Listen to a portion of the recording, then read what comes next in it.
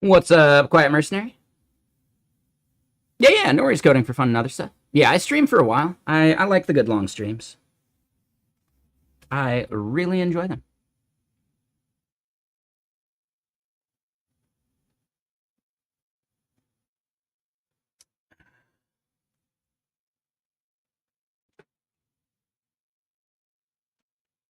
All right. Ooh. All right, before we get too deep, okay, I should at least, I got enough water for a minute.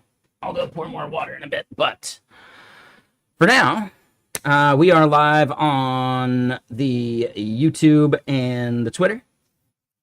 Our plan for the day, and did I not update this? Oh, I said researching MCP. It's researching ACP. There we go. Updated the title for YouTube. Let me refresh the Twitter chat real quick. And then, for the sake of the VODs, let me recap what our plans for the day are. So, I need to look into the ACP protocol.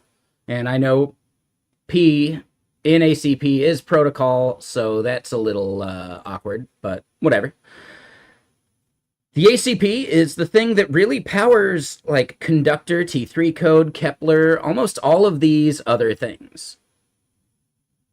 You stuck with ads? There's a way to fix that. Wink. But yeah, so ACP is the thing that powers Kepler, T3 code, etc.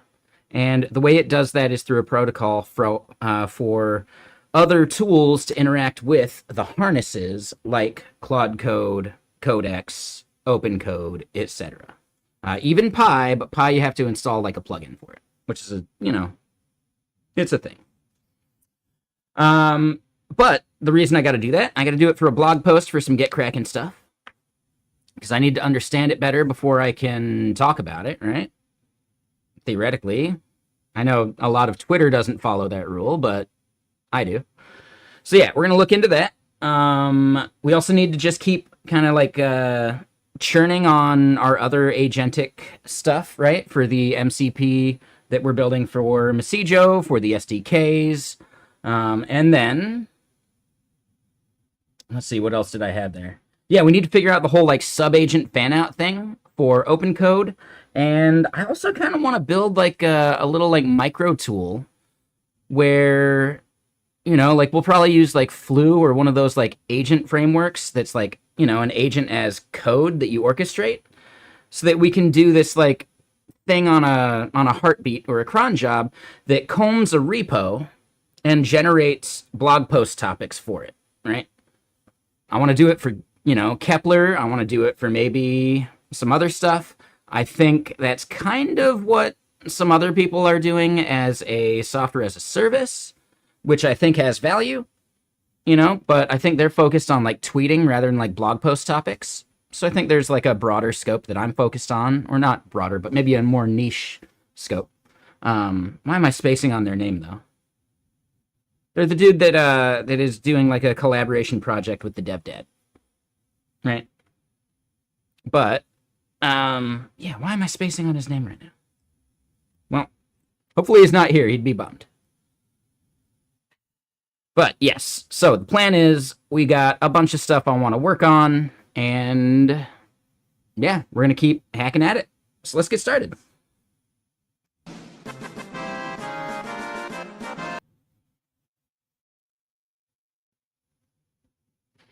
And yes, I wanted to keep that around because I think that could be a fun project too.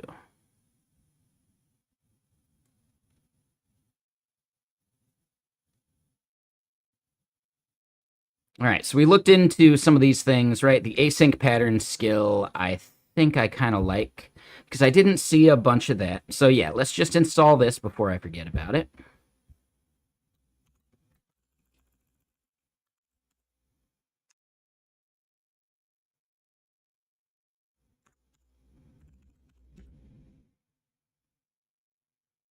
We'll install this globally to the things I use. All right, so we can close that. Testing patterns, I think we got in other things. We're not using that one. We will need that still for a different thing. We are already 100,000 messages ahead of the Grays.social turbo stream from just yesterday. We did have a dip compared to the baseline, but in general, we're maintaining, you know, a good buffer above Grays.social, which is good. You know, nothing against them, but yeah, the better we do some of this stuff, the better things are. We've got some styling I want to fix about this, but that's not a thing for today. Let's see. Rust best practices. This was the Apollo thing. Yep, so we installed those, I believe. Let me double check that. Yeah. So Rust best practices, Rust async patterns. We installed those. Perfect. So yeah, as we write some Rust code later, we're going to need those.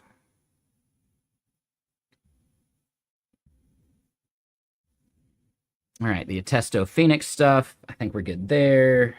And, oh, Tony the Time Traveler. I missed that comment. My bad. How you doing?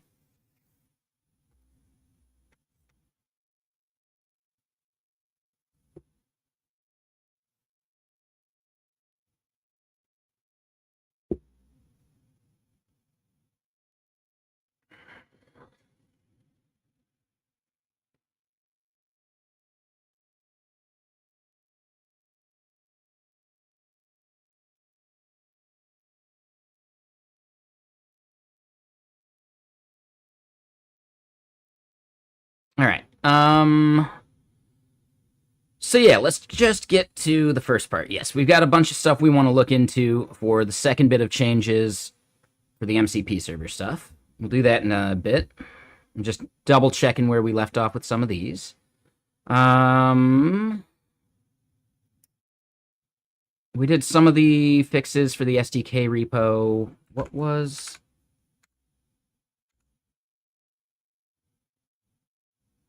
Okay, so yeah, we did some changes for the SDK, but we still need to do some simplification and fixes for that. And hold on. Before we move on too quickly, we did just push up some changes to Gitbench. And yes, all right, so our top 20 got redone, I believe. Our context 1 million plus. This should have Kimmy K3 and all those. Perfect. So yeah, I had to like go into the repo and figure out which command to run to get these groupings back again.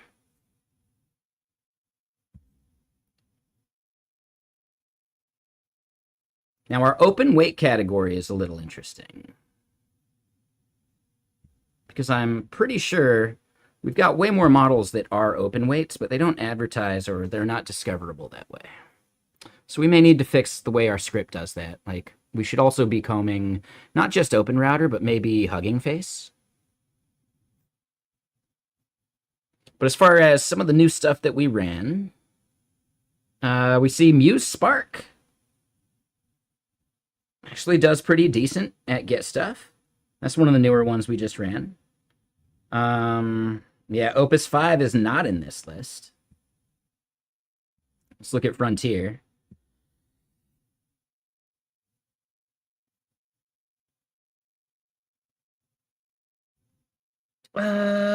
Interesting. I could have sworn we ran Opus 5. Why is it... Okay, so I think our closed weight and open weight stuff is broken. But if we add Opus 5 to this list, we see that it does score better than Fable. We see that it's better than Sonnet, which should be obvious. Somehow, Haiku 4.5 still does better, and especially if you give it reasoning. Right? A little bit of reasoning for Haiku, and it is better at get stuff than Opus. And Opus experiences some really weird stuff. With low reasoning, it does well. With medium and high, it does bad. At least for text output. For JSON output, it stays pretty standard, and that is actually one of the things that it continues as a pattern from, you know, like most of its models. Anthropic is the only one that is consistently doing better with JSON output versus text output. Almost every other model does better with text output. I find that so interesting.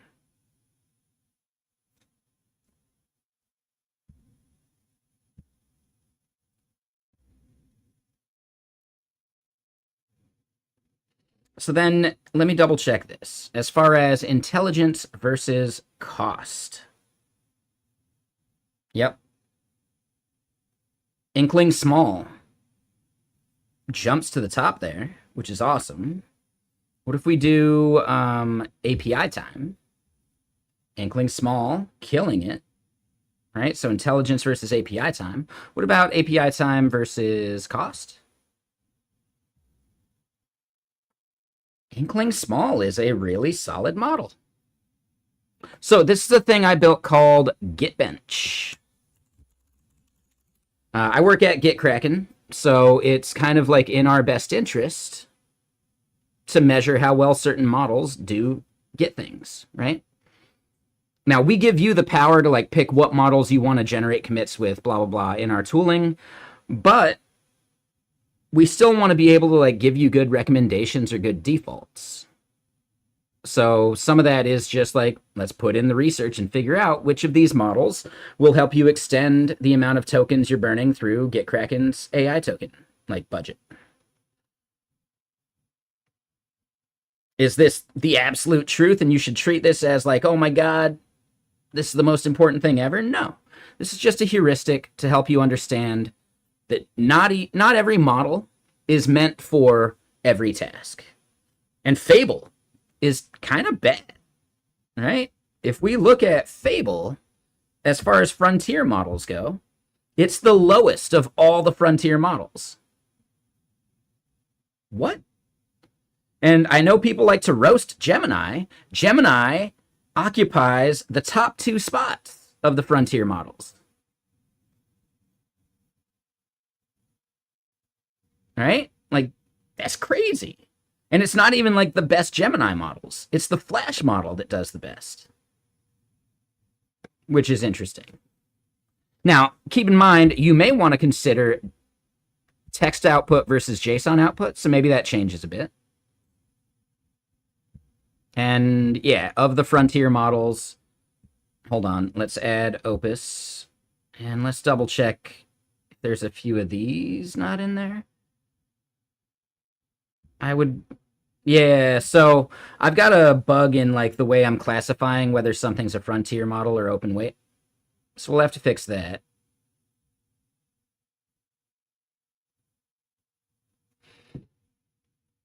I think the rest is good though. Yeah, so as far as frontier models, right, we see Gemini occupying like 6 of the top 10 spots. I don't think you would understand that or get that based upon like the way people roast it on social media. Now, keep in mind that Gemini is, or not Gemini, sorry, GPT fucking kills it. But also, like, would you expect GPT 5.4 Mini to be at the tip top of like the intelligence spectrum? Probably not. Now, keep in mind that one thing to recognize is like the distribution between different effort levels. So yes, Gemini 3 Flash Preview nails it distribution-wise. Like, dude, that is so tight and so intelligent. Flash Lite has a pretty deep gap, but if you give it medium reasoning or higher, you're good to go. 3.5 Flash is pretty tight. You know, 5.4 Mini, you should probably give it low reasoning instead of none. And then it kills it. But, dude, like 5.6 Soul with no reasoning versus max reasoning, I'm not even sure that they allow you to do no reasoning with GPT 5.6 Soul. They just don't respond with an error or with like a subset of the response that we identify as qualifying as no reasoning. So there might be something fuzzy there. But yeah, like the distribution is this like whisker that you see. So there's something interesting to consider with all of these. Like, for most of them, their most intelligent run is not that much higher than their average, right? Meanwhile, there's like an outlier towards the bottom for like lower reasoning. And not always lower reasoning. Some of them, like I believe Fable, gets... Oh, no, hold on. If we do JSON, and if we see Fable, Fable gets worse the more reasoning you give it. Which is crazy. So, yeah, why would you consider the difference between text and JSON output? Well, in general, text is what you're going to be doing in your general, like, coding harness stuff. JSON is what you're going to be doing if you're implementing, like, agentic frameworks, you know, like very specific scripted subagents using things like Flu. Or if you're doing LangChain, or if you're doing, like, production-level workflows, or if you're doing workflows for other parts of the business, where you need things to flow in a very specific way, handing off between different instances of models and different, like, you know, finite prompts. Because I don't know if you know this, you're way better off doing a much smaller prompt and passing it off to another fresh context window, especially for production workflows, rather than putting everything in one giant prompt, right? So if you need more determinism, being able to do smaller finite chunks that are more easily evaluated, more easily measured and benchmarked, yes, there's entire reasons why like JSON output is going to be really useful. And if you haven't seen Flu, you basically would like write your own agent and you could plug it into a sandbox of some kind, right? Right now you could do local, but there's others from other providers. I forget the names of them. I know Vercel has one and there's a bunch, right? But the idea is that you could like specifically load in tools or skills or various things to this here and run this on like a heartbeat that is going to be more reliable than, you know, your coding harness that has a whole bunch of unrelated skills that might pollute the context, as an example, or MCP servers or any of that stuff. So I am definitely going to be using something like Flu, probably Flu, to build out the thing that we have kind of in our today command for like listening to a repo, looking at the changes and the change log, right? So the commits and change log and seeing what we could write a blog post about or something, right?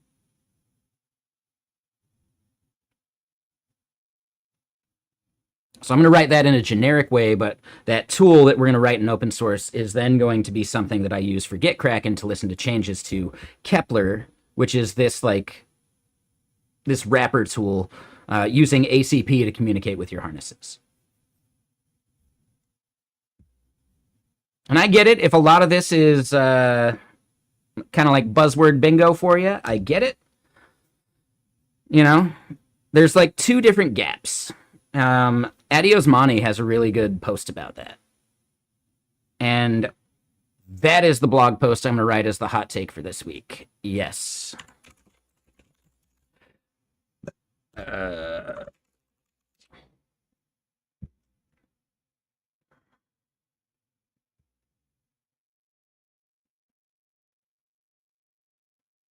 Boom. Right? So yeah, let me add that as a note for myself.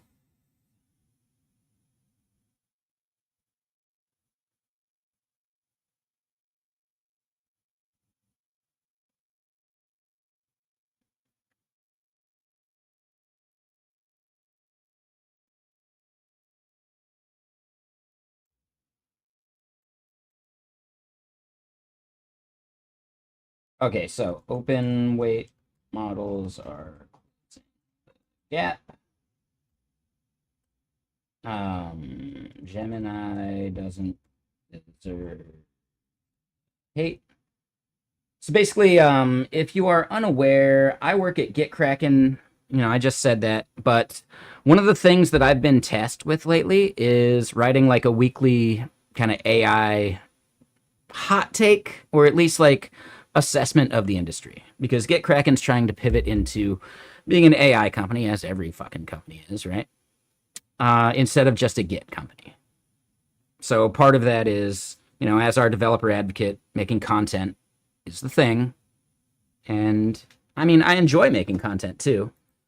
I need to make more YouTube videos, right? So we'll do some of that. I actually have a really good idea that I don't want to spoil yet, but I'll be able to make some tweets about it tomorrow. And when I get back on Friday or Saturday, I might be able to do just like some quick and easy stuff following up on the thing that's going to happen on Tuesday that I have to vague talk about until tomorrow. So yeah, a lot of stuff going on, a lot of fun. We're just chilling. We're hanging out. And what up, Kenny? How you doing? And dude, this is something funny. I have a tweet right now that only has like 275 views and only 11 likes, but the people that have liked it are like some of the smartest people I know, which is really fucking cool. Like, sometimes you don't need to go viral, you just need the right people to see it. And that feels pretty good. Yeah, I really like that. It's the one roasting fucking Guillermo. I posted the meme image of heartbreaking. The worst person you know just made a great point. And I'm not going to dox the people that liked because that is like kind of private these days. It used to be open. But yeah, the people that liked it, some of the smartest people I know. Not all of the smartest people I know. I know a lot of really smart people, but yeah. But yeah, what's up, Standard? How you doing? And I forget, hold on, Standard, do you do a bunch of Go stuff? Did you go to GopherCon? It was just last week. I feel like you do a bunch of Go stuff. But I could be wrong. Like, you're more like DevOpsy, right? Oh, you don't do a lot of Go. Okay. For some reason, I think DevOps, and I think, oh yeah, Go, obviously. Yeah, no worries. I just couldn't remember. Like, what language do you use the most these days? And am I wrong in remembering that you're like kind of DevOpsy? Correct me if I'm wrong.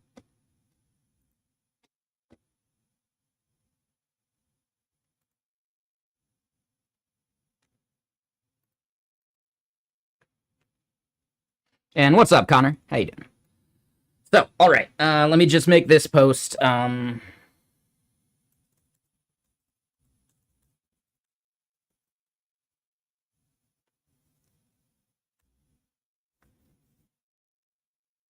Mostly Python and C# these days, depending on the task. Okay, yeah, that makes sense. Right, because a lot of DevOps is just like some scripting and stuff, so Python is a big use case for that. But then also, like, the C#, you're most likely, at the company you work at, most likely dealing with a lot of C#. So that would make a lot of sense, too.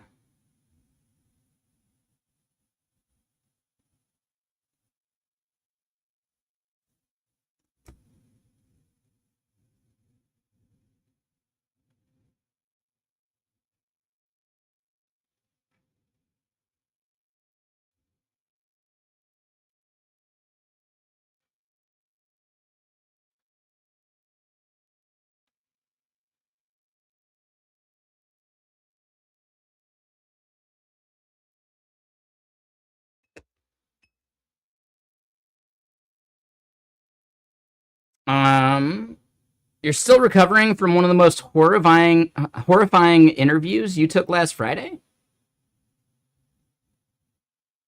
What was bad about it? I'm really curious.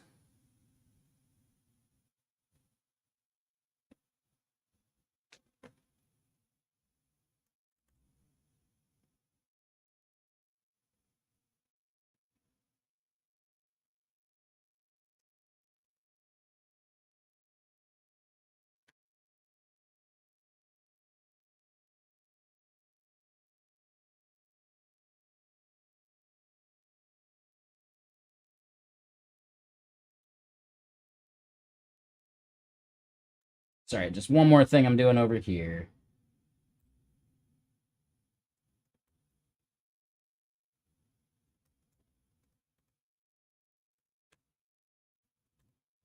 Right, cool.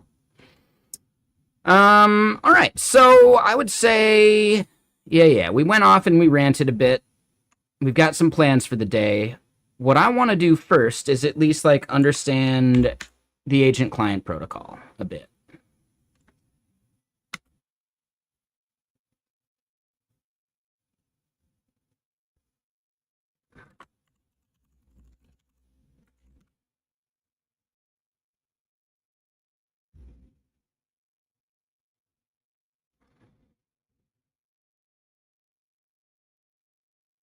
Right, so the ACP is it standardizes communication between editors and agents.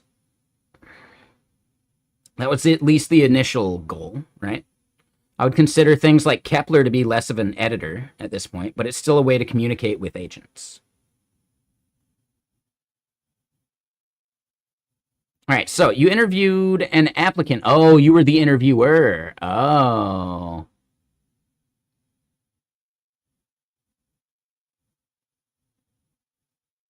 Oh. Hold up. Here's a quick question. Is this an applicant that was provided by like a sourcing company? Because I find they are fucking garbage.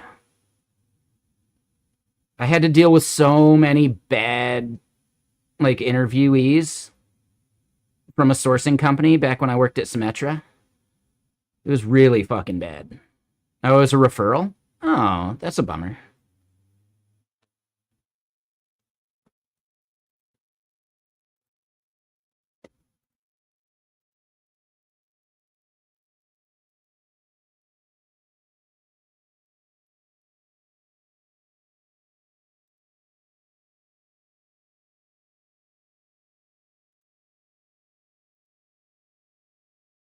Yeah, that's crazy.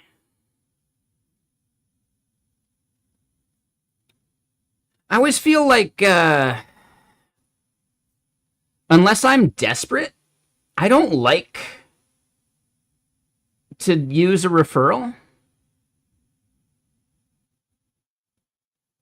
Like, I would usually like to just get a job of my own accord, of my own volition, because I don't like the idea of like ruining someone's like referral points, I guess. I don't know.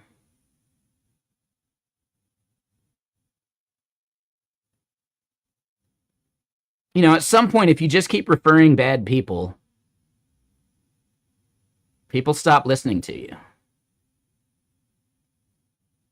And I don't like being the one that ruins someone else's ability to refer other people.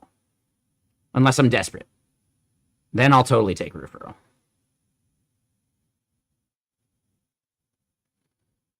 I've taken, I believe, 3 referrals. 4. Like, I've used 4, like, referrals, like a connection at a company to get the interview in my entire career.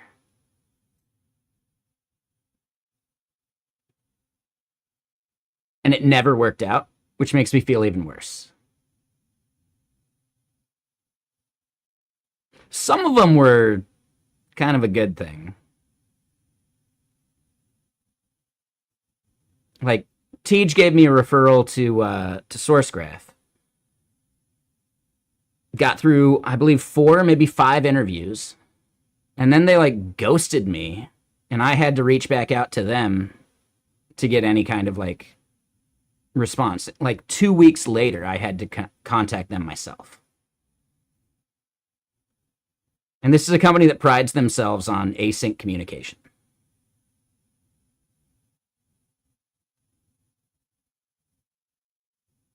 So yeah, I think I dodged a bullet.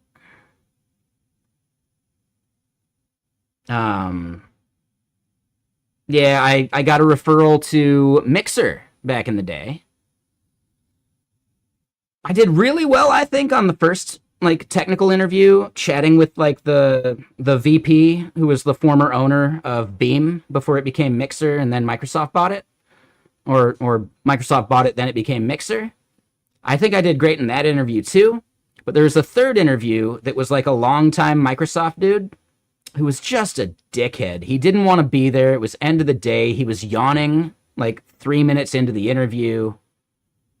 And he had me he had me do Fibonacci on a whiteboard. I don't memorize that shit. I'm front-end dev.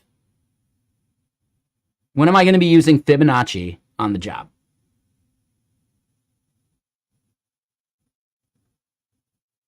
So yeah, and I don't write on whiteboards. You know? Give me some code I can write. Like, it was just really bad. And then what was the other referral? Oh, someone referred me to NX. And I feel like I did pretty damn good on some of the NX things, and then I got to, like, one of the head honchos, and he had me reverse a linked list. And then after that, I needed to know explicitly how SSL works.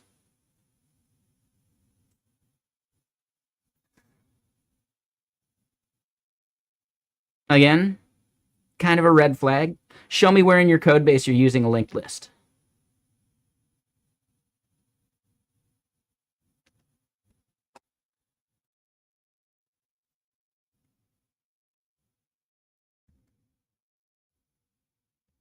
So yeah, I should have just flat out refused.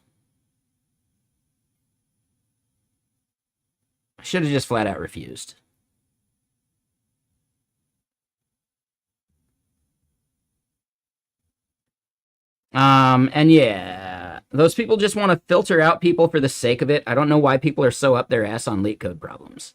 Yeah, exactly. Right? It's complete fucking bullshit, dude. For a front-end job. This is front-end engineering. I'm not going to use a fucking linked list in my React code. Every time I've seen that happen, it was a terrible fucking idea. What are you using a linked list for? And are you iterating that on every render? Ew. Ew. Just use a map. Right? Whatever you're iterating the linked list for on every render, just use a map. Cache that shit. And update the things that need to be updated as it happens. The DOM is a tree, technically. But again, your ability to manipulate the DOM directly is very, very, very, very rarely used, LG. It is not necessary information to build applications. If you're going to be building your own JavaScript framework, sure, you should know that. I'm not doing that shit. I'm an application dev. And yes, no, the DOM is not a linked list. The DOM is a tree. So you already failed, LG.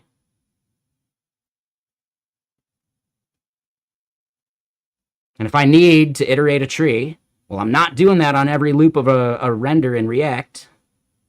And then the only thing that matters is, am I going depth first or breadth first? Problem solved. Done. And do I need to have that shit memorized? No.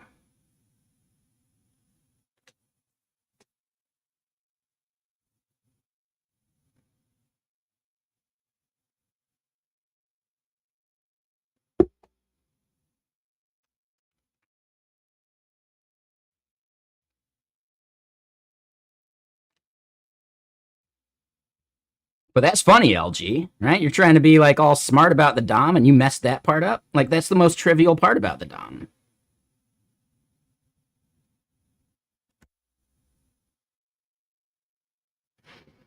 What kind of tree am I envisioning? I feel like it's more of like a weeping willow. Right? The way like the branches like hang. Right? Because I always think of trees from top down.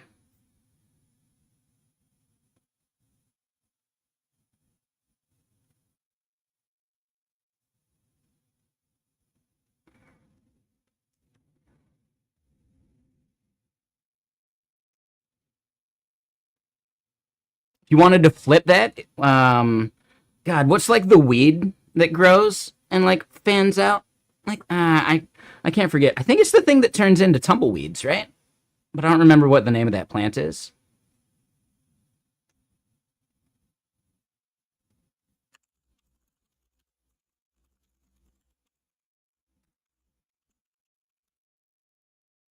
Oh, it's not a specific plant? Okay. Thistle. Ah, thistle.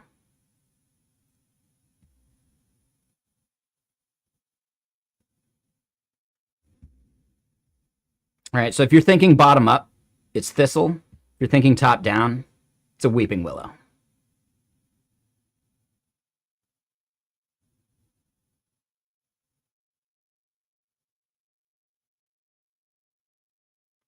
But that's just funny, LG. Man. Your actually was actually incorrect. Hmm. Hmm.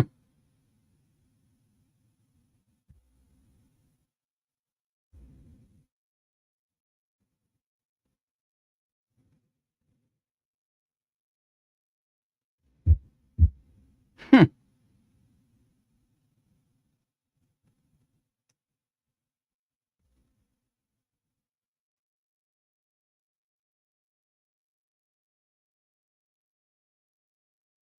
But I'm also curious, LG. Why the lack of a follow? Should I be reading into that?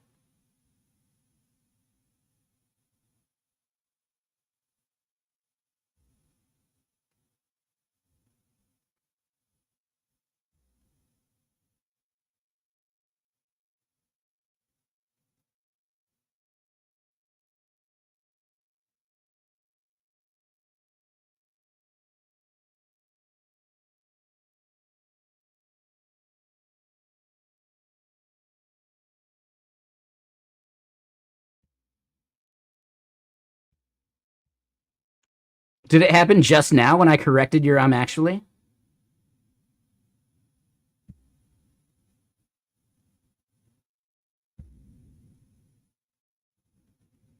Oh, he did leave. Or at least he's not on the list. Really, LG? Really? Really? You're gonna drop an incorrect. Okay. Yeah, I was just wondering. Yeah, why don't you show up in like the Twitch list? I'm wondering why that's different. But yeah, I was just curious why the lack of a follow. But also, the thing you missed, you're actually wrong about the DOM being a linked list. It's a tree. If you're gonna drop an actually, try and be correct.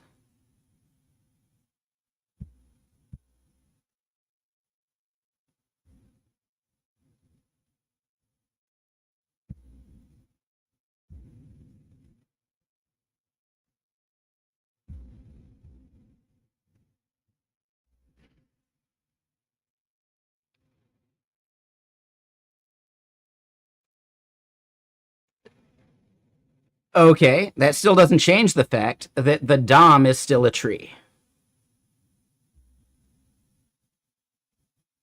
Well, I would say a tree is a good subset of graphs because it's not cyclic, right? So it's an acyclic graph, which is a tree. Mostly, not always. But you're still just incorrect calling it a linked list because the DOM is not a linked list. There is a possibility of multiple edges. So calling it a linked list is absolutely incorrect.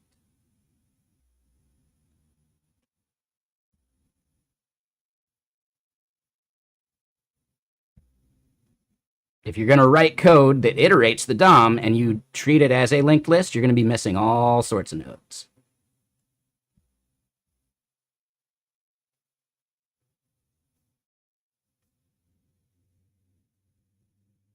But yeah, thank you for the follow, Carol or Carell.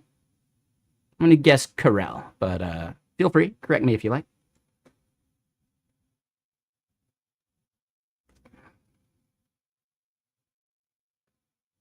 All right, so the ACP, right? It's made to connect things, sure.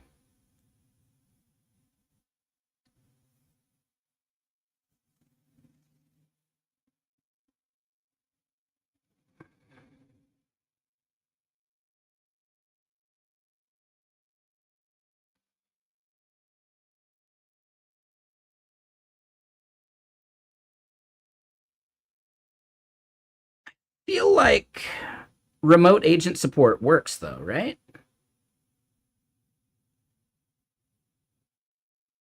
But I'm not sure if... Like, I'd be curious how GitKraken and some of the other tools that allow you to do remote environments, do you think they're using the remote ACP stuff? Or do you think it's just an SSH connection? I think for GitKraken, it's definitely SSH.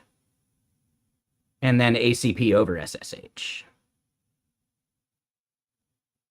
But, yeah, I don't know if we're using, like, the remote version of this stuff for that, even though it is technically remote.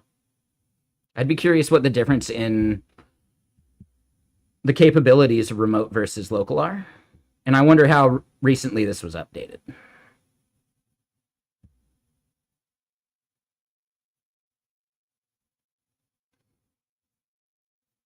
And welcome back, Coding. And yeah, how you doing, Cotter? So, funny, you just investigated ACP. Hopefully it will replace Herder.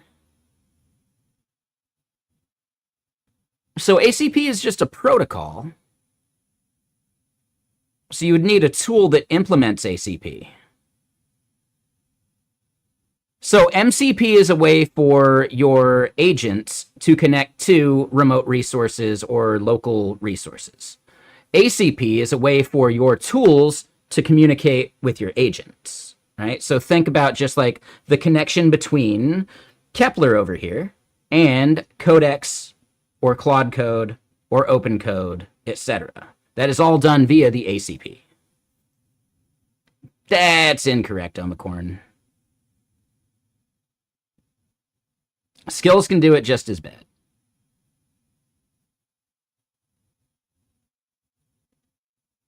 You can pollute your context with skills just as badly as you can with MCP.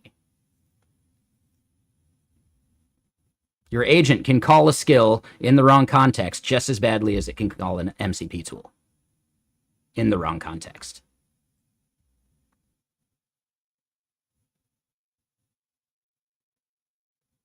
You have no control over MCPs and capabilities change.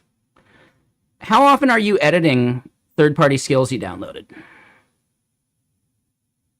Right? Like, so that's the illusion of control. You're not changing that shit. And an MCP, like standard IO that you downloaded, those capabilities don't change unless you update the thing you downloaded, which is similar to updating the skills that you downloaded.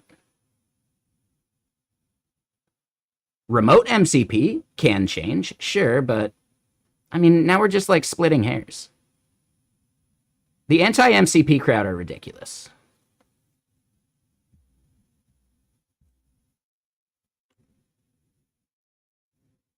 But anyway, back to ACP. ACP is a way for a tool like this to communicate with the harnesses that you have under the hood. So you can use Claude Code inside of Kepler. You just said that MCP is expensive. It isn't always expensive. And in fact, a really good MCP server does dynamic discovery. It's just a problem of the clients we use that fail to invoke the dynamic discovery aspect of MCP, which has been part of the specification since its inception. So if you want to complain about MCP, complain about your clients, not the servers.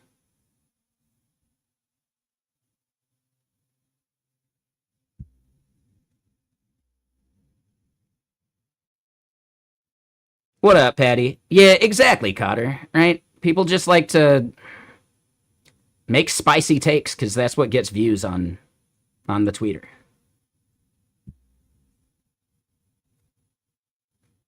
This isn't Twitter. Please use nuance.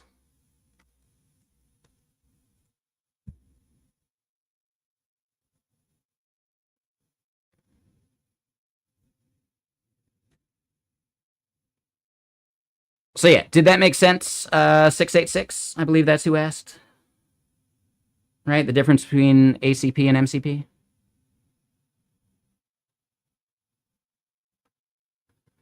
Okay, design patterns. How do you do auth with a skill, right, to a third-party service?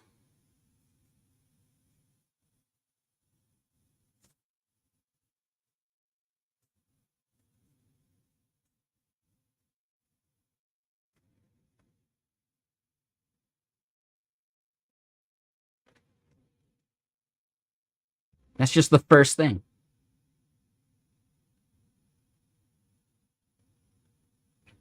It's not always wrapping APIs, but that is one of the fundamental things that you can't do with a skill in a standardized way. There's more to it. No, that's not even close, 646. Nope, not even close. ACP is a way to communicate with your harness, not a way for your harness to communicate with other things, right? Think about the relationship of the harness sitting in the middle. There's your editor or other tools communicating to the harness and back, and then there's your harness communicating to other services and back. They are fundamentally separate, and the harness is the place where they diverge.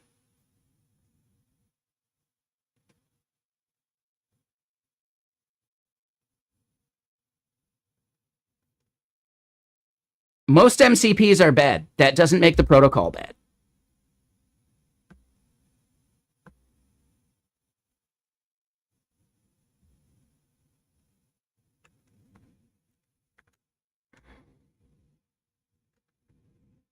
And then hold on. There's this article right here. This is the fundamental, most important thing to recognize that most MCP servers fuck up. Right? They're just broad converting their REST API directly into a tool for every endpoint. And that is bad. Okay, Unicorn. Right? So yes, most MCP servers fuck that up.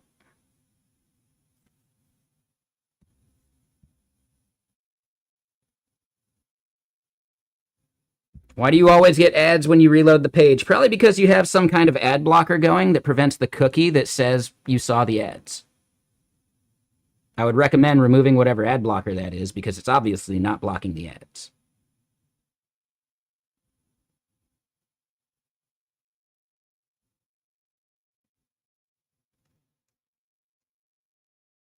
Yeah, and that makes sense, design patterns.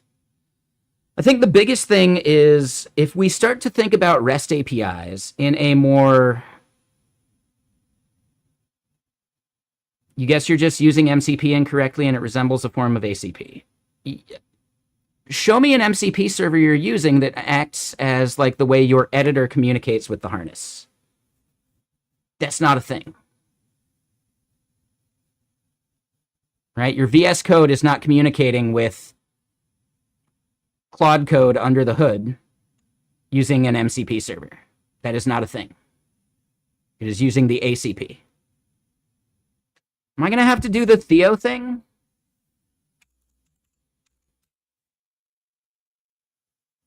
I know, I should be using whatever Excalibur is or some bullshit.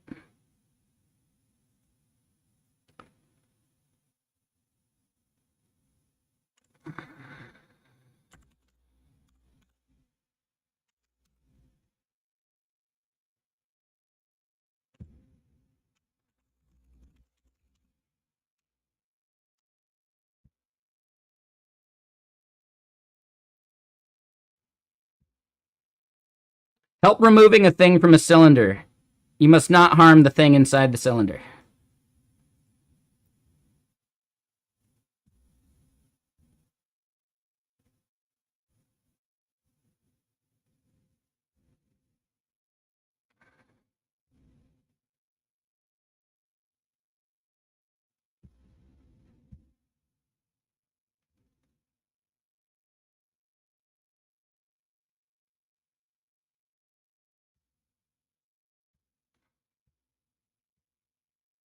Right? I am way worse at this than Theo and Primogen. And I don't care about some of this. Right?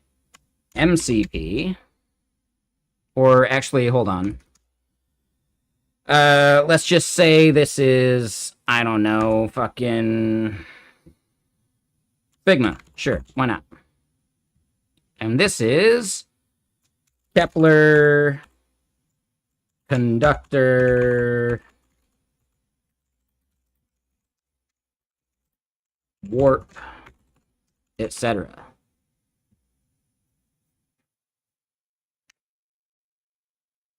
And then hold on.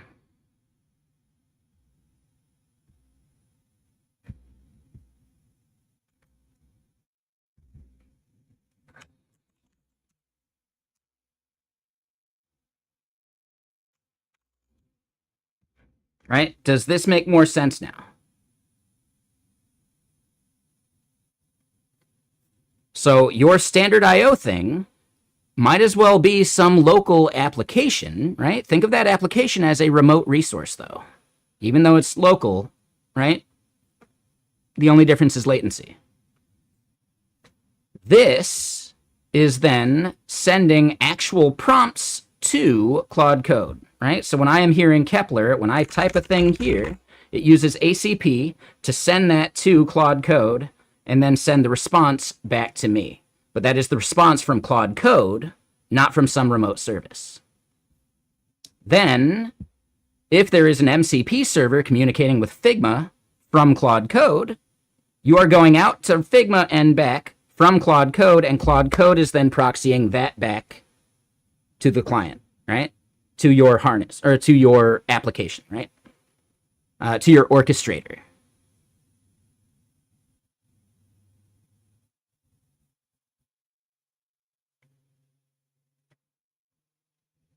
Now, so it's tough their design patterns because calling it AI misses the point. Because this is your harness. This isn't necessarily a specific model or a specific AI. This is your AI harness instead. And the reason we need to think about this way is because Claude Code will ban you from their platform for using your subscription in another harness. So instead, for Kepler to work and not get you banned from Claude Code, we have to communicate directly with Claude Code itself to do that orchestration. But then we can do stuff like having these multiple threads of communicating with Claude Code instead of juggling tabs, right? That's it.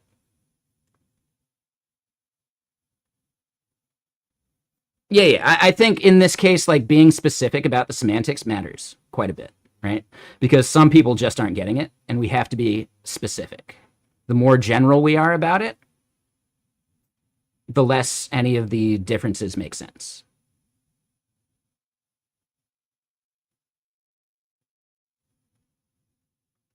As a dev, you don't need to think about ACP. That is what Kepler, Conductor, and Warp do for you. As a dev, you may need to worry about MCP because there's remote services you need to work with.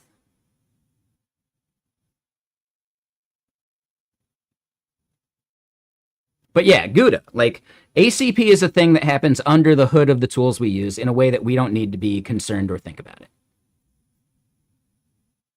Yeah, the TOS is tricky as fuck. But think Claude Code, Codex, Open Code. Right? So this is just the harness for whatever model. It is the thing that is loading in your skills and your MCP servers. This is the thing that manages MCP. Your ACP connected orchestrator does not really deal with that.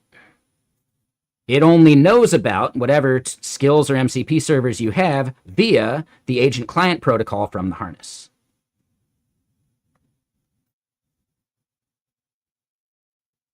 Yeah, we can ignore Copilot. This is like from Super Troopers. That little guy? I wouldn't worry about that little guy.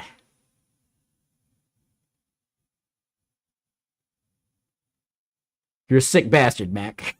You know, like, yeah. Oh, I love that movie. Copilot is still a thing, for sure.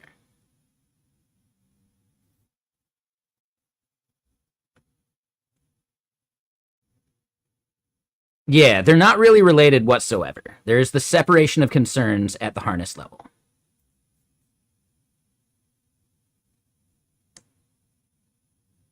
Well, you absolutely need to rewatch it, Cotter, because they're coming out with a third one. Did you know that? There's going to be a third. So we got to rewatch 1 and 2 again. You could probably skip number 2. But I thought it was fun still. Yeah, they're coming out with a third. I know, yeah. And it even takes place in Canada, dude. Will Sasso plays one of the Mounties. It's really good, actually. Like, some of the Mountie banter is fucking my favorite part.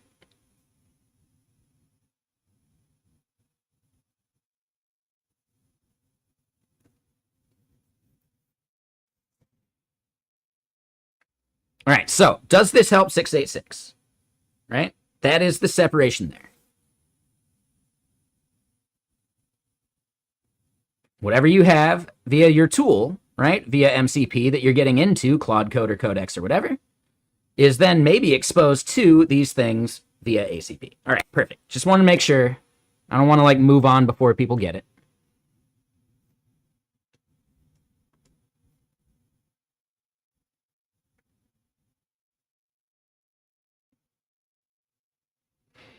Now, some of this stuff is going to go way beyond what we actually really need to know or care about, but I think it's still worth checking, right?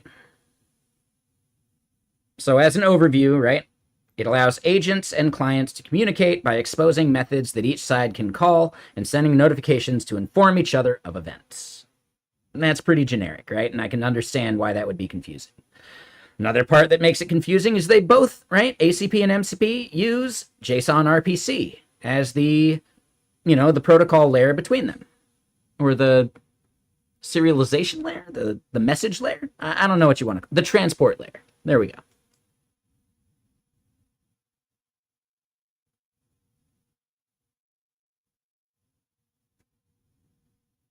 So there's the initialize or authenticate if required by the agent. There's creating a new session or loading a session, right? So that is basically here, right? Each one of these things here is a session, or technically even more, each one of these tabs within a task is a session. And if we want to resume a session after coming, you know, after like restarting Kepler, that is the resume part. Or, you know, the load. And then from there, the prompting, the update, you can cancel by hitting that escape key, right? Usually in most, you know, most orchestrators.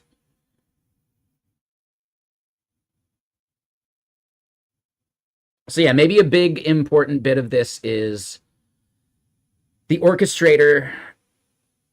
Like, what is that, right? Like, I think defining, when I write the blog post about it, I'm going to need to define terms, right? Orchestrator, agent.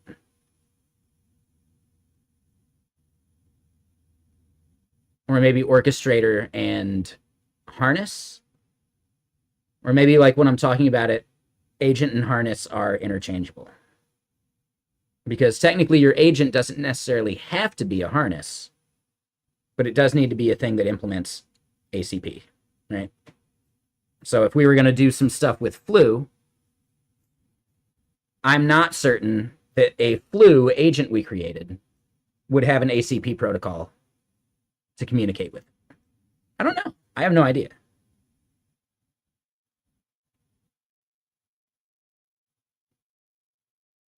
That part I'm way less sure of.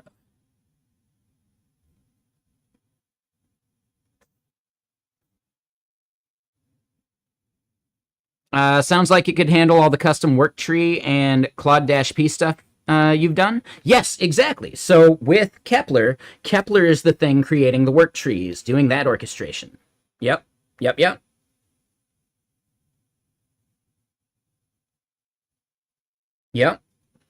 And using beads or mempalace. Okay, cool. And then, hold on. 646, you're the one that built Pit, right?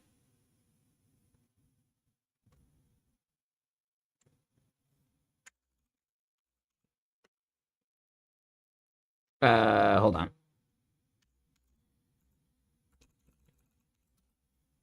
So yeah, would you say pit.rust is maybe similar to like a beads kind of thing? Like, this really seems like it's just kind of like your thing because, yeah, you don't have a README. You're not really expecting other people to consume it. So maybe just not necessary or worthwhile. But I would say at some point, you may consider adding documentation for this. Or maybe there's like another repo to look at. Maybe it's this one. Okay, this is it. This is what I should have looked at. So that was the template for Rust. This is the thing that I should have been looking at. Okay. So then pit is like an issue tracker in a single SQLite file, blah, blah, blah. All right. So I don't know. I think it's at least worth looking at. You know, Omicorn, if you're just like looking at building your own kind of thing, wrapping beads, etc. I don't know. Maybe there's some interesting stuff in here. Worth checking out. Worth at least like maybe you all chatting, right? You and 646 discussing what goes into building something like this. I don't know. Maybe not even related. I know this is for like specifically issue tracking. So maybe 646, what you would consider is, do you have anything in here comparing this to beads? Or comparing it to beads plus MemPalace or something?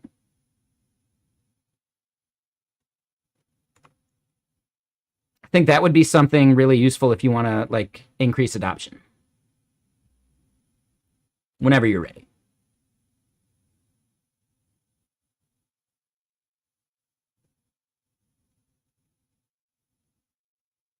But yeah, you think you're going to use Neo4j to extend it to multiple teams' projects? Oh, okay. Okay. Yeah, I don't know. I still think it would be worthwhile comparing it to beads. But if you think it's not worth it, that's up to you. At least the way you described Pit in that description section made it seem like it's a direct competitor to Beads MemPalace stuff. If it isn't, I think maybe you need to fine-tune that description. If you do want other people to adopt it. If not, it doesn't matter. Who cares?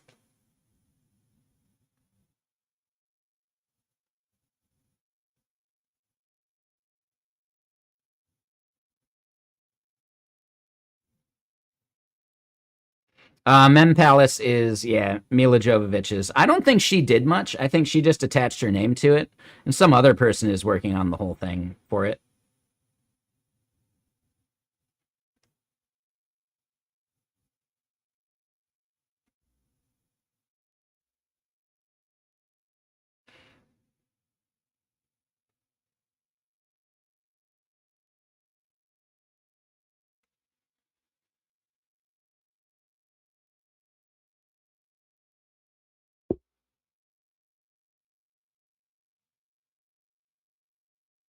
But yeah, so Beats is all right.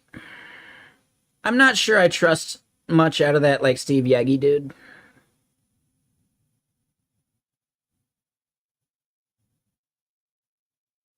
Like he's just a little too vibe codey, in my opinion. And I feel like I've ran into weird issues with beads before. This was, like 6 months ago. So maybe it's changed, but I don't know. I feel like I ran into weird stuff with like open code not working with beads that well. I'm sure that's changed, but it was weird. Yeah, exactly 646 for sure. And then real quick before we move on, the whole Neo4j thing. Do you know where they got the name? Like why they named it Neo4j?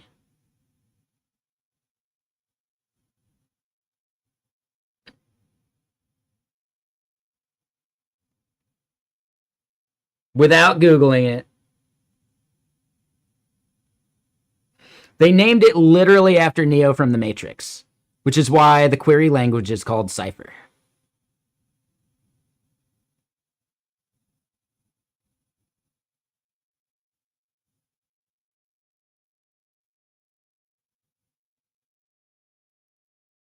I love shit like that. I think that's fun. Seriously. Yeah. Dude, that's how nerdy it is. It's so fucking cool.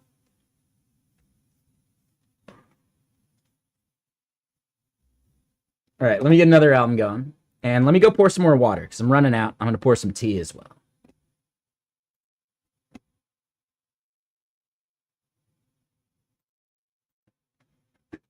Yeah, it's fun.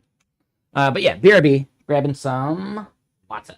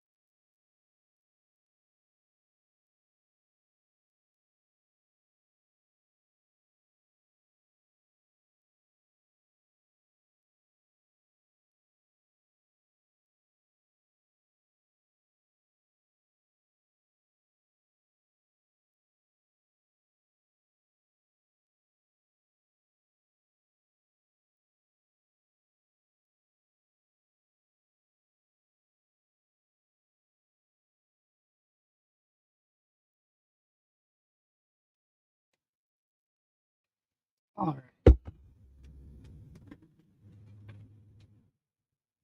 And yeah, Steve used to be good, but he went a bit off the rails as a hype man to a degree. Yeah, and I don't know, like the whole Gastown thing is ridiculous. Like Gas Town, Gas City, and now he's working on another thing because he still hasn't quite got it right. When instead he could just put some effort in first and build something good, you know? I think it's a little bullshitty. See, I don't know. I don't trust Beads because of that. I don't trust him to build something stable.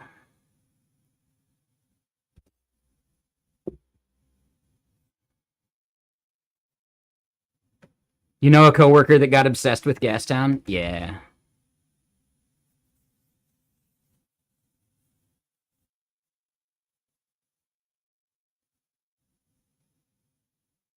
So you're mostly scared about some Mem Palace scandal going down? You had a whole argument with your architects who won't let you add something like freaking Q. I'm not familiar with Q or some other libraries before waiting like 1 month for approvals, and Mem Palace went through just like that in a couple days.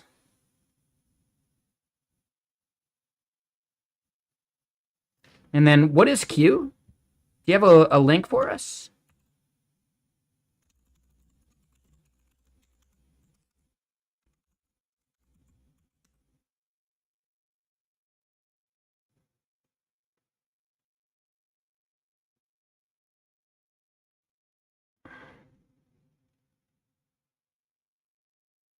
Seems like a tough Google. So yeah, if you got a link about Q, that would be useful.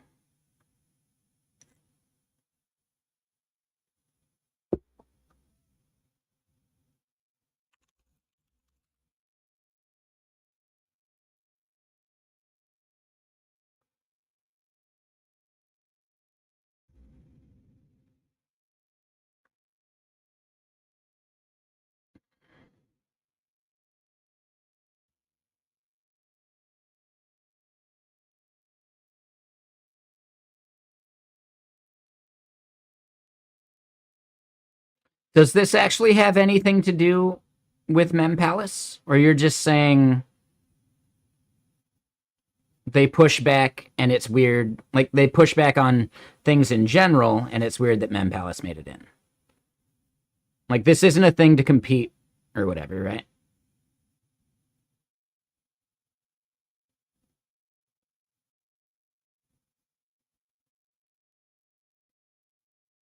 Like, they're unrelated? I just want to double check that.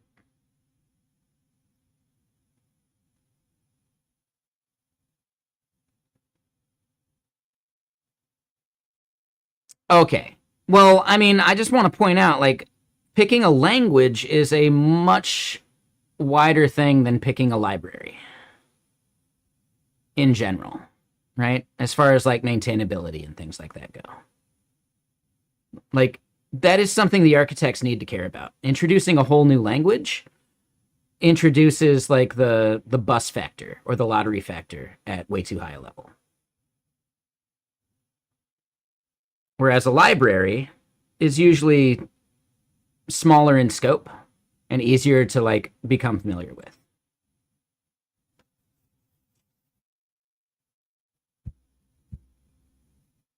Right? In general, architects have to be concerned with the bus factor. If you got hit by a bus tomorrow, who would be able to pick up your QLang project? You know? Or technically, if you won the lottery and quit tomorrow, which is a more upbeat version of the same thing, who would pick up the project after you? And that's why things like frameworks get so standardized. That's why React is basically it at this point. You know?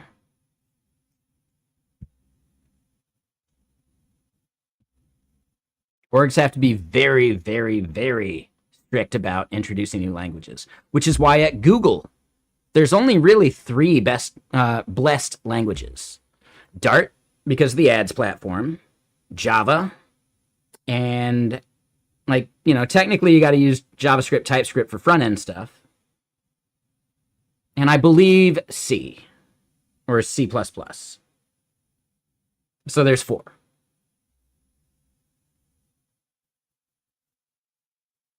Right? Like, as far as I'm told from a lot of people, they don't even really use Go that much at Google. Yeah, that's what I'm getting at, design patterns. At least one person I know who was, I don't know if they were like a VP or they were at some like higher management level, all right? At Google, they basically said they do not use Go at Google. Go is for their clients because Go doesn't operate at the scale that Google needs to operate.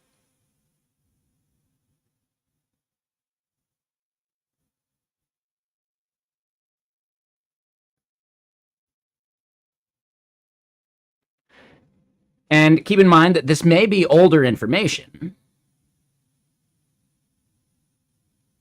Tons of C++. Yeah. So I think C++, not necessarily C.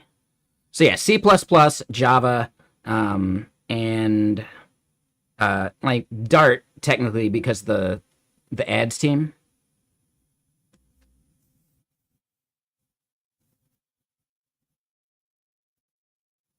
That's at least what someone told me.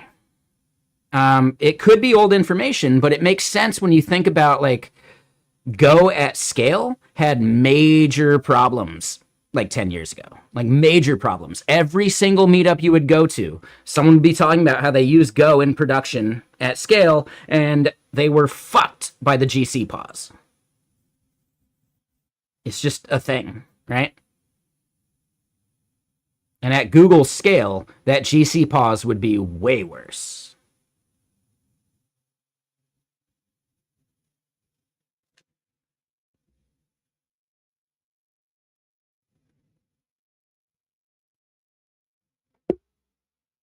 Right? Mission critical things get written in C++ because no GC pause. Things where they want to allow some garbage collection because it's not as mission critical, Java. And then the ads team, Dart, because it's what they built it on and they don't want to rewrite it, I guess. I don't know for sure.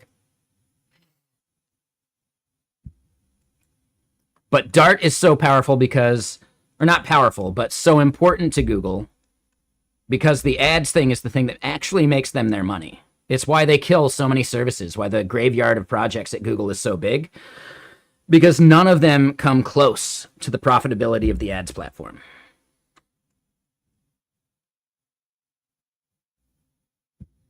They invented Flutter simply to make hiring for the ads team easier. That is my maybe conspiracy theory, but I believe that wholeheartedly.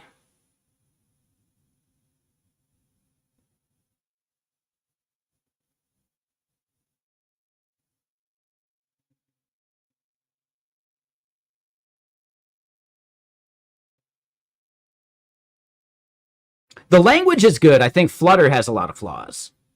But yeah. Like they maintained an entire like fork of Angular called Angular Dart, and I think maybe they still do. I don't know. It's probably not something they maintain externally, but I think they're probably still running it somewhere in Google. There's a couple people I could ask.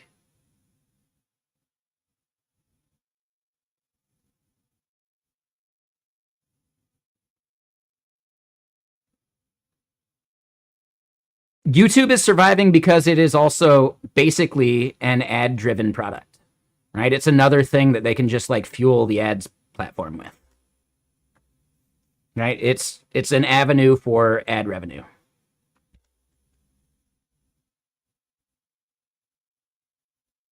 You have to wonder if Google uses Angular now? Oh, absolutely. Yeah. 100%. That's why Angular is still alive.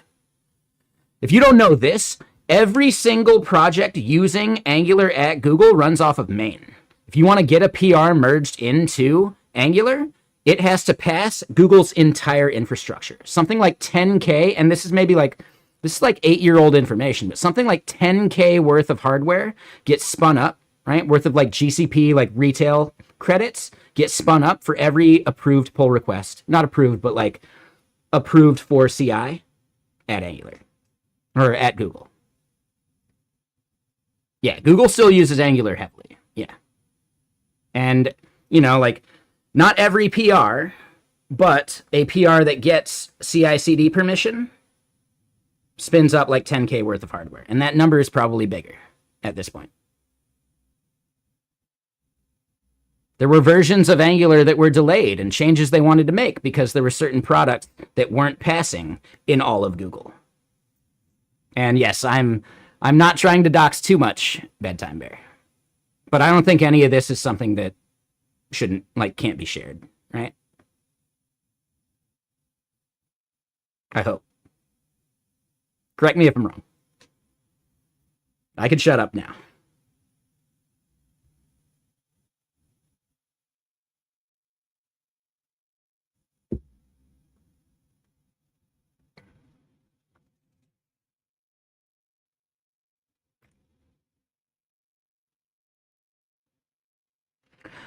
Yeah, I mean, it's more like that 10K number may have been privileged.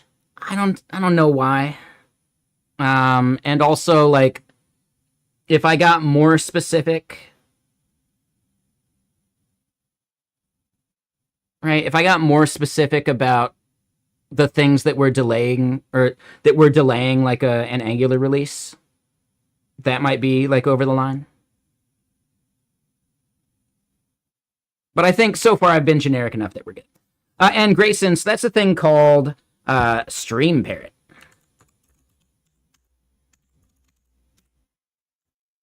And you can see all the emotes. Oh, hold on. All the emotes we support in this channel using Stream Parrot, using that link right there.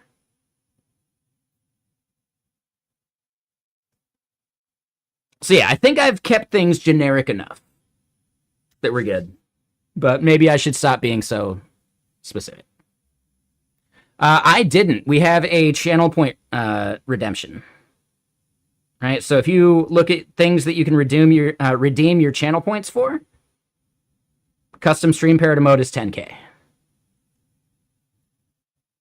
The vast majority of Stream Parrot emotes are made by the community here. Nope. But OK does, right? So it's kind of fun, I think it adds some value, makes it fun.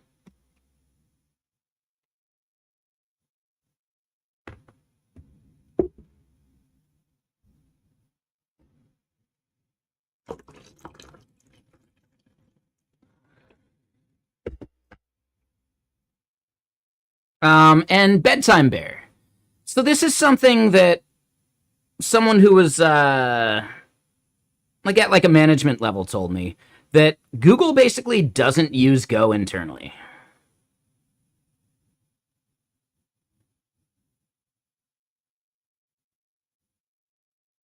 Is that accurate?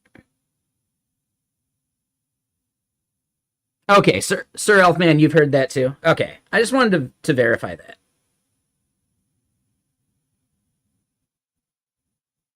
Oh yeah, way more Java, for sure. Yeah, like Java, C++, and I guess Dart, but like JavaScript, TypeScript. Those are like the 4 blessed languages from what I've heard.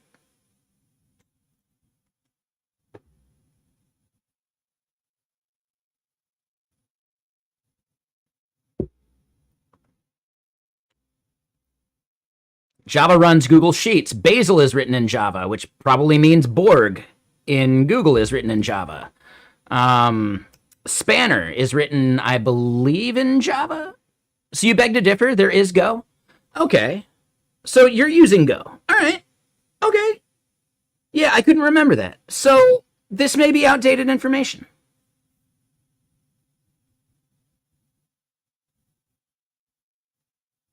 Yeah, no, I get that, Grayson. You mentioned that you made a language. That's cool. So you have a project in Go. I guess what I'm getting at, Bedtime Bear, is it may be like one of the blessed languages, but how common do you think it is? Right? For like things that kind of like need to scale, right? Like the big products.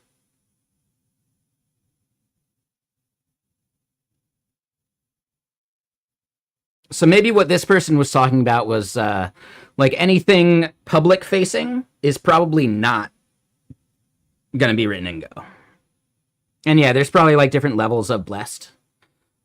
So yeah, for like, ad hoc tooling or scripts, microservices, internal services, Go might be totally fine. But I would guess anything public facing, probably not Go.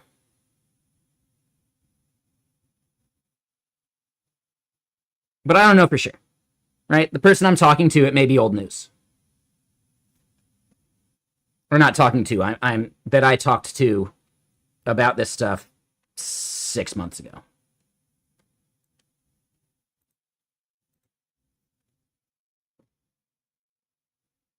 Yeah, exactly. I mean, basically anything Google makes that is public facing has to worry about scope and scale.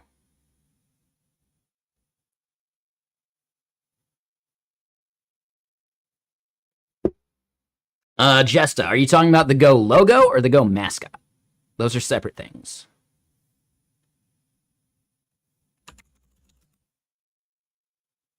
Right? That's the mascot. This is the logo.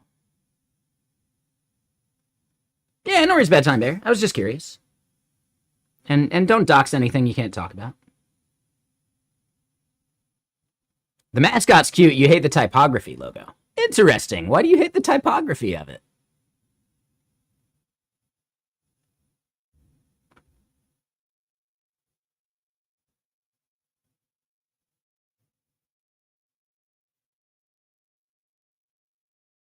Okay, so Grayson, I kind of figured you were like trying to like drop or spam your language. We didn't ask for that.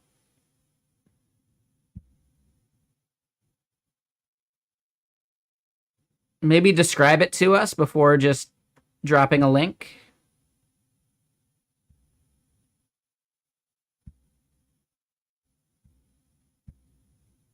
Right? Tell us why we should care about the link.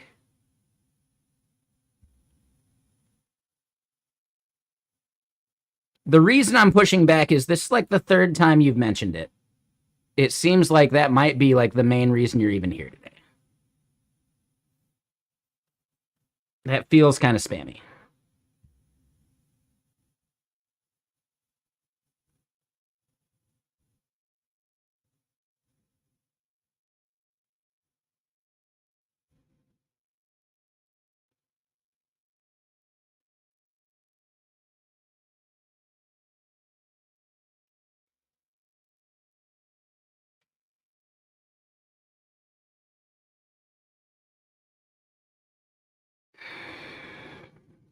Yeah, I get that design patterns, but look at it this way. You don't have to use Go directly. You can build something like Sapo. You can build something that compiles to Go if you want like other semantics. At some point, benevolent dictators have to curate what makes it into a language. Otherwise, you run into another version of the Homer, right? Like, the car from The Simpsons that has every bell and whistle. The exact point of Go is to not be C++.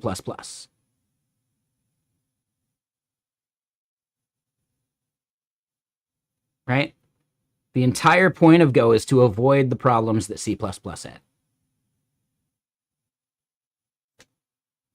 Or has, right? where there's too many foot guns. There's too many ways to shoot yourself in the foot.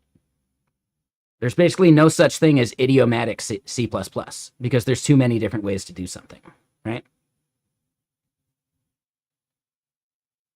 The entire point of Go is to be as simple as possible. And sometimes that simplicity creates boilerplate, which is fine. But yeah, so Grayson, describe your language to us.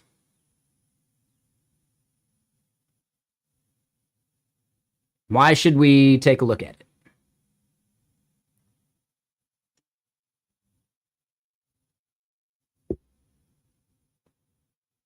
But this is interesting, right? Like, dude, enums in Go. Kind of nifty. And being able to, like, match on them, kind of nifty.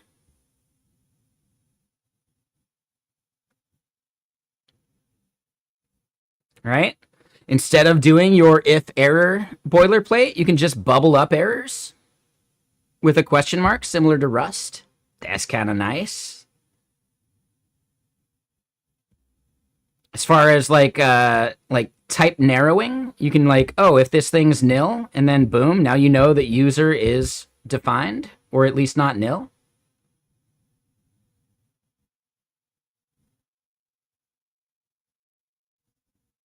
And theoretically better error messages too, which I consider my biggest complaint about Go. So, I don't know. Sapo seems interesting. I'm not saying everyone has to use it, but it is pretty cool. Right? Yeah, it's just a transpilation.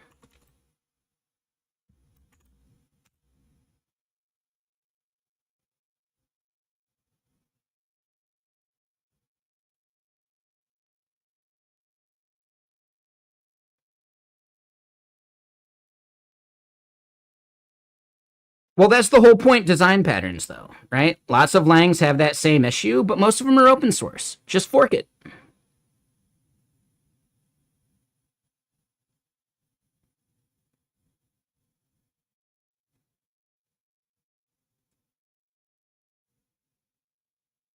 All right? Same thing with the Linux kernel, right? Linus had that post on the mailing list. Linux is not one of those anti-AI projects. AI is just a tool. We're not going to take a hard stance against using a tool. I'm still going to, like, he didn't say this literally, but he's still going to roast people if they let AI produce shit code. Obviously.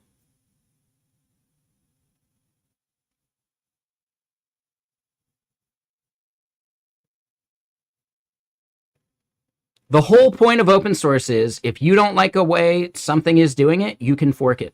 You can just go fork yourself. Yeah, exactly, right? Exactly, Kenny. Like Trav did with Crablang. It does seem to me like it's abandonware at this point. And that's the whole point of forking. If you're going to fork something based upon idealism or political bullshit, it's probably not going to last. But if you're going to fork it based upon like features you want, that can have value.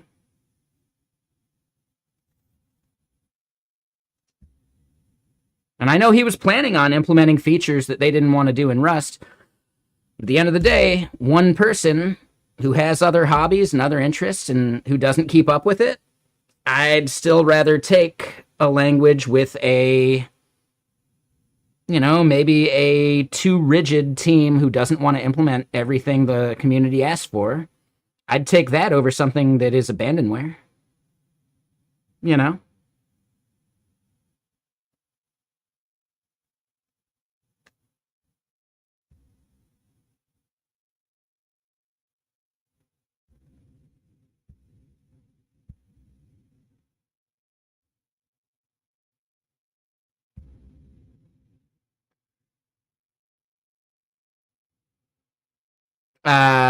So no sense. Why'd you spam us with that?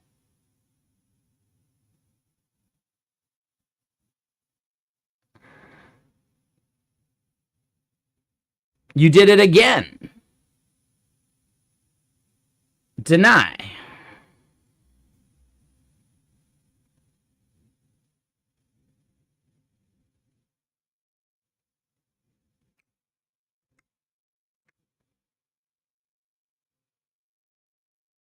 No sense.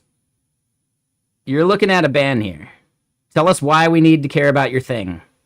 Stop spamming us with your bullshit. And Grayson, I'll check out your language if you give us a reason to. What is it with the spammers today, dude? Like, not even explaining their shit.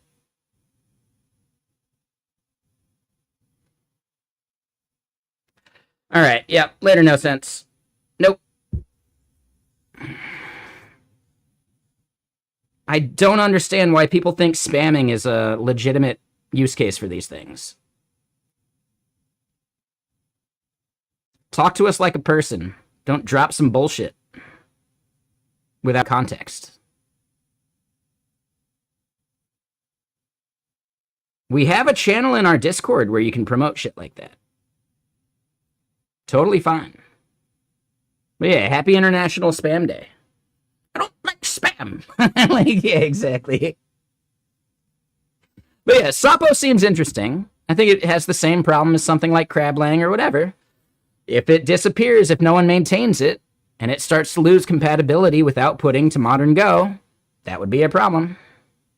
But at least Go is really strict about backwards compatibility, so whatever Go that Sapo outputs is probably always going to work with the Go compiler. That's pretty cool, at least. So, yeah, maybe like supersets of Go are actually more trustworthy because of that. Because the backwards compatibility will always be there. Utopia, I banned you because you're not even listening. I told you to tell me why we should care about your thing. And I'll ban you on YouTube as well. Be a human being. Don't be a fucking spam artist. Your third message in our chat was spamming some shit. Your fourth and fifth message were spamming some shit. You see a problem? I see a problem. Am I insane? Are you insane? Do you understand what spam is? Stop spamming. You're ruining your fucking friend's company. No, the bot didn't remove the message. I removed your message. Am I a dictator? It's my chat. Yeah, I'm a dictator of my own chat. Do you not know how streaming works? What the fuck? All right, Utopia, I'm banning you over on YouTube as well. What the fuck, dude? Like, people are so weird. Oh, no, not YouTube. Sorry, Twitter. That's it. Yeah. No, muted. Goodbye. Like, dude, fuck off, man. How do I block you as well? Oh, hold on. Let me just copy that link.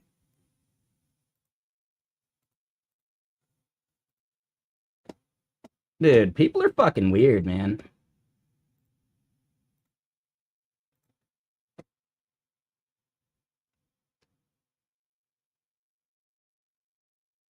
People are fucking weird. But yeah, not followed by anyone I'm following. 3 following. 0 followers. Yeah, the spam detector is really fucking kicking off now. Beep, beep, beep, beep, beep, beep, beep, beep, beep, beep. Yep, spam detector. Going off heavy. Heavy.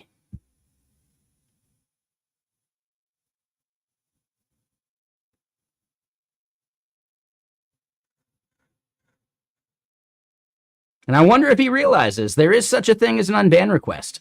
But if he wastes it, then he's never coming back. I'm like, dude.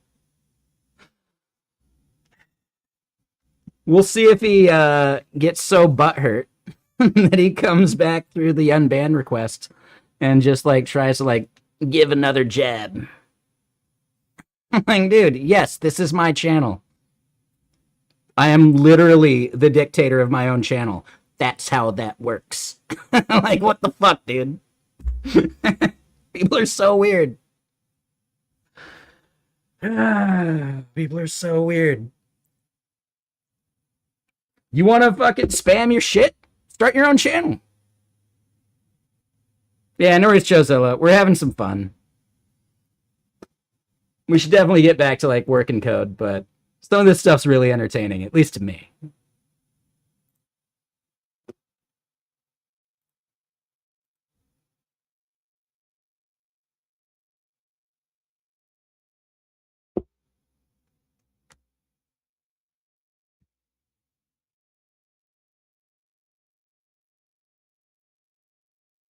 I do find it really concerning that Grayson, when given the chance to explain why we should check out his language, is crickets.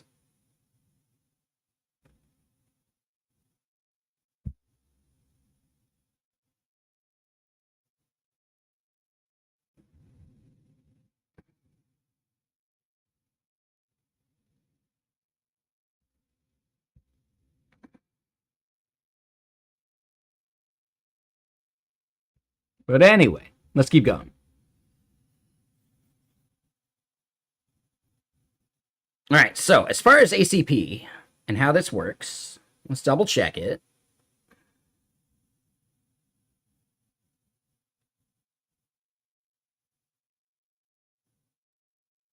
It's the client consuming the agent, right? Or connecting and chatting with it. Authorization for tool calls. Yep. Reading and writing to text files. Okay. So yeah, this isn't even a tool call. This is just like embedded in the spec. I didn't realize that. And technically it's optional to be conformant to the spec. Okay. And this is from the client side. I'm curious about... Okay, yeah. These are the agent methods that get exposed. All right, so the baseline methods to be conformant with the ACP specification.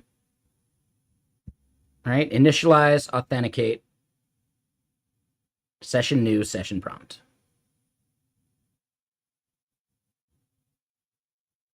Loading a new session, logging out, and then agent operating modes. Would this be like plan versus build? I think probably, right?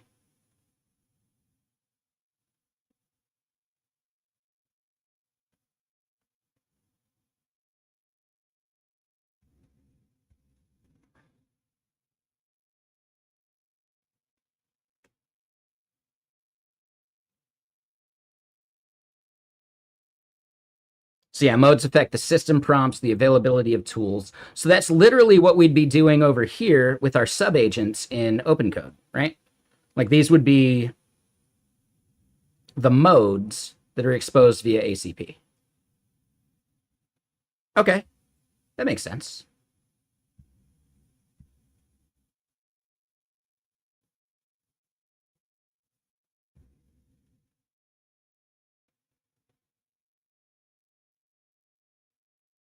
So then from the client side, clients are only required to have the request permission method, right? And this is basically where the agent would send, or call the method to request permission, and then our tool like Kepler would have that pop up of saying like, hey, would you like to allow blank, right? Okay. And then we could look at the schema for that.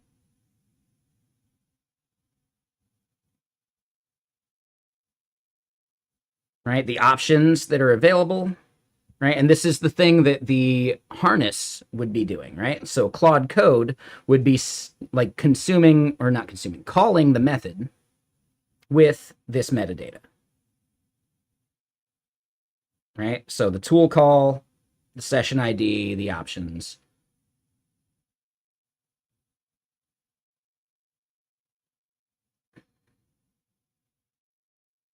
And meta would be like agent specific. Okay.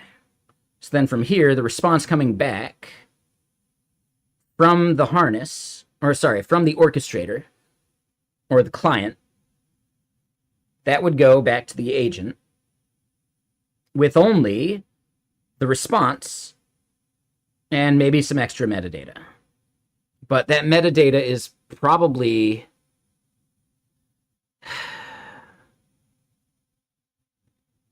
What I'd love to see is...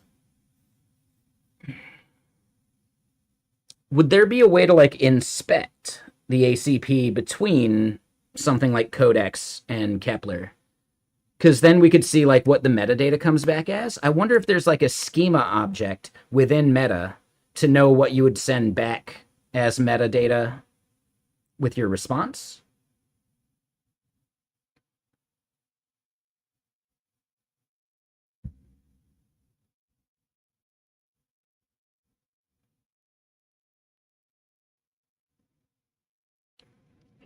File paths must be absolute. Oh, that's an interesting one. Okay. Line numbers are 1-based. Ooh.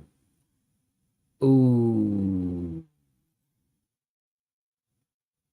Ooh.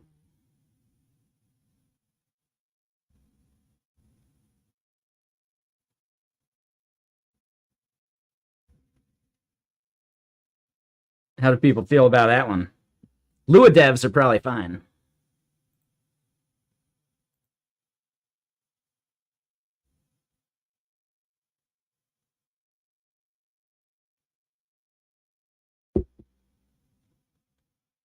But I think it makes sense, right?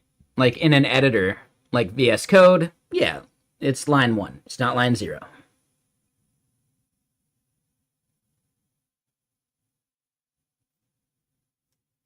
I think an interesting aspect is like here, we're not really doing editing. Like, so line number just doesn't even really matter to us, which is interesting.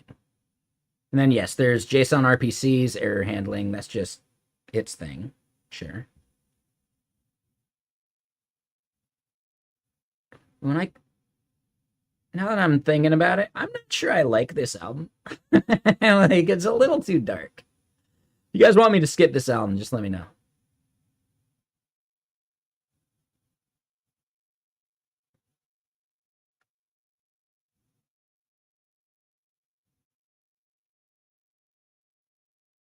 Okay. So yeah, that's like the basic bit. So then the initialization between these. Aha. Yeah. So we get a nice diagram of it.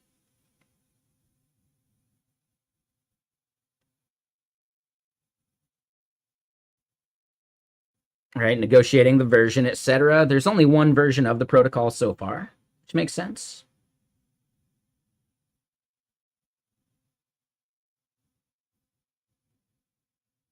So Freda, did you not know? Yeah. We see V2 as a draft. Did you not know that Lua was a 1-based language?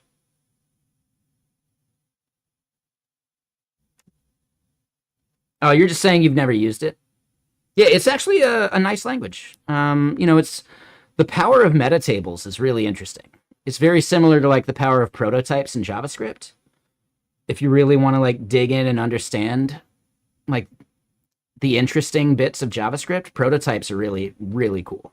But they can be abused and they're not as easy to reason about compared to like typical like class-based inheritance.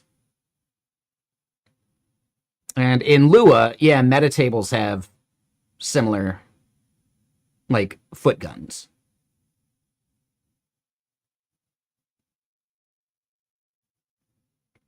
And I don't know how to pronounce your name. I'm just gonna call you. I'm gonna call you Bcrypt. How about that? I'm gonna call you Cache Result or Hash Result. So yeah, how's it going, Hash Result? What you up to?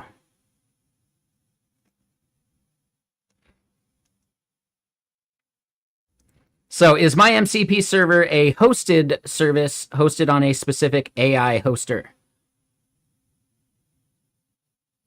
The MCP server I will be building, which we're kind of like loosely going to get to later. We're still looking into ACP for just like a blog post I need to write for work. The MCP server I am building is going to be a remote, HTTP MCP server. But I'm just going to be hosting it on Cloudflare.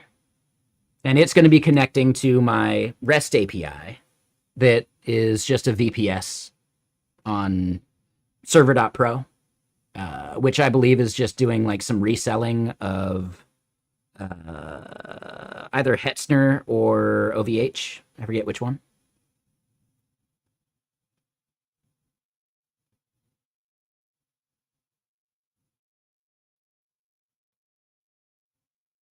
Yeah, Lua is actually intentionally a very light language as far as like the standard library and stuff goes, which means you got to like build a lot of stuff yourself. Last time I wrote Lua was for a NeoVim extension, NVim biscuits. Let's go back to the base.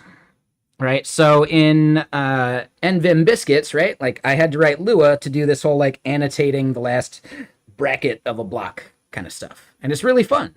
And yeah, like some of the stuff in there was really cool, but yes, there's not much of a standard library, so I ended up having to use some utilities. Like there's at least like one or two utility functions that we vendored in from like Teige's stuff. I think maybe Telescope, I think. Or maybe it was like a library he's using within Telescope. I forget. But if you'll notice, yeah, Teige helped me write better Lua for this project. A bunch of other cool people did too, right? Dane, who we haven't seen for a while. Creative Null, also, which we haven't seen for a while. But yeah, like a lot of really cool, smart people have helped make NeoVim biscuits pretty solid. And I barely even have to touch it now. It still just works. You're curious about Elixir? Yeah, Elixir's fun.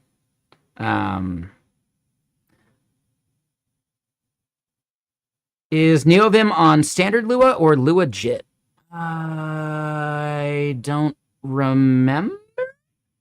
I think it's on Lua 5.1 or 5.2.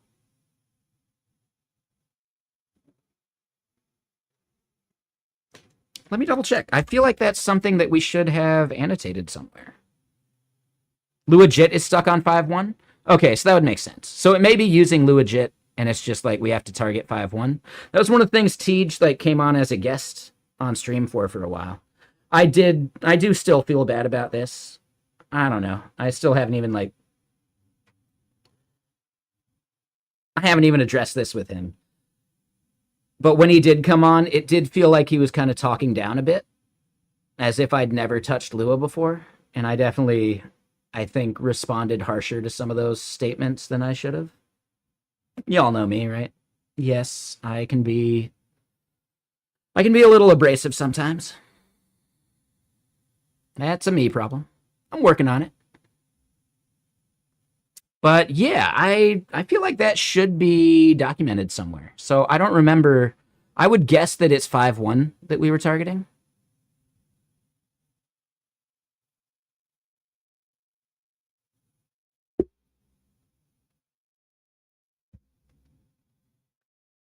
It is 5.1? Yeah. All right.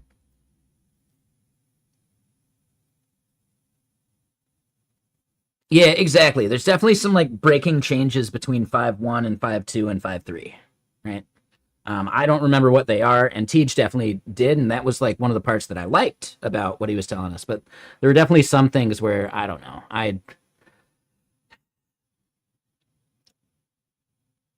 took offense when I shouldn't have. The table API, so like the meta tables and stuff like that.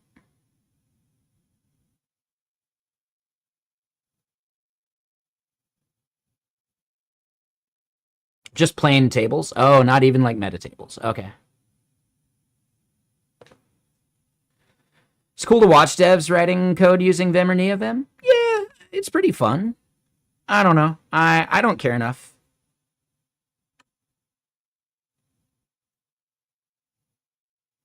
Pack and unpack were added and the global functions were removed. Oh, okay. Yeah, I don't even remember that. But yeah, I don't even use NeoVim. I had written assorted biscuits. Oh, no, that's not it. Well, whatever. We'll get here, code biscuits. I had written assorted biscuits using tree sitter and then discovered that NeoVim basically has tree sitter out of the box. So then because of that, you know, it was actually a pretty easy port to do this, like, you know, TypeScript tree sitter based stuff and bring it into NeoVim biscuits. So back to maybe the comments from earlier with LG. Yes, I don't remember how to reverse a linked list, but I can traverse a tree because I've done that before. Do I remember how to do it? Like, do I have the patterns and algorithms memorized? No. Because why? Why?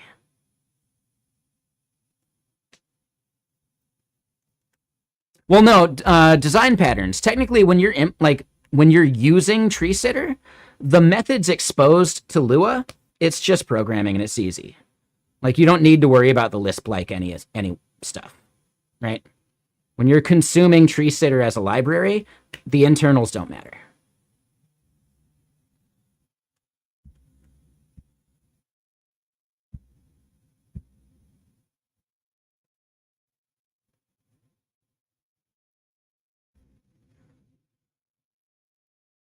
But yeah, so I made NeoVim biscuits just for the fun of it. Like, I don't know. I just like making stuff. But okay, so let's get back to looking at ACP.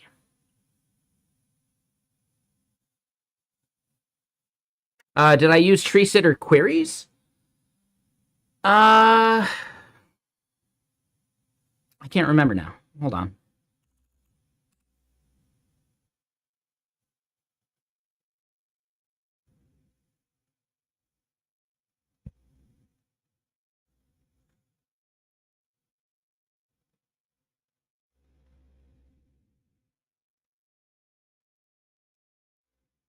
No, so in general, I just do a full like traverse of the tree, and then we just use logic to determine which things get annotated and when. So like this function is really like the main one, if you want to see how we're doing that part. And Sergeant Pepper, am I going to render ATL? I am, and I'm going to be at the award show, the commits. I can't say why until tomorrow.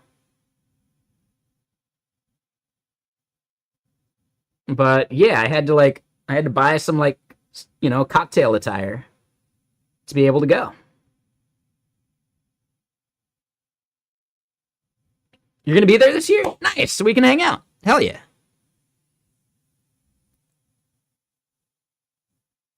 Yeah, we should definitely meet up. I'll make sure I bring some stickers for you.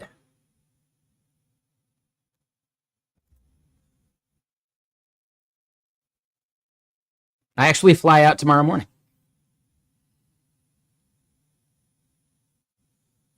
But yeah, basically, I'm just looping over all the nodes, kind of one by one. And I think I go breadth first. No, no, no, no. I try not to travel with it. Unless I know I'm going to states where it's okay. I don't believe Atlanta is one of those states.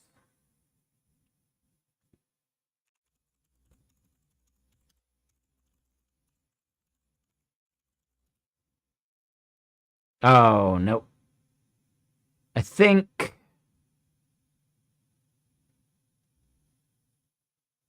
medical, yes, but yeah, not recreational.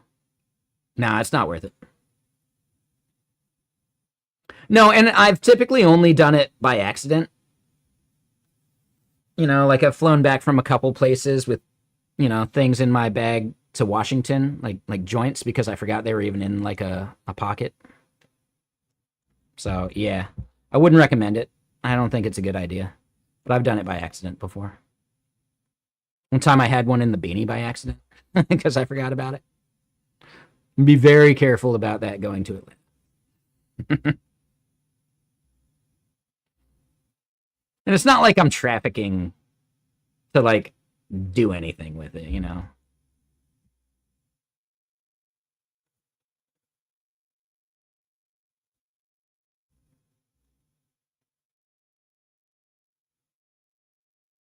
But okay, so yeah, the initialization. I'm curious about the authentication step.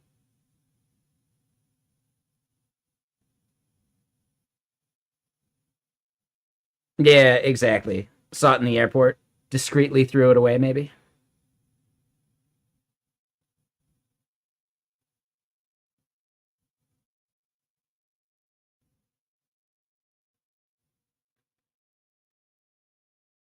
Oh, okay. So you were just stressed out the entire time. And funny enough, you had a thing that could reduce that stress, but you couldn't use it.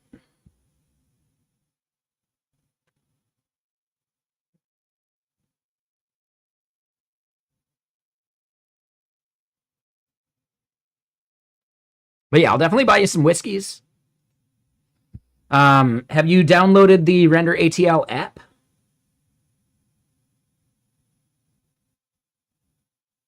I think using the app just to like see all the events and stuff happening are worth it.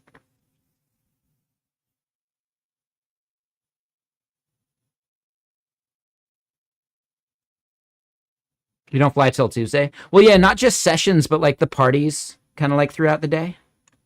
Those are worth it because it's like Atlanta Tech Week or something like that.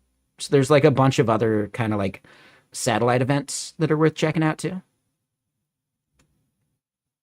And you got to head out. No worries, Design Patterns. Yeah, we'll see you again soon.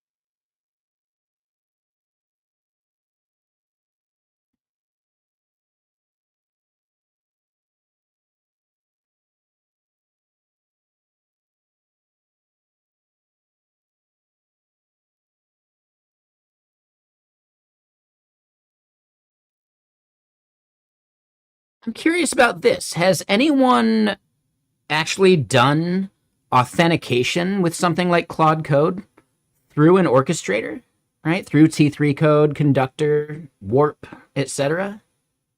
Even Z, right? VS Code.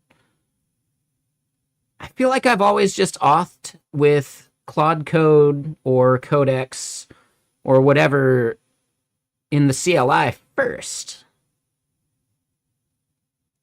So I've never gone through the auth flow like inside of one of the orchestrators. Yeah, right? I'm really curious about that now.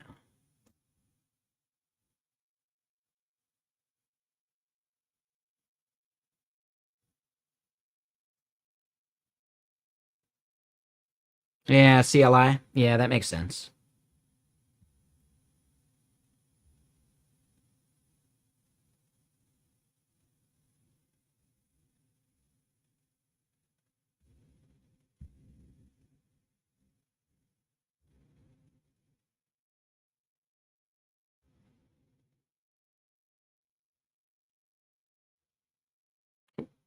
1 second.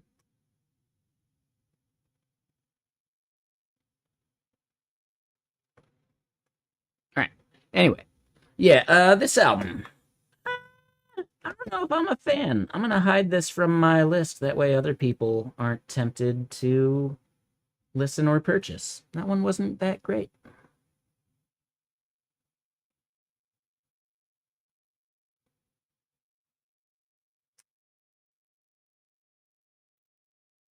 This one's good though. Pretty sure. It's short though. So your flight is 3 hours delayed. Oh, brainless. That sucks. After like a 4 hour drive too, huh? Damn, dude. Yeah, that sucks. Yeah, I hope my flight tomorrow doesn't get too delayed. Because there's some like events tomorrow night I'd like to make it to.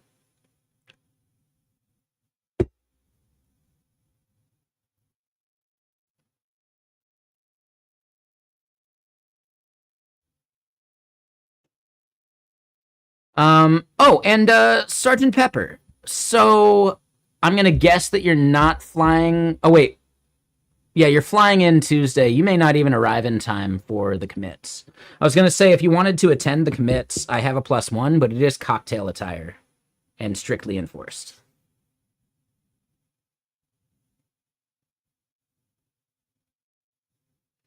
You might not be able to work tomorrow? Yikes. Did I get my suit? Oh, yeah. Yeah, I got, Bedtime Bear. Did you see my Twitter post? I think it went out to Blue Sky as well.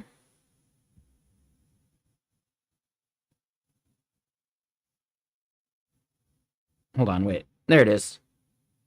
So yeah, I think I decided on, like, I didn't get this exact jacket. I got these pants. They fixed the hem and all that. I got that shirt. But I got a different, like, blue jacket. And then... And yeah, I got the tan pants as well, just cuz. But then I was trying to figure out how to accessorize, right? Because I, got some super cheap pocket squares. I'm still considering if I want to do like a pin on the lapel or not. But like what color pocket square to use.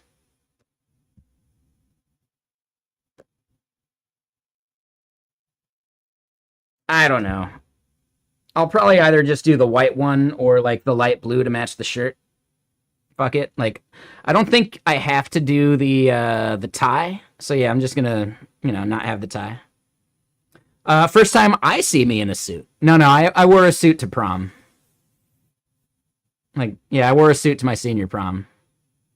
But that's the last time I wore a suit. And that was a long time ago. That was a long time ago. And it was a rental, and they didn't hem it very well, so I was swimming in that thing. Like, dude, yeah. So this one fits a little better. I didn't lose as much weight for the jacket that I got at Value Village last week. So I'm not going to be buttoning the jacket, but it'll be good enough.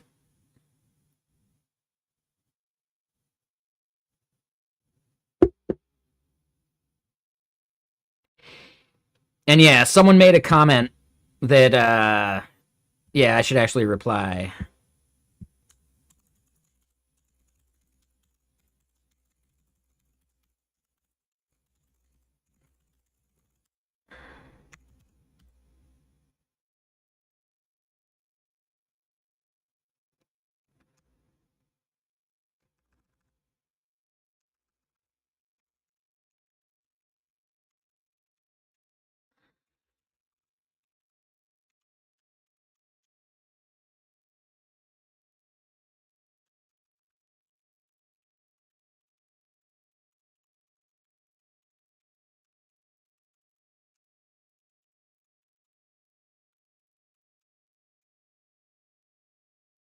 Oh, that's a good point. I don't have a yellow beanie that matches those colors perfectly, but that's a good point. I don't know if they're going to let me wear a beanie.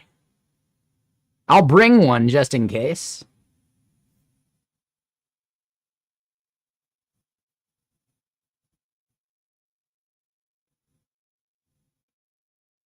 Yeah. It's my branding, though.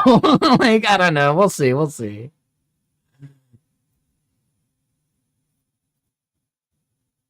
Oh. Typo, whatever.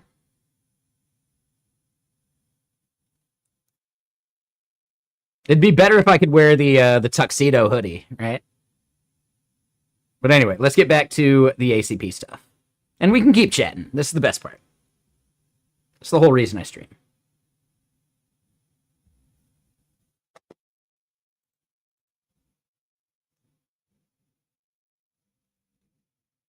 So yeah, I've never authenticated via ACP from any of my tools, right? From Intent by Augment, from Conductor, from T3 code, from Kepler, like none of those.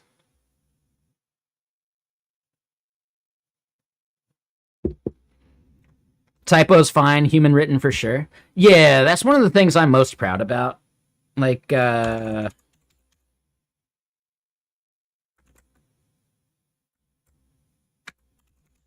Let's see. Right? Like, dude, this post, you could pass it through Pangram. I think I even put that on Twitter.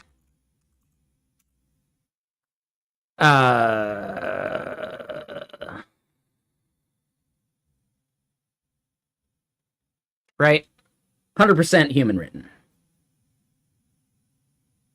If a human's meant to read it, a human should probably write it. I feel adamantly about that.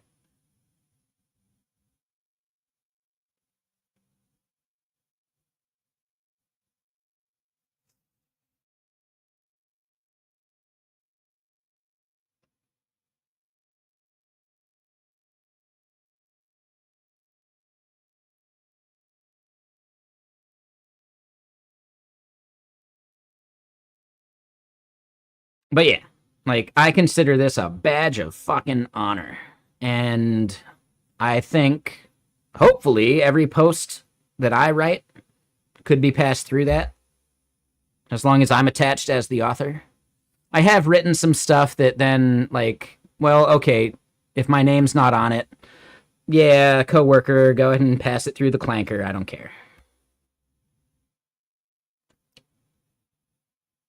There has been at least one blog post like that.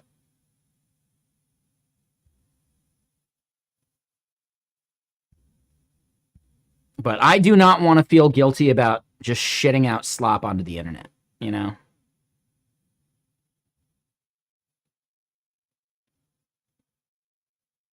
Like, some of the code I've written is pure slop, sure.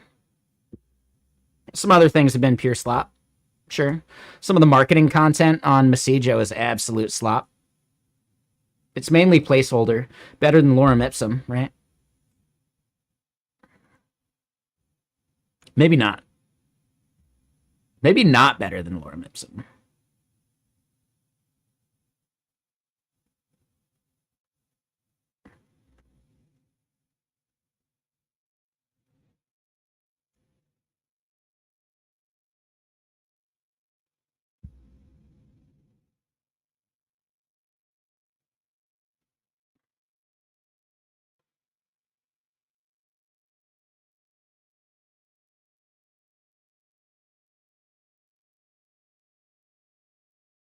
Yeah, you had a 200 streak before, and then you had to go to France and be out of internet. Yep.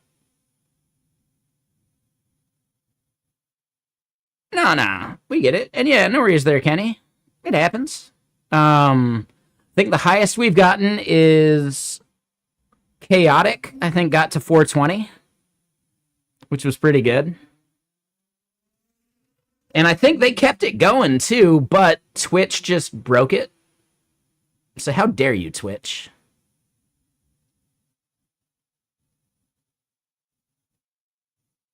But yeah, so session management seems pretty interesting. Like, I get the setup.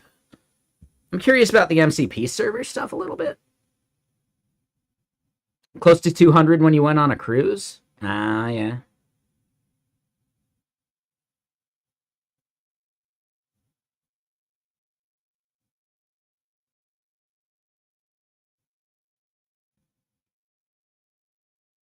Yeah, I don't know if I will ever go on a cruise.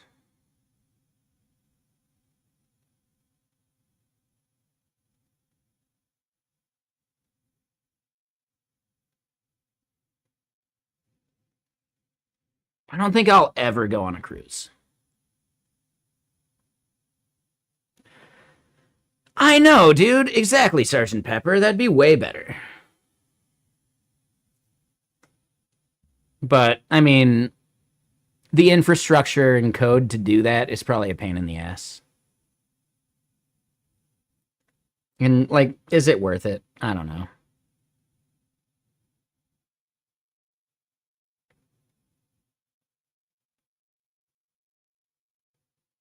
Brainless, it's the only type of vacation you enjoy? Yeah, no, I have a massive fear of the ocean. Like, being out in the middle of the ocean seems like something as, like, remote and terrifying as, like, being out in the middle of space, you know?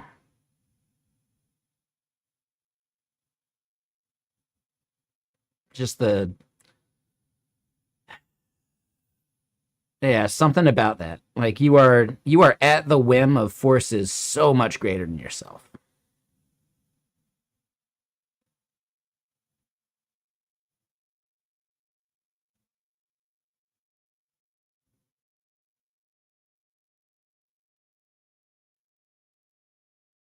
The more it moves, the more you have fun. Yeah, I do kind of get motion sickness sometimes. So I would assume like seasickness would be an issue.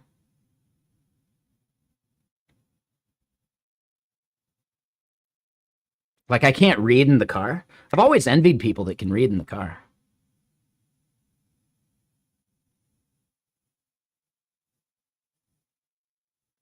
We all remember what happened to Gilligan.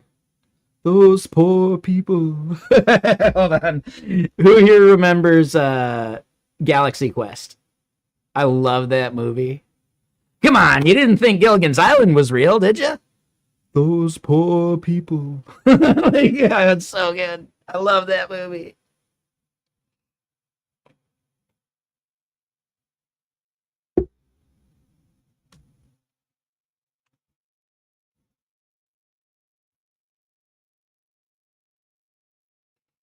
Here's the thing, though. I really like fishing. You know, I wouldn't mind being in a boat close enough to the shore, kind of thing. And I've gone out on boats doing like deeper sea fishing. Like, I've done it. It's not that I'm like, you know, physically unable to, like, you know, how some fears go. Like, I've got a little bit of a fear of heights. Doesn't prevent me from jumping off, I don't know, like 20, 25 foot tall cliffs on a snowboard. Or at least didn't. I don't do that stuff these days. I max out at 15 feet these days.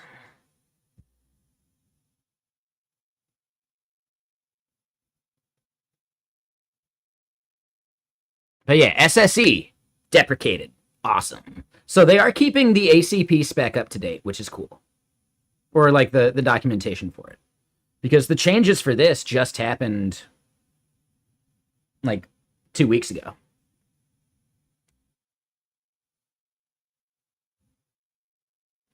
You don't have a fear of heights, but you won't ever parachute. Yeah, I don't know. To me, that actually seems more doable because it doesn't feel as real. For me, it's like the top of a building or something. Yeah. Yeah, exactly. Yep. Like, jump out of a plane, I could probably do.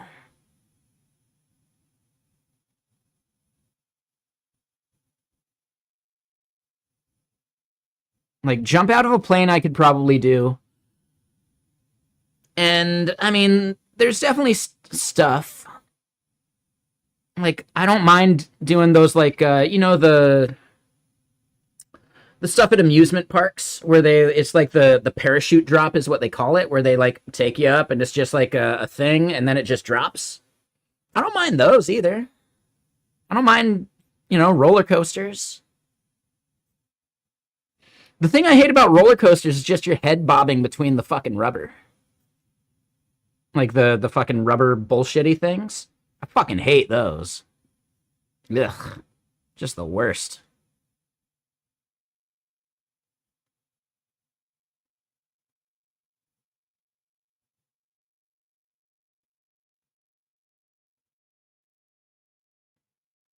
Okay, so yeah, MCP, etc. I think session lists, delete. We don't need to go through every single one of these. I think the prompt turn is kind of interesting, but I don't know if it's that important. Like for like an article where I'd just be talking about Kepler, right? I don't know if that part's necessary.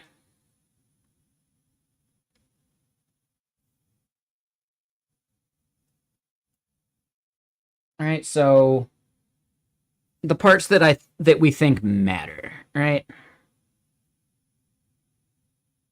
Oh, an ACP registry?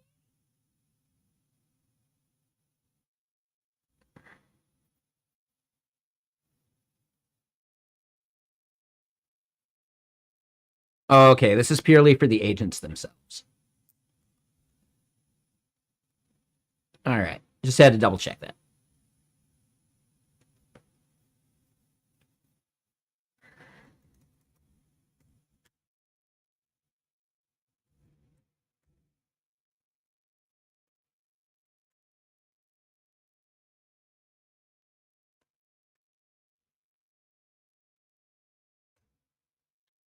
So yeah, as far as like an article about ACP, so far like just an intro to it, a description, maybe the difference between MCP, just for, you know, because at least one person here on stream wasn't sure. I think it might as well be like a paragraph or two in a blog post.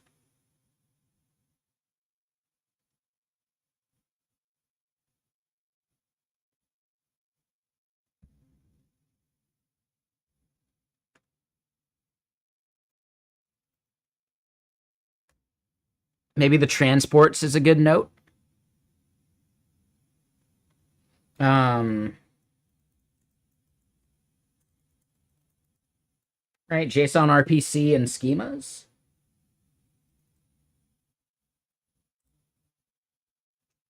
What do you guys think would be fun? Oh, V1 slash V2 differences. What's coming? Right, differences and like stuff between the V1 and V2.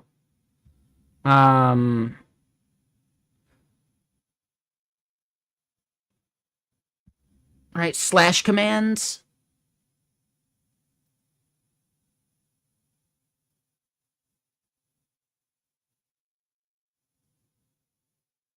Slash commands almost seem like a wrapper around skills too, right? So it seems to me like agents might be exposing skills to clients as commands to be run, right?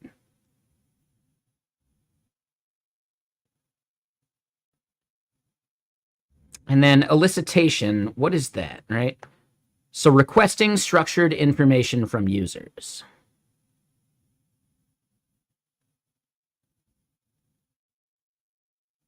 So collects data from a user using a form of some kind.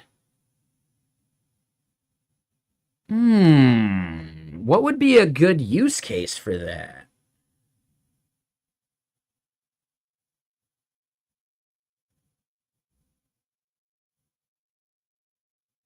And then, yeah, URL mode, right? Hosted workflows such as OAuth. Okay, so yeah, that's something that MCP totally does that doesn't really look like is available in V1. So the V2 draft is maybe like trying to solve some of those problems. Okay. Let's look at maybe extensibility.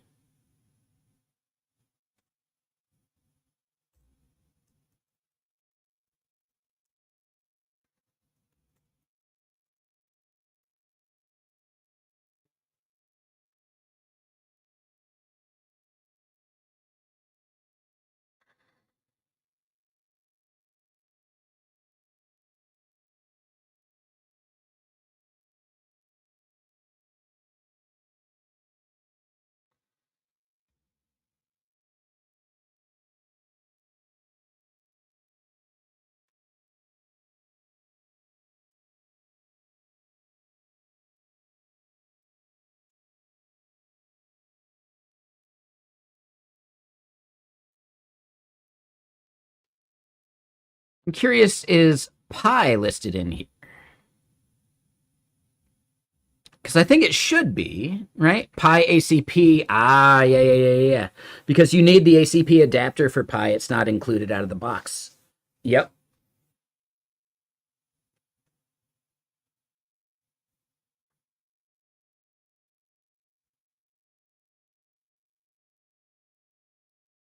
Very cool. Okay. I don't know. Is there anything anyone wants me to explore a little deeper about ACP? Now is your time because I think we might move on to other stuff.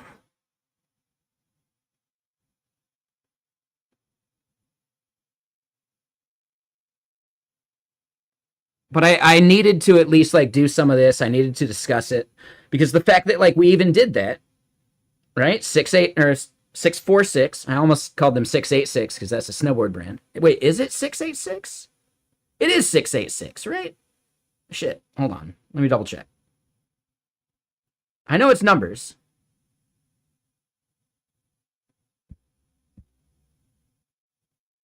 It is 646. All right.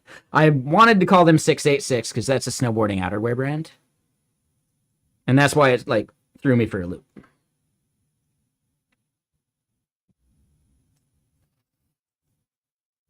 But yeah, anything anyone's curious about, because yeah, if I hadn't done this discovery on stream, I wouldn't have discovered 646's need for the clarification between ACP and MCP. And I think that is a fantastic bit to add to the article.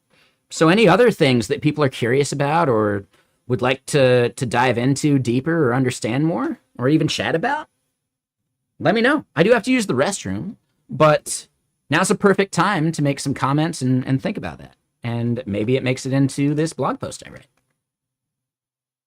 But give me a sec. BRB.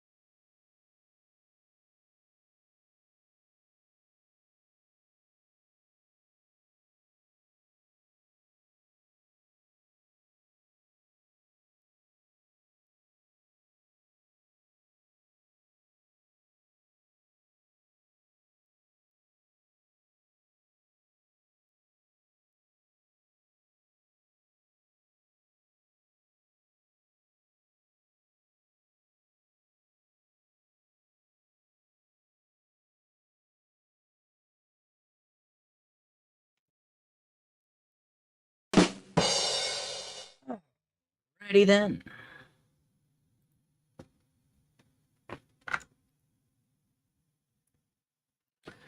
So, okay.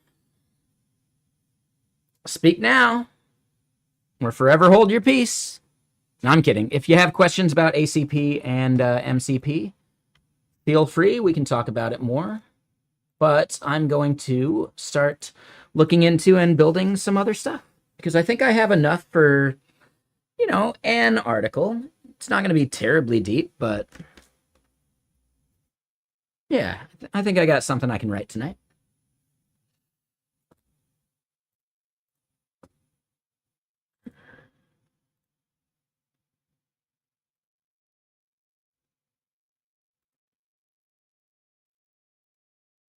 We need more music, though. And I popped open 2 new... Oh, they're tracks, not albums.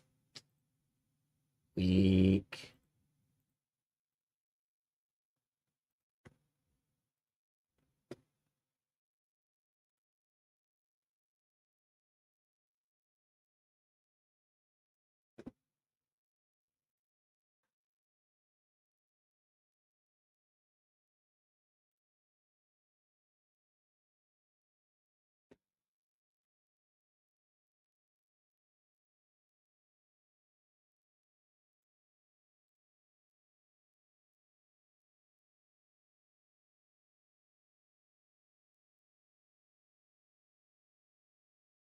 Okay, so that was Vanishing Point we just saw.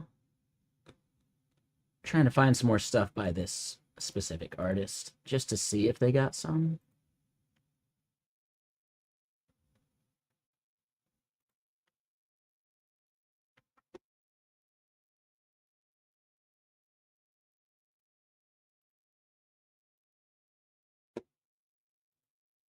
Dude, if they would just release these new tracks they made as an album, I'd buy the album.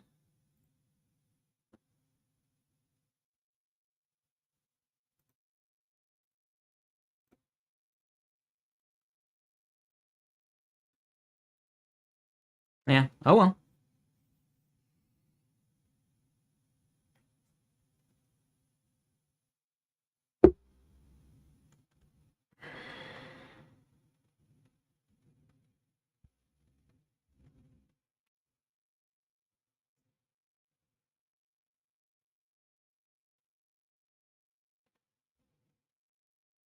I don't think we necessarily need to keep that around. We don't need this around. Ah, so the flu thing. Yeah, okay. So this might be the next thing I want to move on to. right? We got other stuff we can do that we need to do. There's the ISO bench thing. There's our MCP server and SDK stuff.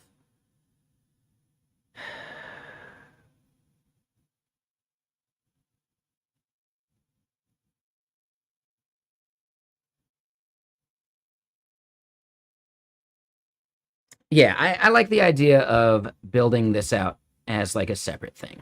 Okay, so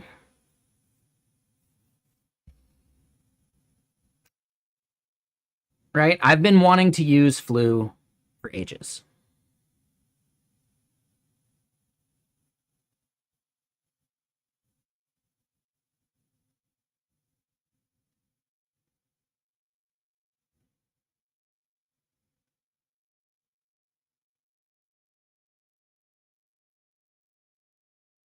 But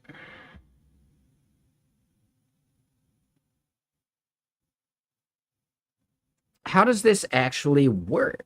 Like, how do I wire up the models?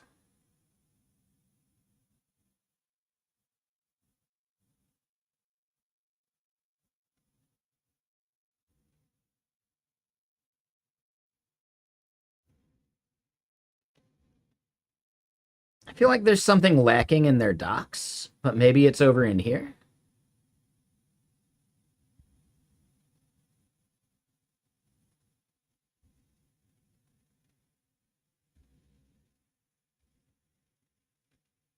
All right, so it's built on Pi, and it supports all Pi providers.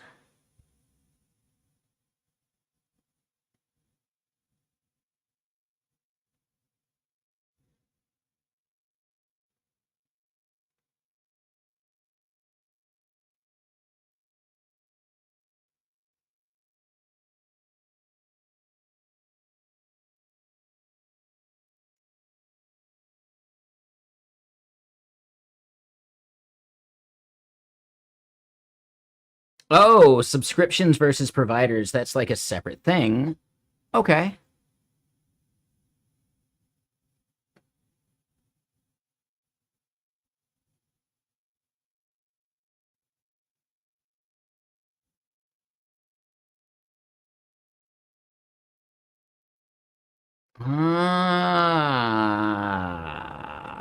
Okay.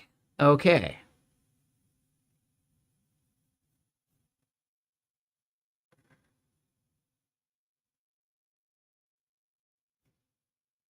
So then, theoretically, let me double check. We're going to do this in a new terminal. And yeah, I'm collecting ghosty terminal tabs as much as I collect browser tabs at this point, huh?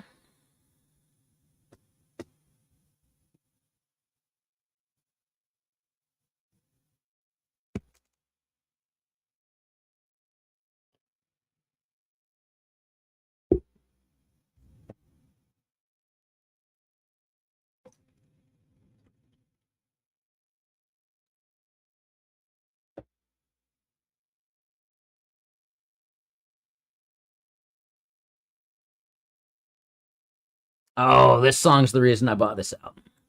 Yeah.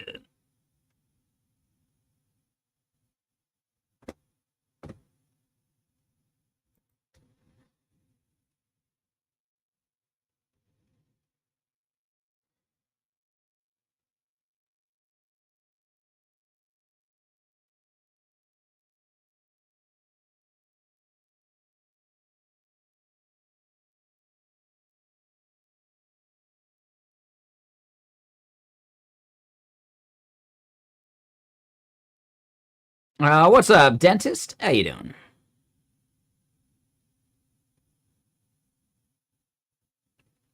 Dentist, if you just click your name in chat, you should be able to see that. This says July 23rd, 2018. I feel like you do this every time you come in here, though. Yeah, every single time, dude. When are you going to remember this?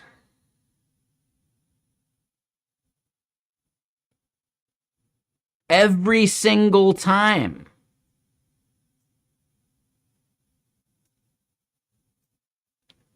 It's getting a little annoying.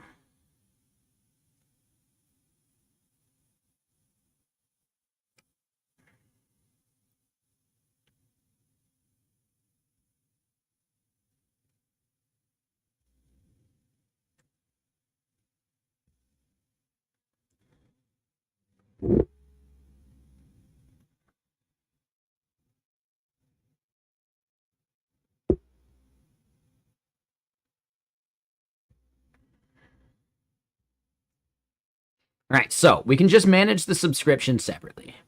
I'm curious how that would work if we did this as like a remote agent somewhere. We could probably just copy around credentials and it would be fine.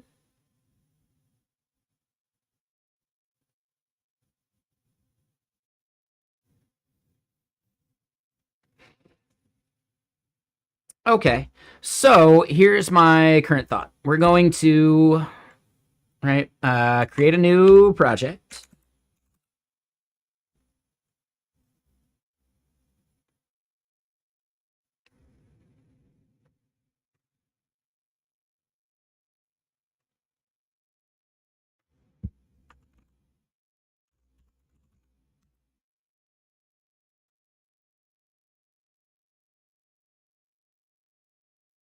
You appreciate the beanie variety? Oh, dude.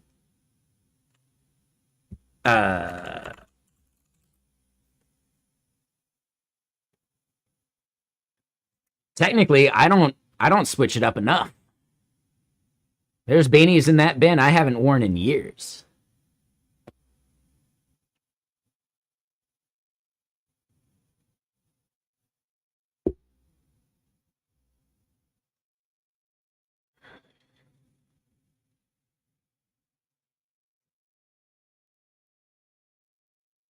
Exactly, yeah.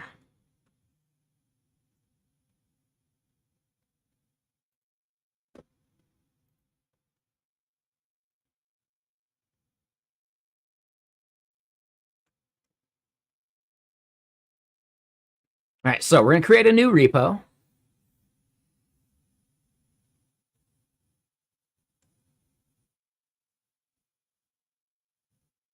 What do we want to call this? This is going to be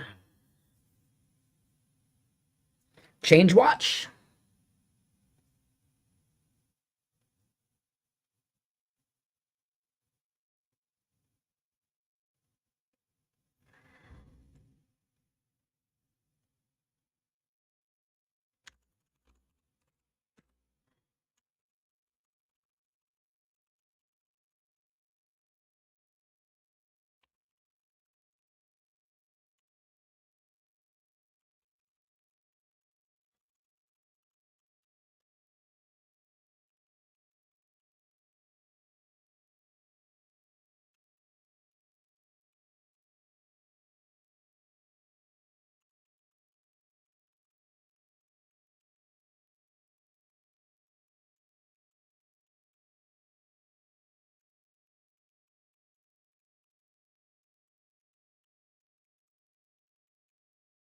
Change Watch is the one I was going to go with. Commit Scribe, Changelog Scout, Release Muse.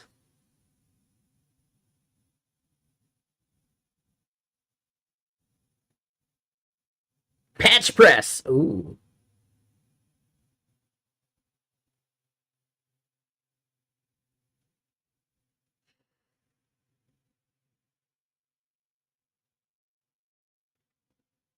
Commit Scribe's not bad.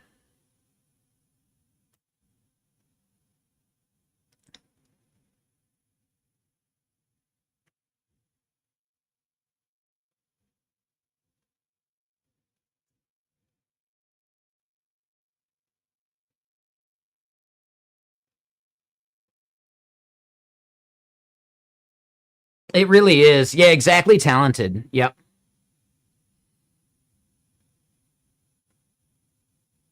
I think theirs is more focused on like social media posting though, right? Like the whole build in public thing. Whereas like I don't want it to write tweets or anything for me. I just want a thing that I could expose that I should write a blog post about. And I know that is kind of what they're doing, right? They want to have connectors to do blogs and all that. Yeah, I think the big thing here is I don't want AI writing whatsoever.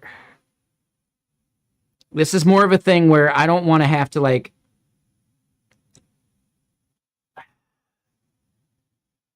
I don't want to have to reach out to the dev at GitKraken for Kepler for, like, a good idea, because they're going to have, like, a bias towards it, where we might miss some of the things that are interesting to talk about.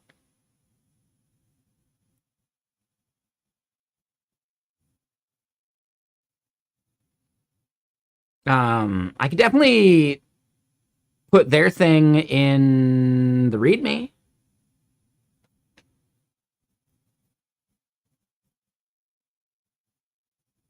But this is going to be very lightweight, you know? And I absolutely do not want AI-generated content. I just want something to call out changes that I could write about. Because I fucking hate AI writing. I don't mind AI code. I fucking hate AI writing.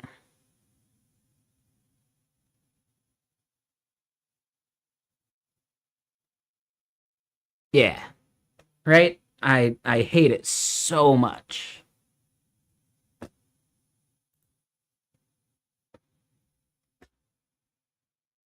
Yeah. Yeah.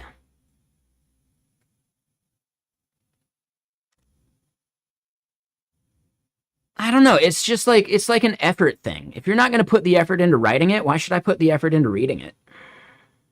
You know?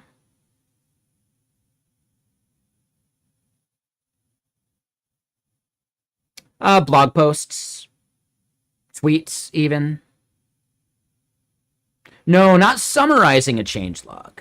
No, this is specifically to find things within a changelog or find things within, like, the commit history that would make interesting blog posts. Because technically, that's one of the things I've done, right? YouTube videos by AI. Fuck that. YouTube videos where even the script was written by AI and it's a person just, like, reading it. Fuck that. In fact, I don't really like scripted videos. It's really obvious when you can tell someone's reading from a script versus just talking about a thing they actually understand. But at GitKraken, I've been tasked with writing 2 blog posts a week.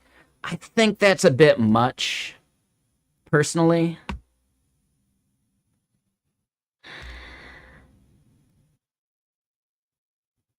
I think that's more content than people want to read. I think it encourages low-effort content. That's my approach, but it's my job. So yes, I've been tasked with like an AI adjacent post per week. The one this week, I think it's already published.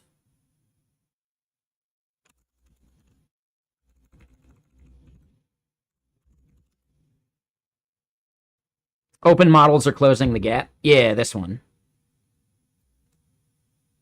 Is it content for people or content for Google? I think part of the thing is, yes, it's for Google, which is why I am not worried, like, which one?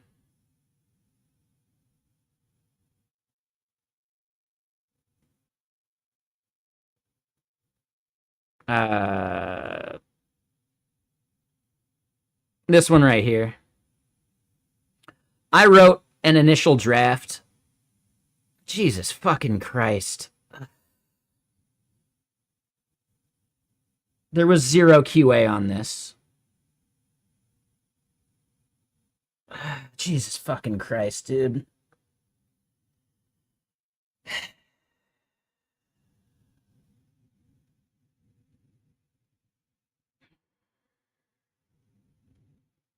I'm going to hold any harsh criticism, but what the fuck? How did this pass a person uploading and publishing? Like, these fucking icons being nowhere near centered in the circles, etc. Like, so yeah, I wrote an initial draft of this. I told a coworker to go ahead and turn a clanker loose on it, and they definitely did.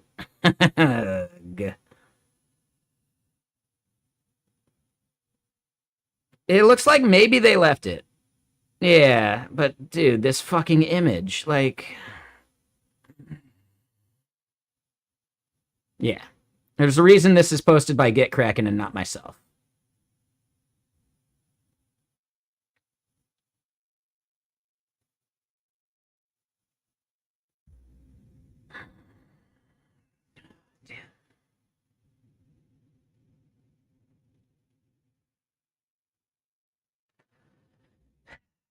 Anyway, so yeah, this is the latest article. Yeah, exactly, T-Smiley. And it's like someone didn't even look at it.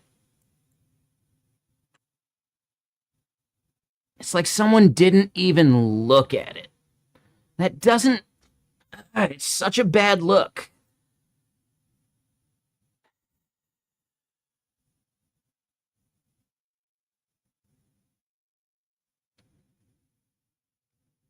Yeah, nah, that just bummed me out. That just bummed me out. Anyway. Right? It's not hard to have an image of just a thing that's relevant, you know? You didn't need AI to generate this. It's just a screenshot. Like, ugh. It's due to the viewport? Dude, it's a fucking JPEG. Like, what? What are you talking about? What the fuck are you talking about? It's a fucking JPEG. Like, no, it's not due to the viewport. Like, what the fuck? No, it's an image, dude. Someone generated this slop in some fucking Codex or Claude or whatever, or Figma Make or something, and didn't even look at it before they uploaded it.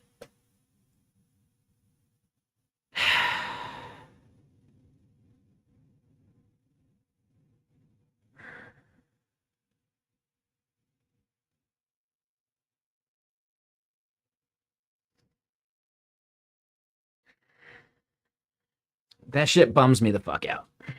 I am really bummed on it.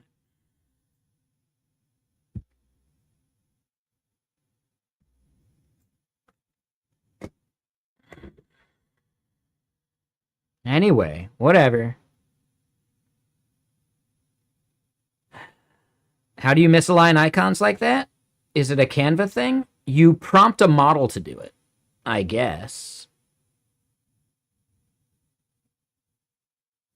I have no idea. I don't know how you do that.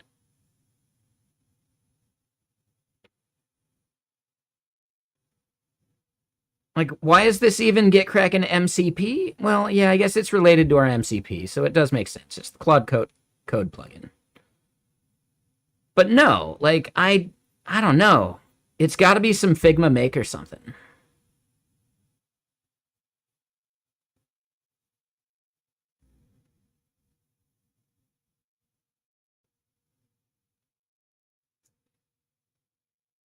I think it was Figma Make. That's my only guess. I don't know how that happens. I just don't understand how it doesn't get caught.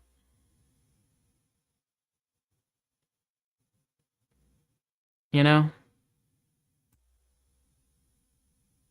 Like, how do you not even, like, see that? I'm not a designer. Like, I don't see design stuff like that most of the time anyway. But what the fuck, dude?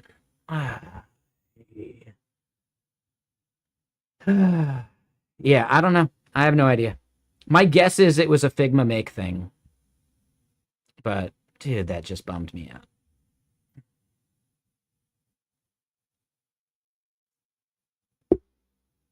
Like, I get it. My images are low effort, kind of bad images too, but at least it's, like, real, you know? I got a question, though. Hold on. Hold on. The dangers of unsupervised AI. Ooh, there you go. There you go.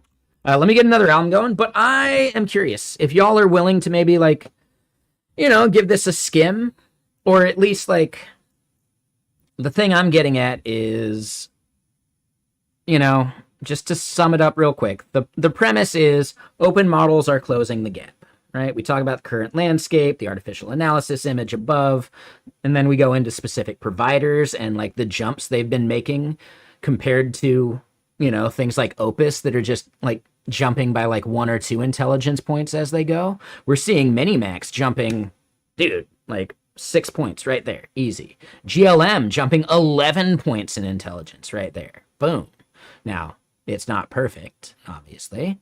Kimmy jumping 10 whole points. Oh, sorry. From K26 jumping 13 points. Like, holy shit, dude. DeepSeek, right? And then this one's interesting, like V4 Flash 0731 versus V4 Flash Original, an entire 10 points of intelligence. Like, holy shit.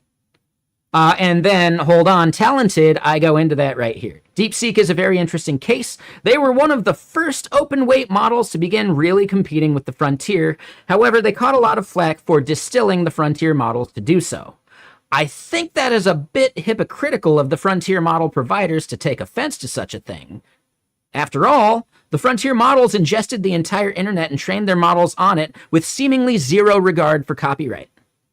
If it's okay for them to do that, I'm not sure I see a problem with people distilling models from information the Frontier providers don't truly own.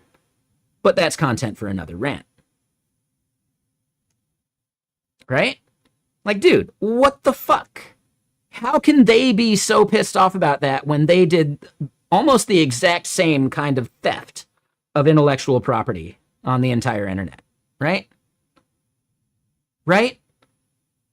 Like, people have found verbatim bits from copyrighted content in the output of the models.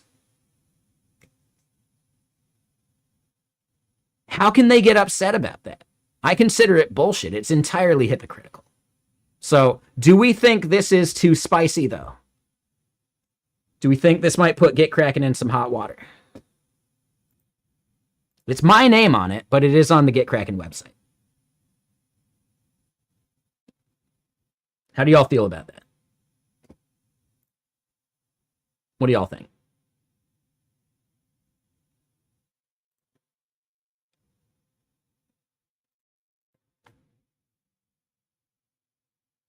Do I want a looks good to you, or do I want feedback? I mean, feedback's fine. I mean, I can modify it still. We haven't done like a big social media push. The big thing I really want feedback about is this over the line.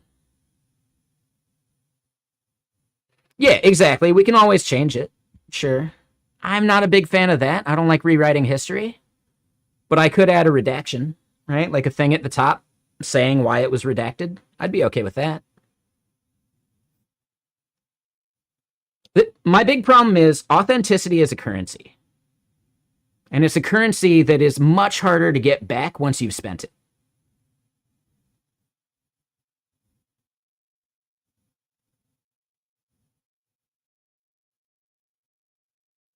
And, right, like, I consider authenticity and you know, ethicality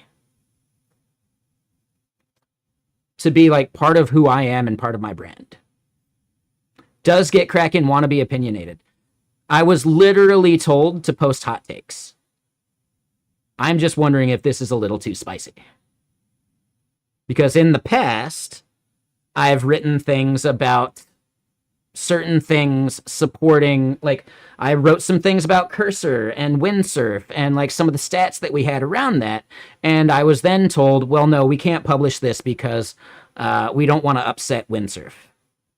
Because, like, the usage numbers really, like, paint a less pretty picture. So I'm like, I'm not sure how to thread that needle. Like, are we worried about stepping on toes, or are we trying to do hot takes? You kind of can't do both.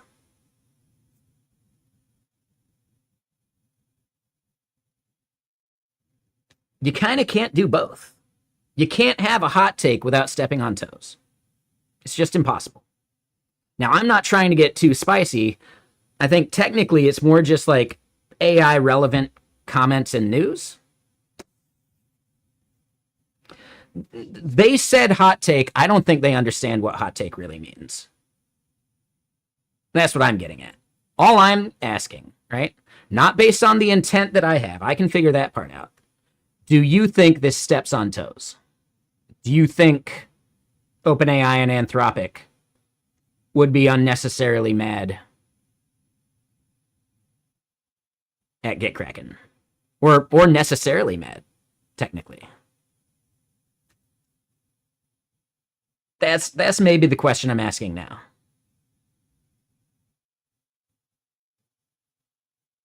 This should not be based upon someone's misunderstanding of hot take. This should be based upon,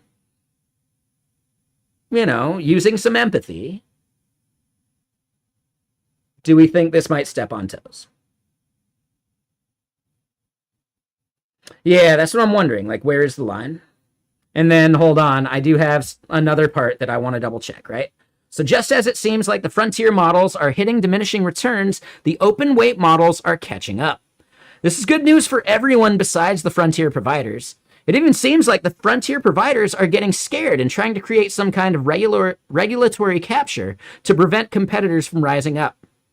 It is in everybody's best interest to make sure the landscape stays competitive and not concentrated in the hands of a few early winners who want to pull the ladder up behind them. That is also pretty spicy. And it bums me out that me and DHH agree about this. But you know what? A broken clock is right twice a day.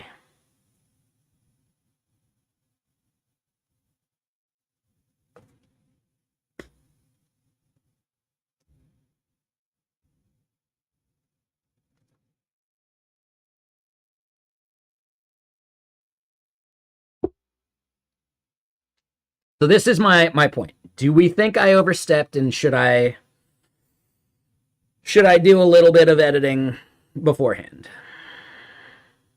Because I don't need to go so spicy.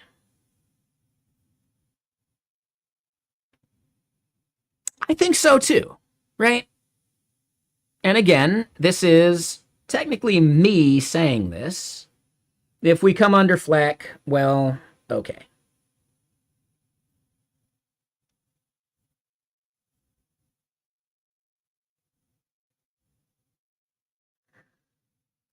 And honestly, let me do this.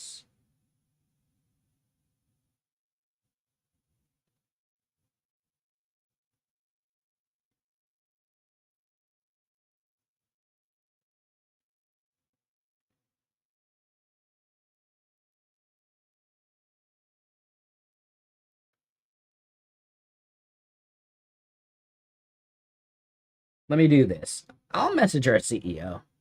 Because I messaged my boss. I tagged her asking for her opinion, but I didn't get a response.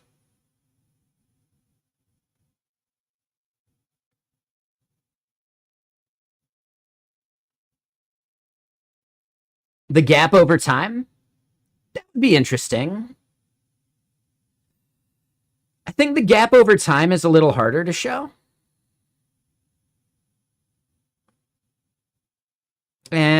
But yeah, you're not wrong. If I was making like a full-on video about this, I might put in the effort to like create and show that gap over time.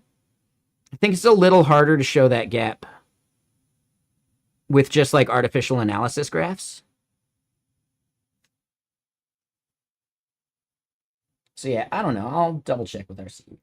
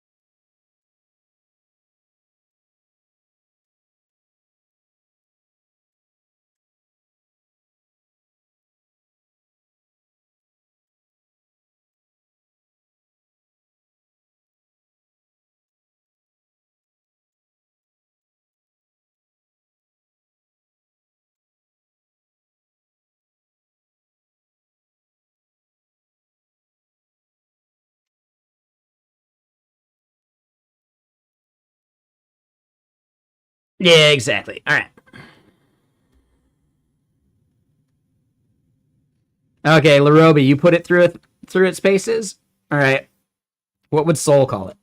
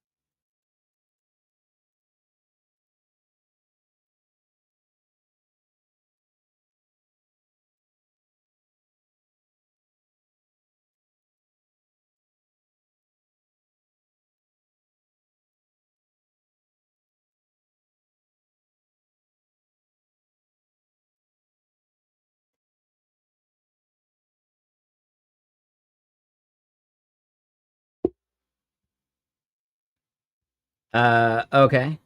Yeah, we'll check it out. Sure, why not?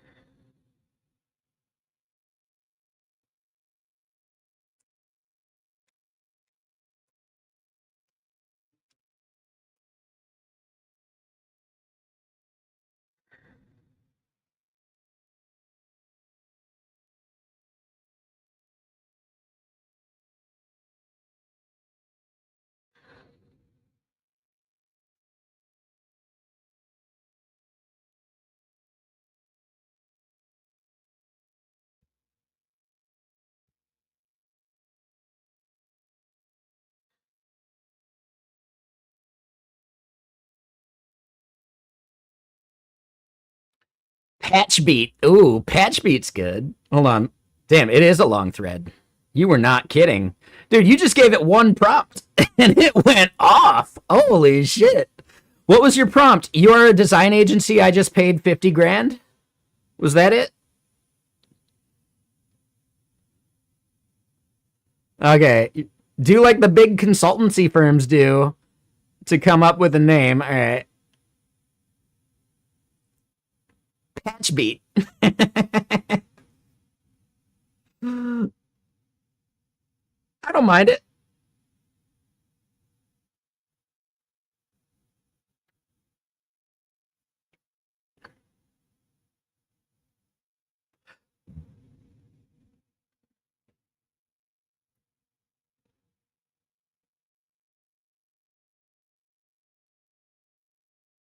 Repoir. Oh, hold on. Was that one of the ones? Hold on. There's some others. All right. So patch beat's the number one. Commit queue. Okay. Delta draft. Ooh, that was not bad. I kind of like Delta draft. Commit beat.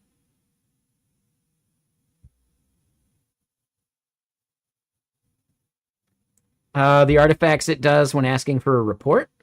I don't know. I don't use Claude anymore, so I'm not sure. Repoir. Dude, Repoir is good.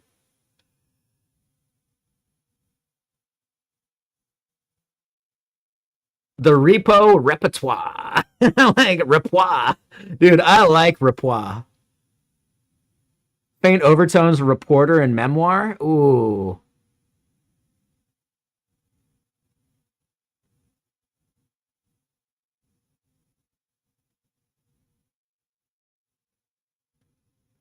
I might even just drop the E. So then it's like memoir, but repoir without the E. I kind of like that. Yeah, you nope, they may also spell it repoir. Oh, a naming tax. I'm not worried about a naming tax.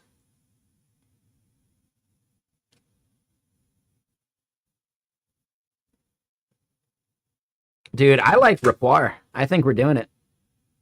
Rapport. Like, oh man, yeah, that's good. No, we're not gonna do a .com for it. I don't give a shit about a .com for this. Now, this is not like a product we're building. This is just a thing.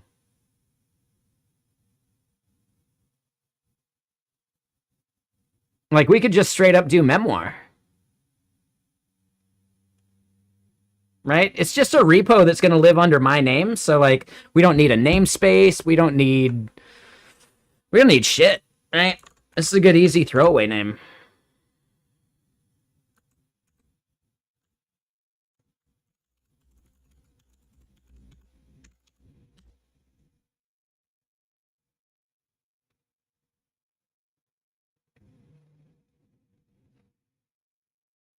Sir Elfman, that wasn't mine. That was someone else's. I'm using Pro, or I'm using the $20 tier. Was that me? Is plus the $20 tier?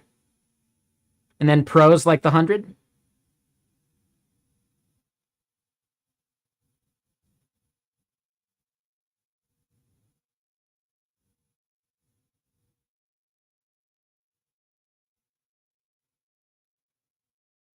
Oh, 20 versus 200. Yeah, I get good value out of the 20.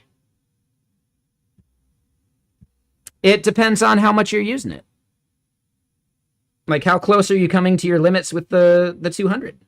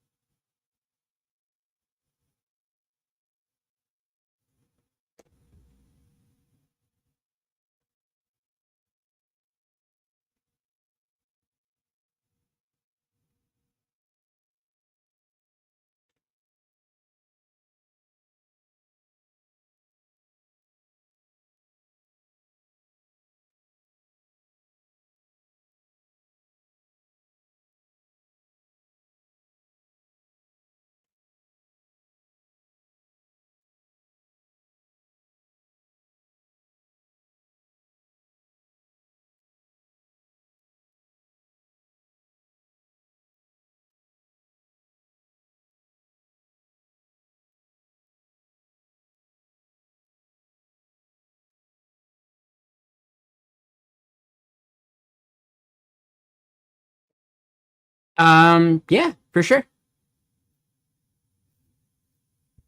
Oh, you use Claude. Got it.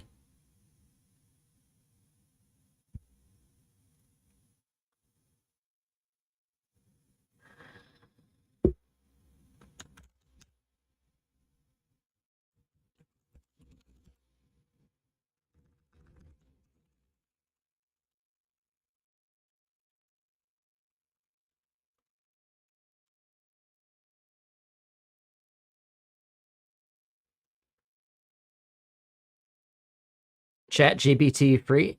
So, I mean, Sir Elfman, look at it this way. I barely use Chat GPT. Most of the stuff I'm using my subscription for, I'm using Codex, right? Like the harness. So I'm using the OpenAI models as my coding harness. That's the main use case. Like, you just saw me use Perplexity because I don't give a shit. If I'm just asking a random question, I'll probably even just ask Google and let their bullshit model do some shit because I don't care. Right? Like, as a chat, I don't fucking give a shit. It, like, the difference between those things is really fucking minimal. Like, I do not care as far as like having a chat, what chat interface I'm using, whether it be Codex, Perplexity, whatever. I don't give a fuck. For coding models, I do have an opinion. I think the Codex models are a really good bang for their buck. I think there's plenty of like open models that you could use as well for coding stuff. Right? GLM, Kimi K3, even Minimax. Yeah, big fan. I think they're all great. But for just chatting, I don't give a fuck. I don't care. They're all fine. I have never been able to discern a difference in intelligence when using them for just straight up chat. Nope. Has never mattered to me. I always find it interesting when people have strong opinions about that.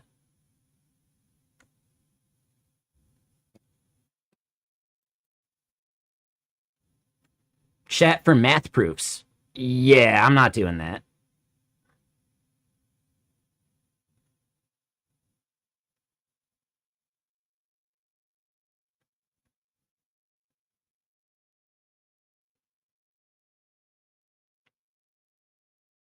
Like, realistically, I wouldn't trust math proofs from any of that shit. Why wouldn't you just be prompting it to call Wolfram Alpha and have it do the math?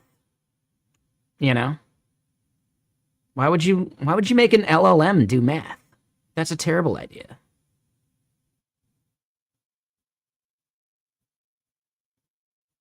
Let me put it this way.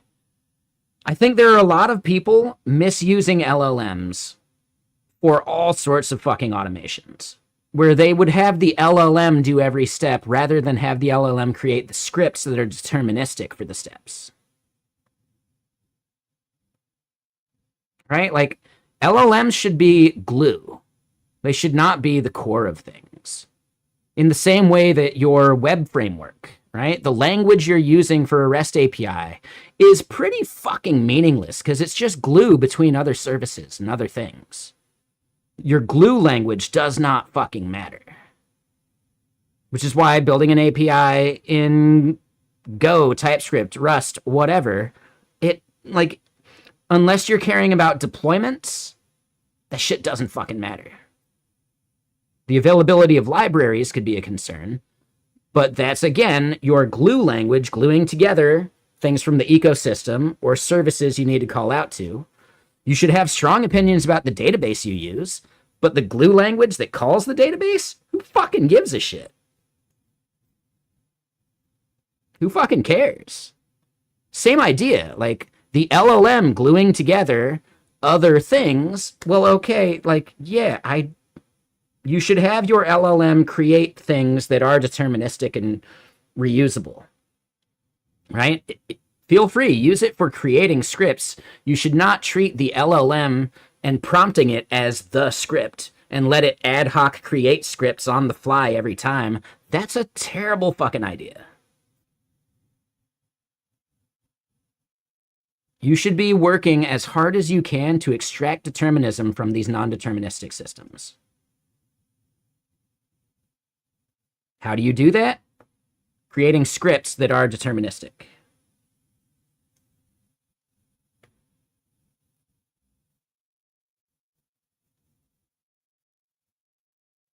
LLMs should be the smallest bit of logic in your application.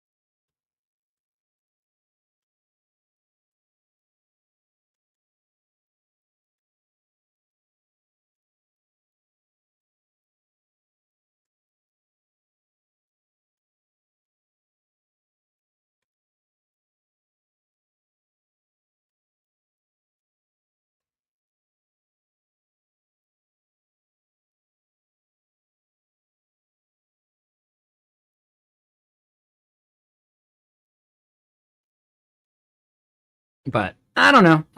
Just because I have opinions doesn't mean they're right. And if you disagree, I totally understand.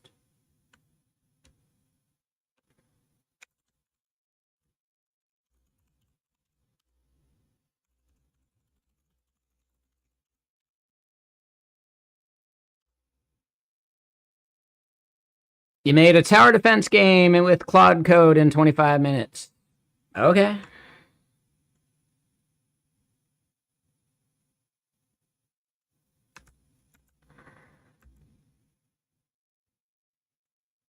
Yeah, that's kind of my opinion. Like, I really agree with the Primogen's takes.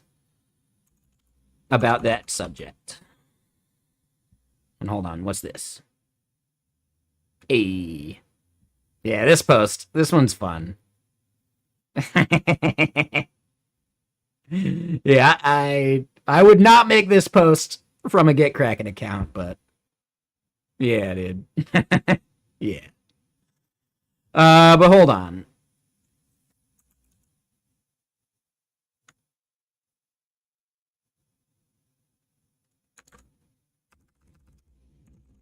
The Primogen has been like responding to someone's posts about games and shit.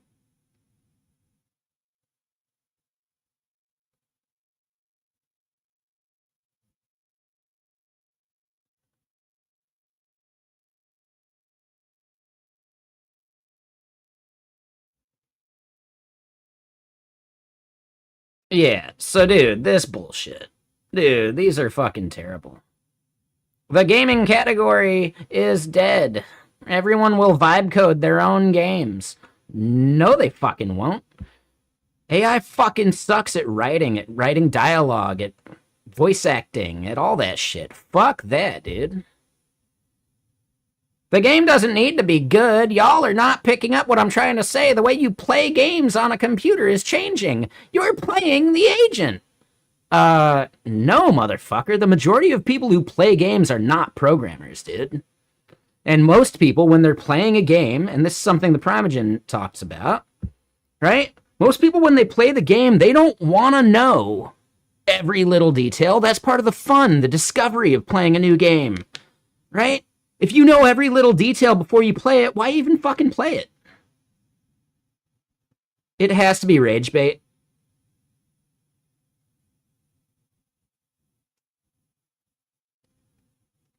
Billions of people would rather AI chat than read a book. Yeah, billions of people are fucking idiots. Like, duh. We've known this forever. That's why reality television is so big. That's why the show Cops is so popular. That's why MTV doesn't play music anymore. Yeah, I don't give a shit. People fucking suck. Like, people fucking suck. Yeah, coming up with the concept of a game is the harder part. Prompting an agent to clone a game, well, yeah, what fun is that? Like, what fun is the game if it's just a clone of another with no changes? Why not just play the other? Dude, it's gotta be rage bait, and I fucking hate the fact that rage bait like that is so fucking incentivized on Twitter. Here's the thing, though. The Primogen's guilty of it just as bad as this dude. Not this post, but Primogen's posts about, like, typing speed mattering. Well, increasingly, it doesn't. But even before AI, that was a shit rage bait post. Every single bit of tooling we've had in our editors over the past 30 years has been optimizing for less and less typing speed mattering.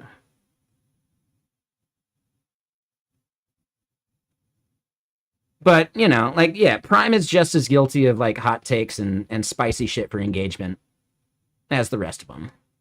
I do the same shit, too. I don't know. I think we all like to think we're just having fun and being funny. But sometimes, like, that's the reason I muted the Prime. Because it seemed like the typing speed post was pure rage bait just for engagement. I don't like reading that shit in my timeline. I mute almost everyone who does that shit. And I consider Prime a friend. I just don't need rage bait in my timeline.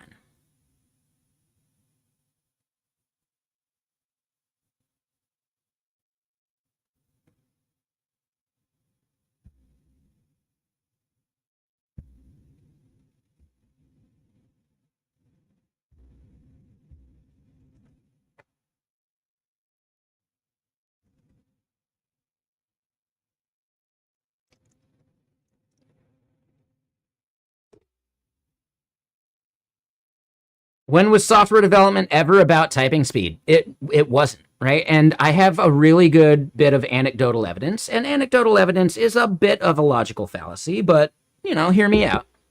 My dad is one of those jerks that used to brag about his typing speed. He can't type that fast anymore because he hasn't kept up with it. Whatever. He's not even a programmer anymore. He doesn't do any of that shit. But back in the day, he used to brag about his 100 words per minute typing speed. And my mom, she is a huntin' pecker. You want to know who's written way more impactful software? My mom. My dad was a hardware guy. His typing speed never fucking mattered anyway.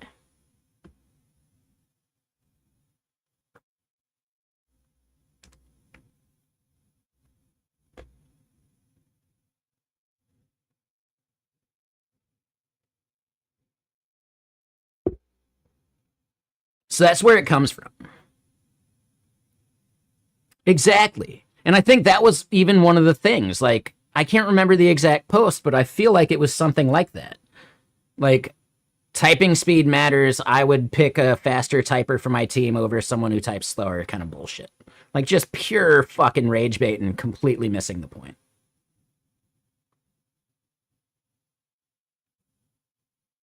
It's a party trick. And here's the thing. Have you ever watched Prime actually programming? He goes back and deletes like half of the shit he wrote. Could he maybe just put some more thought into things he's gonna write first? Similar to Dylan Mulroy. He types fast as fuck, boy. He knows how to navigate Vim real well. And he's an awesome dude. I'm not talking shit about these guys. But it's like, dude, could you just maybe put some more thought into the thing you're gonna write first? But I've heard the argument, and even from like Gary Bernhardt, that they don't know what they want until they see it. I'm not sure. Like, is that a thing that people with aphantasia have? Where they just can't imagine things? Do they type faster than they can imagine things? That sounds insane to me.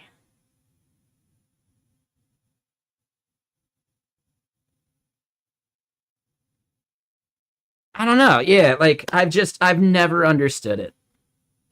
The typing speed matters crowd. I just don't get it.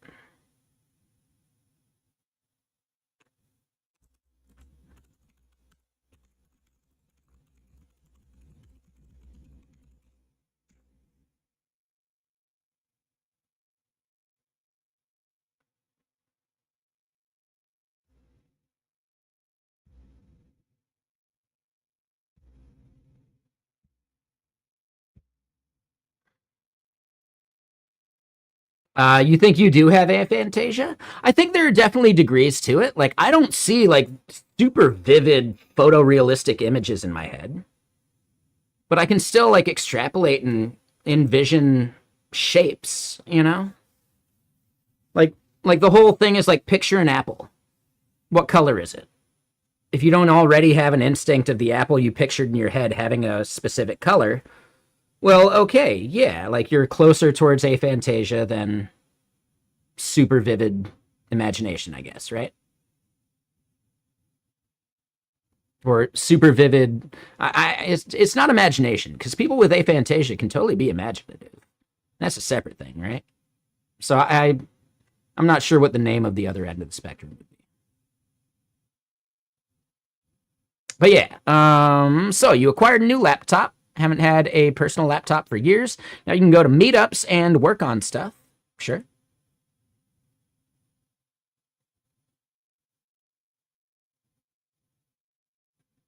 Like TDD doesn't work. Yeah, I mean, Prime's against unit tests. Which I think is also a weird thing. Like, what I think is he has a point that is valid, but he takes it too far. Yeah, yeah, yeah. Or wait, wasn't he? Wasn't that the whole video of like him versus Theo? No, no, hold on. I have those flipped. Theo's the anti-unit test one, right? I think I have those flipped. My bad. I was misremembering that. I just remember that was like one of the first like popular Prime Theo videos, right? Okay, I had those flipped. My bad. My bad. My bad. My bad. Sorry. Sorry. Theo's against unit tests. I totally misremembered that. Sorry. Yeah, yeah, yeah. No, I I consider TDD incorrect. So I consider TDD to be like over architecting, like premature abstraction almost.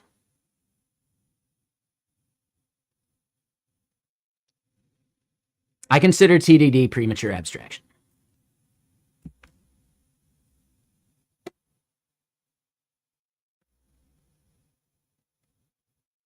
Right? Same thing as like a function should never be greater than X amount of lines.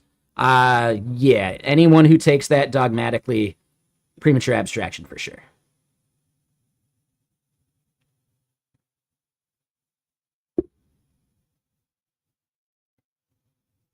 Paving a path for a nature walk. I mean, well, hold on, Gopher Tech. You still want some kind of trail, right? But I would say, like, yeah, paving the trail is wrong, right? The trail typically is created as people walk it, you know?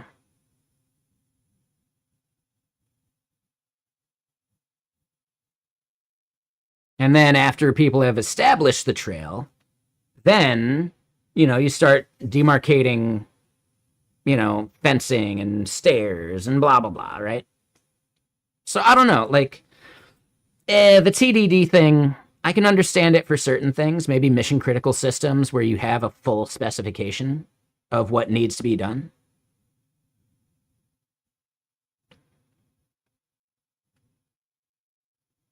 Yeah, I agree with Prime. I think TDD is the wrong approach for the kind of software I build, for sure. But yes, Prime is into unit tests, and yes, I think unit tests have their use, but there's always like the edge of where that makes sense. Like hitting 60% unit test coverage for an entire code base is a terrible idea.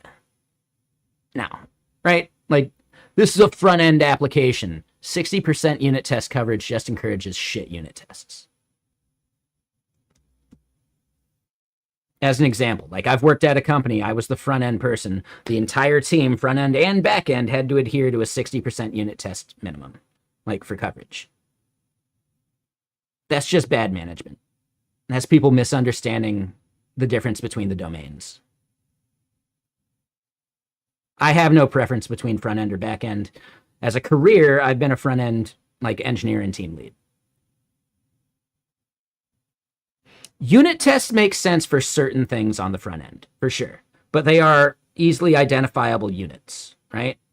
Functions that need to calculate mathematical like formulas for converting things and doing things in the UI and like, labeling things, right? Like a unit test for something that does like megabyte, terabyte, gigabyte type labeling. Yeah, you should probably create unit tests for that just to be sure. Luckily, there's a fully unit tested library you can just use.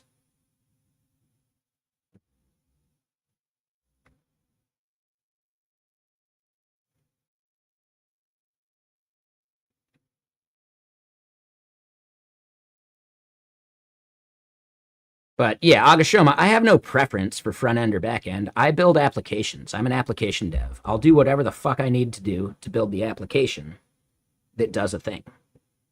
And I think that's the biggest thing that separates me and Prime. Prime's more of an infrastructure kind of dev, right? Which is why his opinion on JavaScript, makes sense from his perspective. It's ridiculous for the front end.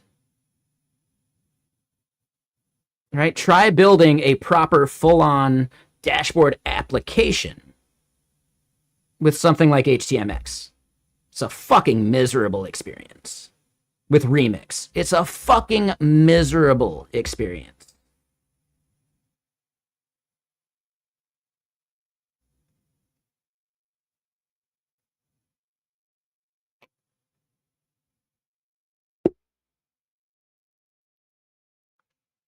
Right? So I don't know, like, to say React is the worst and blah blah blah. Like, no, dude, no, just no, no, no.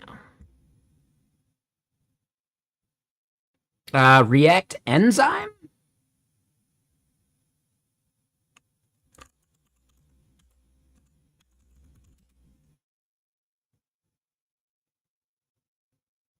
Oh, it's a testing library?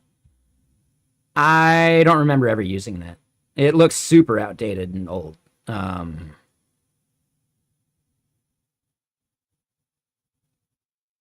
Oh, no, I think I remember Enzyme. Yeah, no, you're totally right. I remember Enzyme. I think... Was it a competitor to Jest? Because I think Jest is also a bad idea. Like, no one ever looks at the output of, like, a snapshot test. Right? All a snapshot test is supposed to do is make sure that things didn't change. How often are you going to do that on the front end? I think snapshot tests make way more sense for utility libraries and things like that. Just output a bunch of shit, and if any of it changes, you got a regression. Sure. All right. Yeah, I'm okay with that.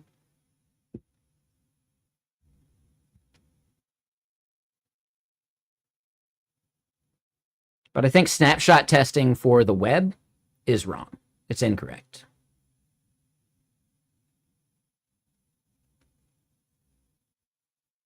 Yeah, small change, all the snapshots change. Exactly, right? There's a lot of noise. No one ever looks at them. They just blindly approve them because it's just too noisy.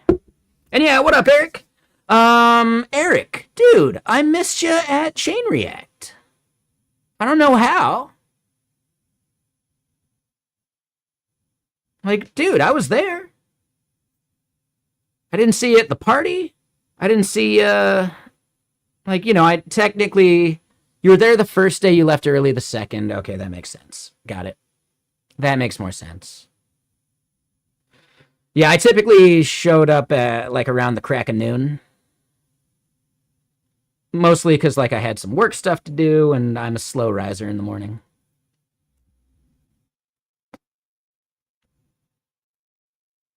Did I watch any of the talks on the first day?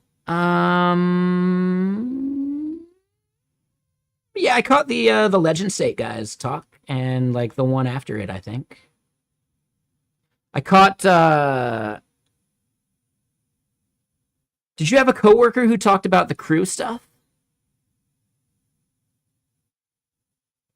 No, maybe I'm thinking of Darko's Twitter posts. Yeah.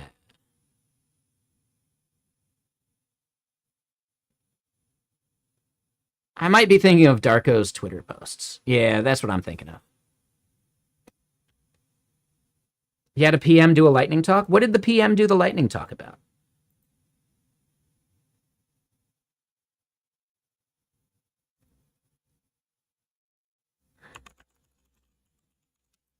Hold on, let me double check it. Oh. And then real quick, hold on. Dude, the subs, there's too many. There's too many. So, Hell G, thank you. Appreciate you there. Thank you for that Prime sub. Eric, thank you for that one as well. And, yeah. Yeah, how you doing, Code Drift, as well? So, hold up. Yeah. Oh, recognize them. Who is the person I was thinking of? Was it her? No, she's from Expo. No. Her talk was good. So that's the one I think I was thinking of.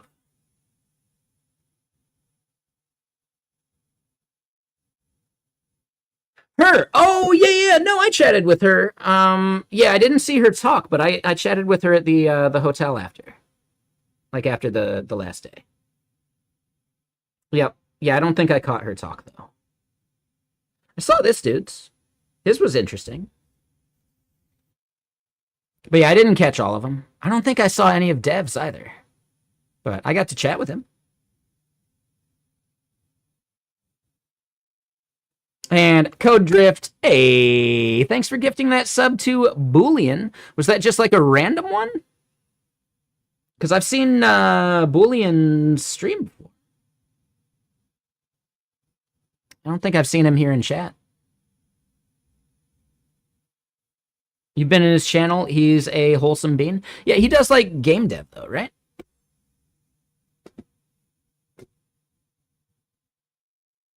Try and entice him over with a Clippy. Ooh, there you go. Or maybe I'm misunderstanding. I thought he was a game dev. I could be wrong though. So then you had a little issue during your talk. You were using Canva and the internet was slow, and halfway through, your slides stopped working. You had to like stop your slide deck and restart it, and then you couldn't full screen it. Yeah. So I pretty much do not give talks that require internet. That might be a note for yourself for later. So whatever you're building your slides in, make sure you don't need internet for them, which is why I always use SlideEv. So yeah, he does game dev. Cool. Just making sure. But he does do software engineering in real life. Awesome.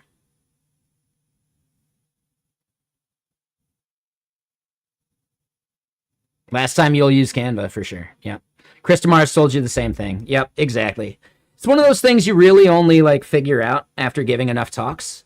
I've never had that problem at a conference, but I've had that problem at meetups before.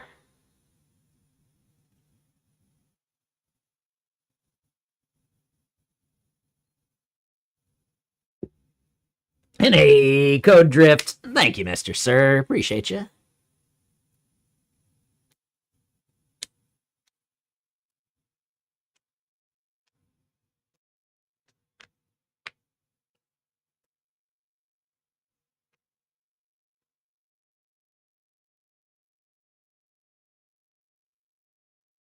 And yeah, thanks for the hype train. It's pretty rare here on this stream. It's always fun, though. This item on screen. Yeah. So we did some digging into ACP. The idea is I want to build a CLI tool. Is aphantasia the same as mindblind? I'm not sure. Granick, you should probably Google it. But yeah, so you've been traveling too much, left chain react fast. The cards were cool, though. The cards were very cool. Every speaker got some to give out. Yep. Eric, are you going to be at Render? Because I fly out to Render tomorrow. Like, I got to pack tonight because it's an early flight. All right, so I'll see you at Render. Nice. Are you going to be attending the commits?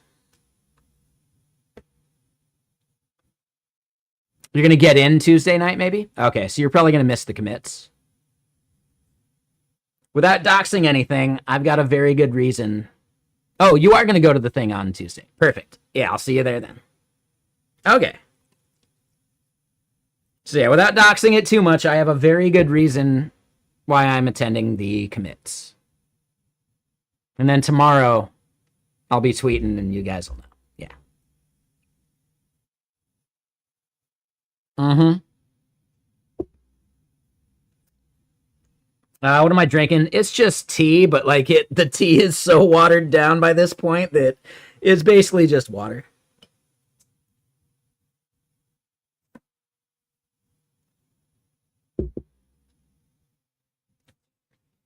And yeah, I've pretty much already doxed the reason I'm attending, right? What am I going to wear? They say cocktail attire. You thought I had a whiskey? No, I've been cutting down on the whiskey. I mean, my name's Chris and I like to party. But, you know, number one, trying to cut down on it on stream. Number two, trying to cut down on it in general. Like, trying to lose some weight, you know? I'm doing it the slow way. I'm not going to do some GLP-1 bullshit. Do they make cocktail attire beanies? I do have a black beanie.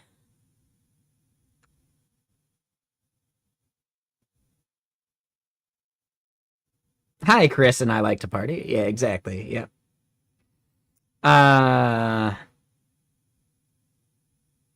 But, yeah, I don't know. Hold on. Let's at least look at it.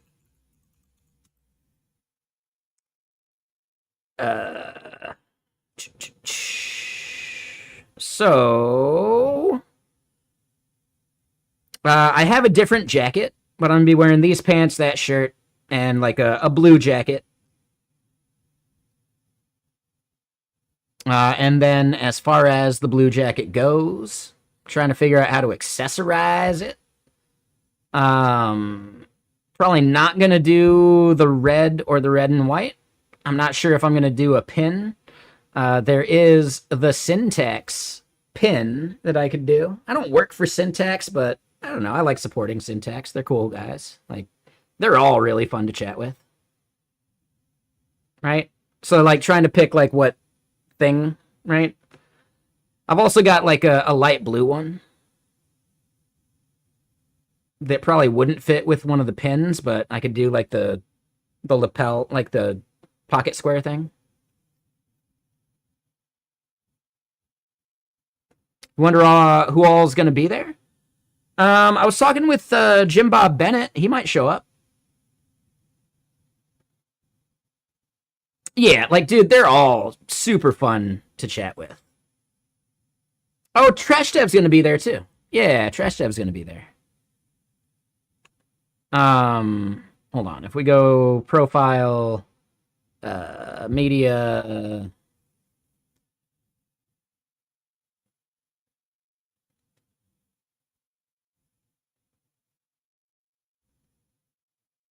it's a little farther back. I've got a really fun one with me and Wes.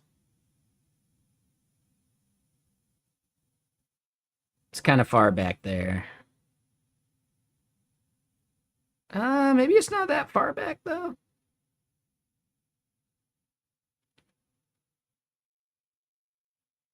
No, it's got to be farther forward than that, I think. Yeah, here it is. Boom. I missed it.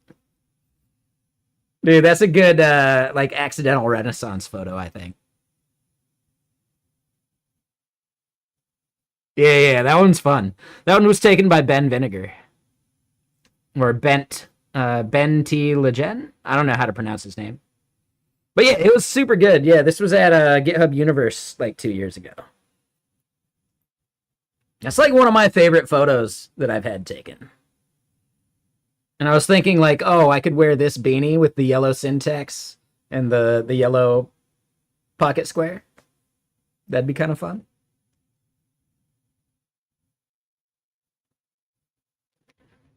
But yeah, that's a fun photo. I really enjoyed that one. Hey, what's up? Yee, how you doing? So anyway, yeah. This thing we're building, Code Drift. It's going to be my first time trying to use Flu.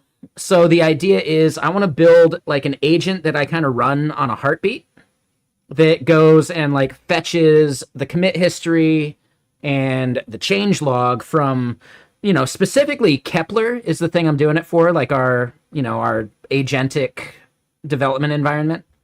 But the idea is like, well, I could use it for other stuff too. And the idea is like specifically for blog posts. I'm not trying to like step on the toes of, God, why am I spacing on his name now? The dev dad and the other dude with the thing they're building. Like, I'm not trying to step on their toes, and I'll even shout them out in the, like, in the README. But part of the tasks that I've been given from my boss at GitKraken is I need 2 blog posts a week. One is, like, AI kind of hot takes, and number 2 is, like, something Kepler-related. So I want to, like, comb the Kepler code base as we make changes and ship them.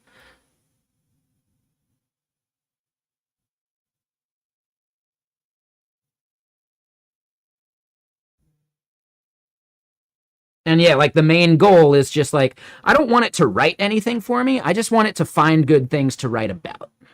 Because I fucking hate AI writing. And I do not want to be a contributor to that kind of slop on the internet. The GitKraken site. So I've got a couple posts already. Hold on. So one is, do Gemini models deserve the hate? And this one got a 100% human written by Pangram.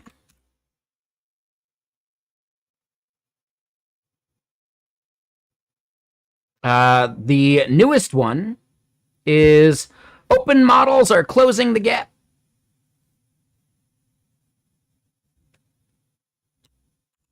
And this one hasn't been pushed out to socials yet, so there may be some edits and stuff we do.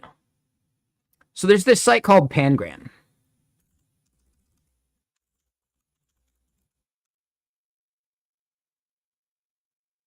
I think it's .ai. Nope, it's .com. Here we go. All right, so then I feel like there should be some way to, like, you know, just paste a URL, but whatever. We can do this one. Check for AI. 100% human written. Hell yeah.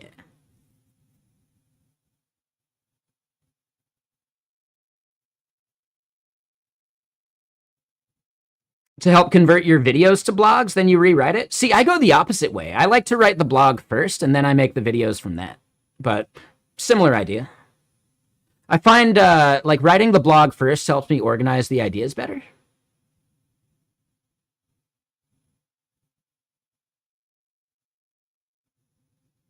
You let AI help you reorganize your thoughts after brain dumping, and you kind of regretted it. Probably will still use it for research and critiquing.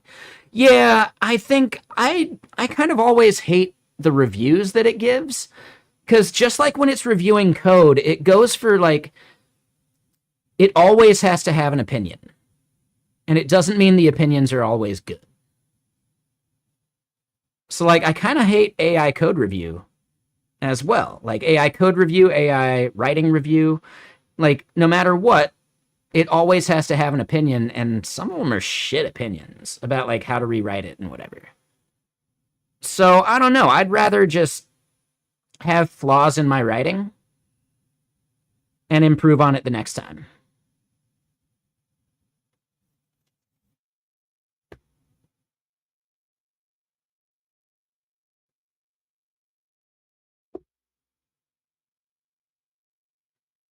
But yeah, like, in my opinion, if there's a human supposed to read something, a human should write it as well. Yeah, it never calls something good enough. Yep. Yeah, you're writing a Nick's blog post now. Yeah, and, like, dude, the act of writing is fun. Like, organizing your thoughts and getting them down, that is fun, you know? Like, I love writing. I want to write, like novels, short stories and shit. Ideally, that would be what I do when I retire. You know, I'm a huge fan of Kurt Vonnegut and Douglas Adams. I'd love to write some shit that, you know, maybe doesn't live up to what they wrote, but man, I don't know. I'm a big fan of writing. I'm a big fan of reading. But it's also part of the problem where we were talking about that Twitter post that Prime was talking about where, hold on.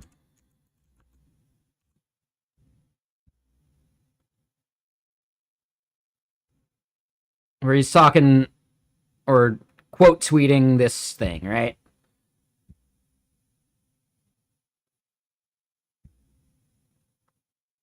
No, he did it in a reply. That was it.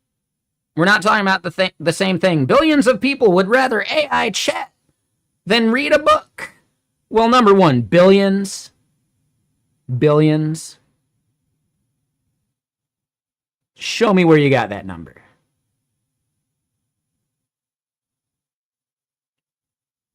But okay, millions, 100 million, maybe. Sure. Most people don't want to read or AI chat. Right? They don't want to read AI chat. They want to hear the voice of something because they want to read not ebooks, fucking audiobooks. I fucking hate audiobooks. I fucking hate it. Like, I don't know. So yeah. I can just recognize that maybe I don't think the way a lot of people think. I'm okay with that. It means I have taste for what I like, right? Fashion versus fast fashion. Video to TikTok. Books to AI chat. Fuck all of that. Like, dude, are you fucking kidding me? Fuck all of that. Create small games out of thin air. No. Like, no. I want to play The Witcher 3. Not fucking Bejeweled. Motherfucker. Not some fucking slop tower defense. No. Fuck no. I want to play Mass Effect. I want to play The Witcher 3. I want to play Skyrim. I want to play games that, like, have stories and things and surprises. You write a game, there are no surprises in a game you wrote.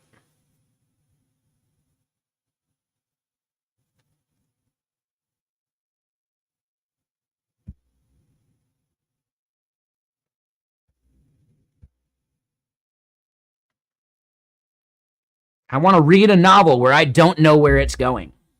I want to watch a movie where I don't know the ending.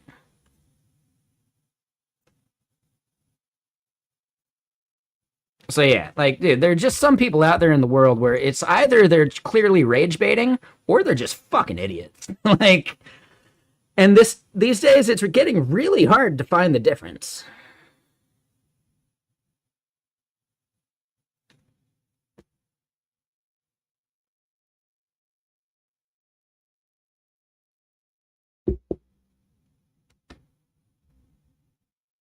But look at it this way. Kurt Vonnegut was writing about mooks and midriffs back in the fucking 50s. This isn't new. The TikTok generation isn't some crazy new thing. No, mooks and midriffs have existed for fucking ever. The only thing we can do is know that we're better.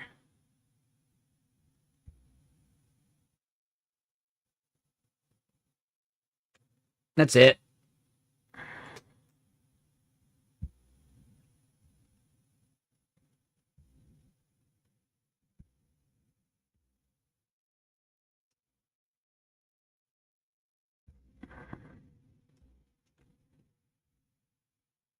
I will say, my favorite part about streaming is ranting like this, so I appreciate you all being here for it. Thank you. I do have to use the restroom, so I'll be right back.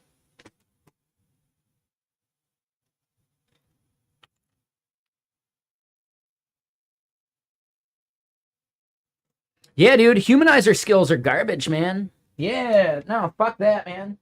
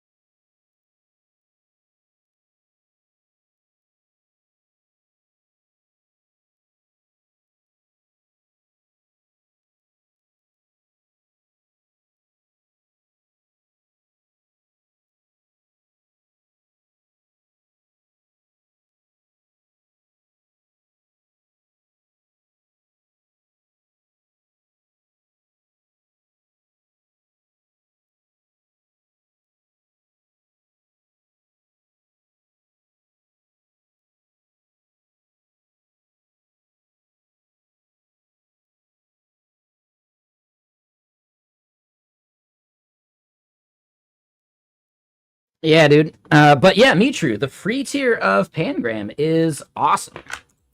And the fact that it's actually so, like, good at detecting that you just ran something through a humanizer skill or a deslopify skill. Nah, man, it's still slop. Right? Like, removing the fingerprint of AI is way harder than people think it is.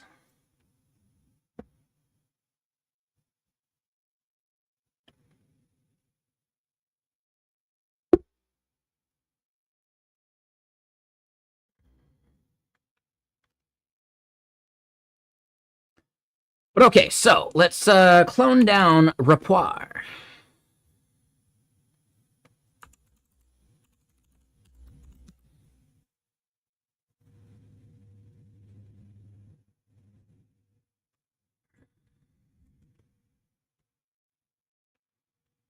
God, I love ranting. With or without whiskey, my rants are still pretty good, huh?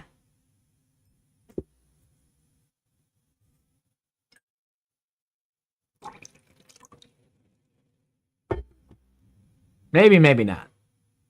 To be determined.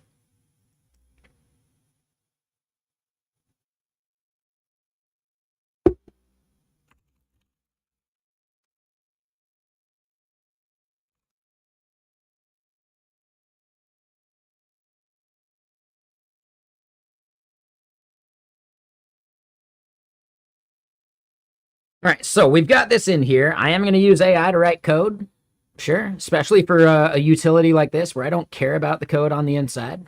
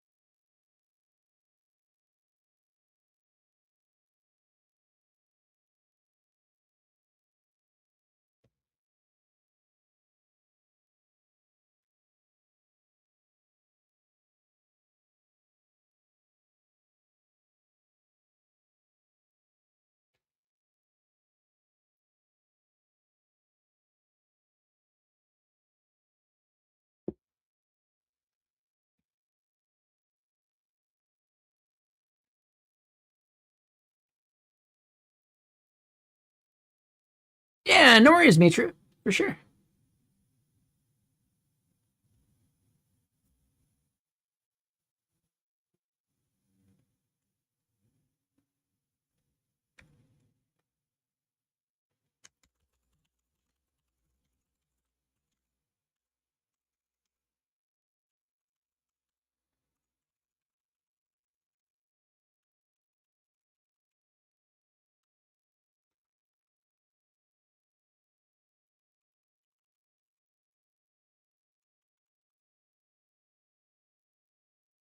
All right, real quick. Hit an inflection point where tools are built for expressing in the various mediums and fall back on human content.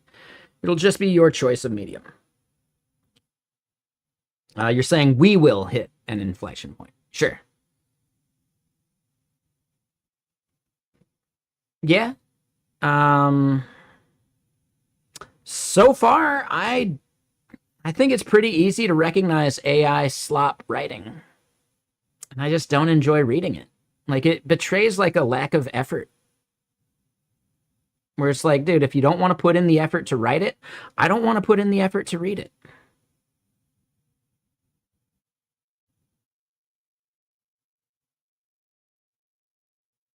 Friend of yours has been AI generating slop for his business site blog, and you felt that was a huge mistake. Yeah, I mean, so this came up earlier too, right? Like, who is the target audience for the blog posts I'm writing? Is it AI? Is it humans? Is it SEO? Is it AEO? Whatever, right? And at some point, yeah, generating slop for the slop cannons to consume? Sure, why not? I wonder if they're doing similar things like Pangram, though, and disregarding AI written content. Because that would be smart of them, because AI trained on AI gets really bad. Right? AI trained on AI output starts to drift. It's like a copy of a copy. That's been documented with basically every reinforcement learning study that's been done about it. So if I were the AI, providers, I would absolutely make sure that I was disregarding AI written content. And if it's disregarding AI written content, well, then, yeah, your AEO efforts are actually for naught.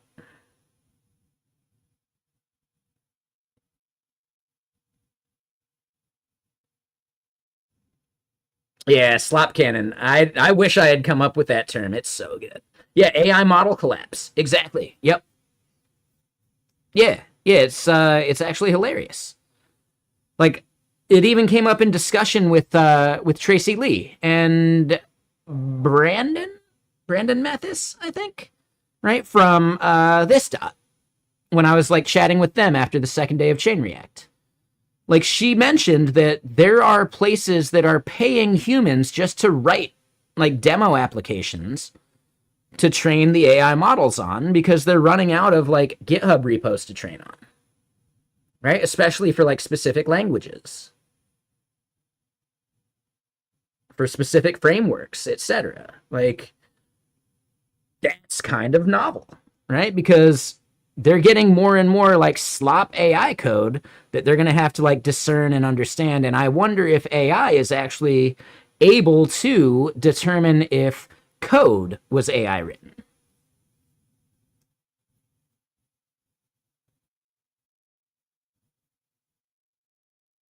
Right? So, like, man, now that GitHub is becoming more and more slop cannon output, how do you guard your models against that? I don't know. I don't have an answer. But I think it's very funny and interesting to think about.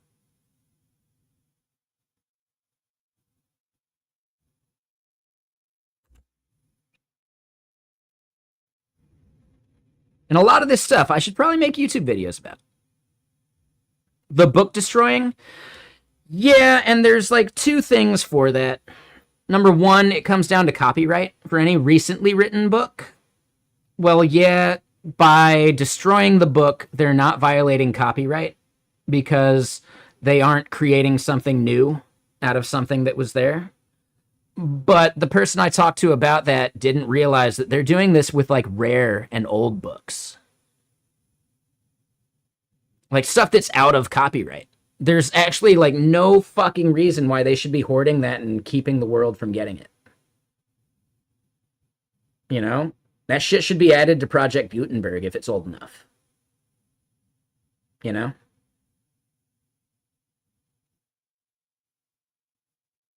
Like, we should be legislating that they should be forced to do so. Right? If they ingest a book that's out of copyright, they should be forced to send the digitized version of it to Project Gutenberg. That just makes sense. But they're not.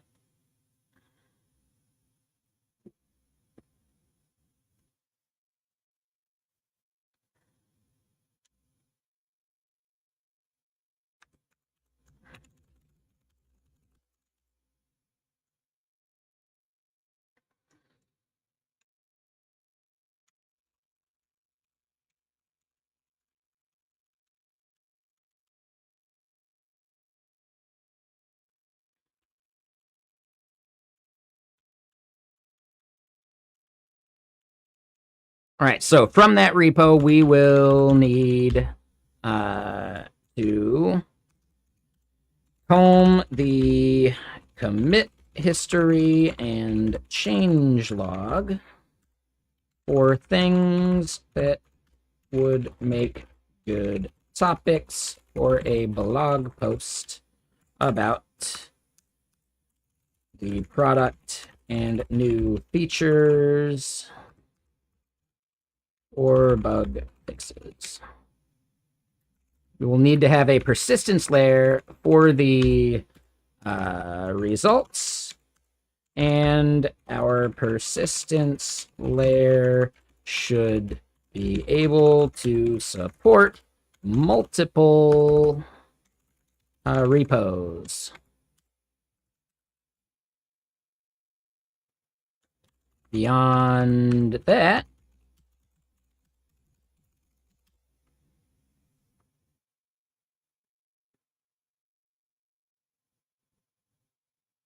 Handy is so good. Glad you're not paying for Whisperflow. There's Open Whisper as well.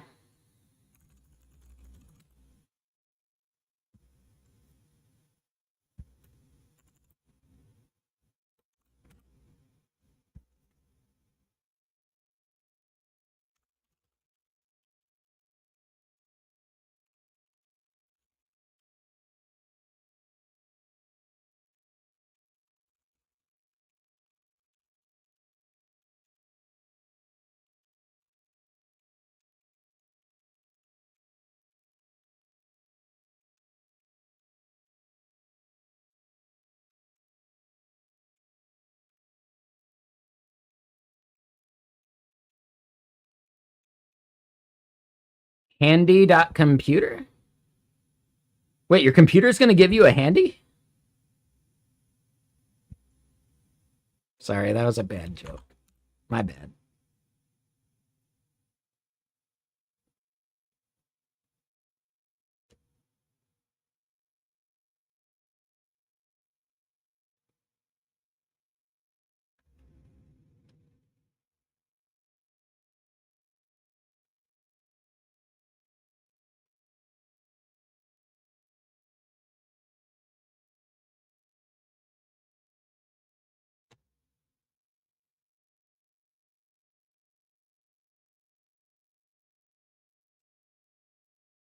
Yeah, seems interesting.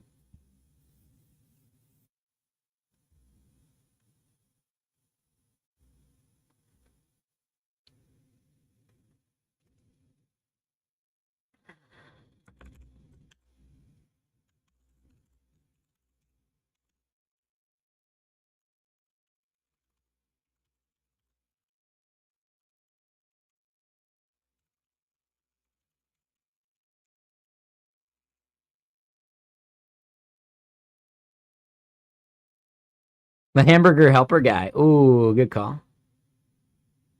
You started configuring your machine at 1 p.m. It's now 9 p.m. Started from scratch this time. Okay, instead of using just some starter kit that you've kind of like worked on over the years. That's fun. Yeah, I'm. Oh, and did you say what you got? Is it like a framework laptop? Like what brand or anything like that?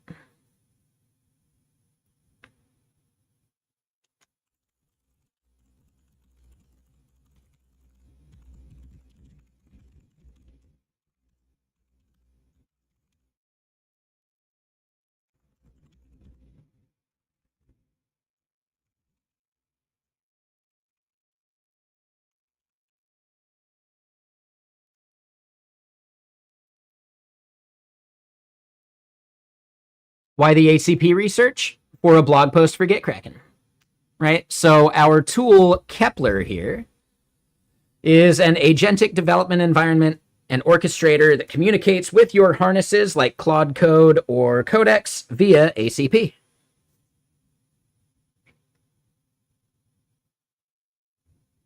So that'll at least be the post I write this week. Or technically it's for last week's, but now I don't have one for Thursday. So shit, right? I'm gonna have to think about something for that.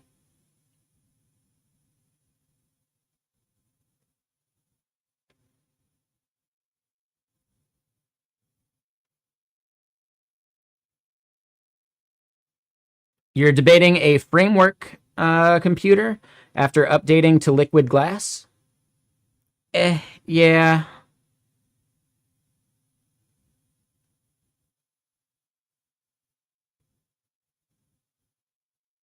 Oh, chose a MacBook Air. That's right. To not limit yourself. Yeah. I got a MacBook Air on the way. Should be here. They said 10 days. Sometimes they ship sooner.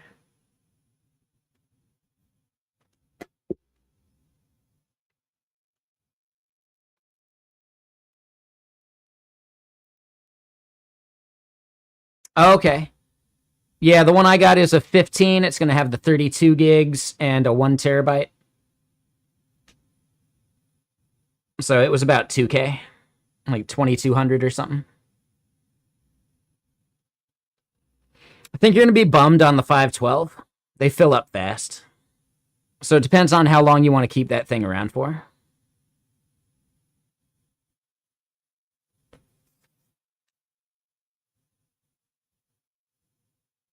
I develop locally.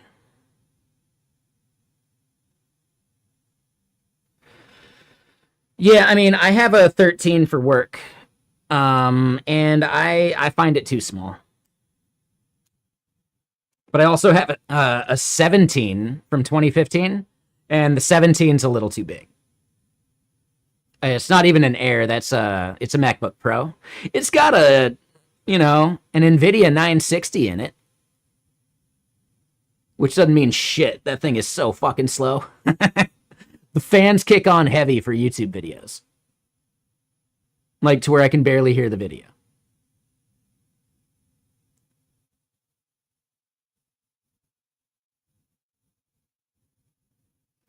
Yeah, that's what I'm getting at, Mitru. Like, dude, 500 fills up way too quick. Like, I'd recommend using an external drive for all, like, major development. That's what I do. I had to do that when I had my older Mac Mini. Because it only had a 512 and it filled up way too quick.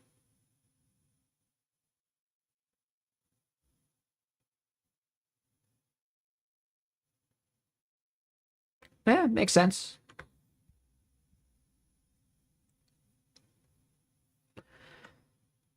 Okay, so we want to use flu.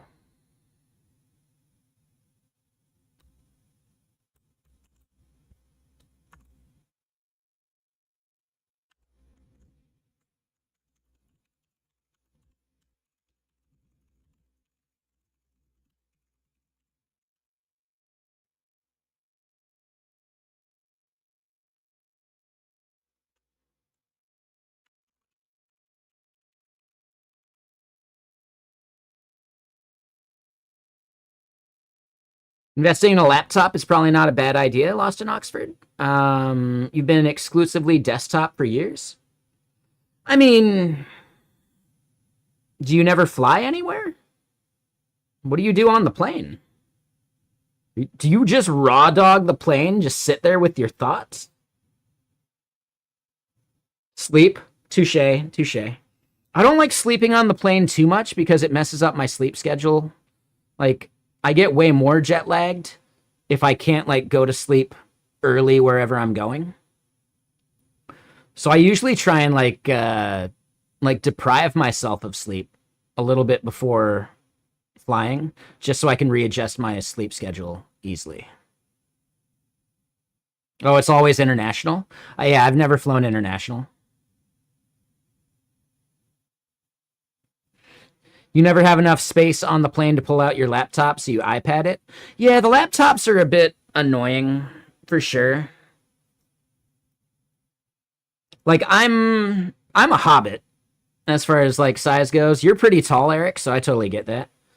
It's probably worth it, even if your work isn't going to, even if your work isn't going to cover it, it's probably worth it to get the premium seating, just for the extra, 4 inches of leg room and, like, space between you.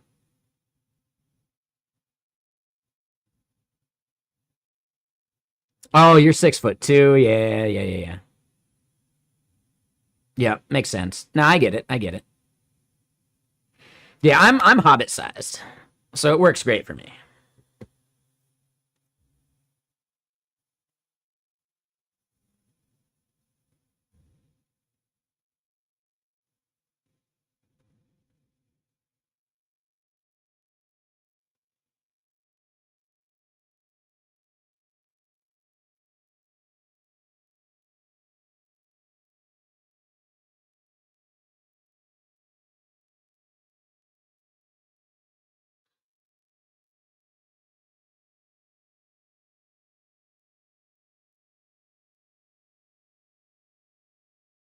All right, there we go.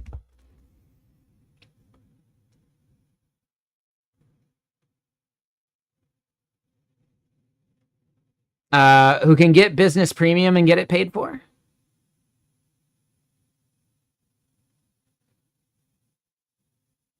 Six-hour flight on Tuesday to Atlanta. Yeah, I upgraded my flight to Atlanta to premium. Bummer is, like, I'm not talking about GitKraken stuff on my way to Atlanta. Or at Atlanta.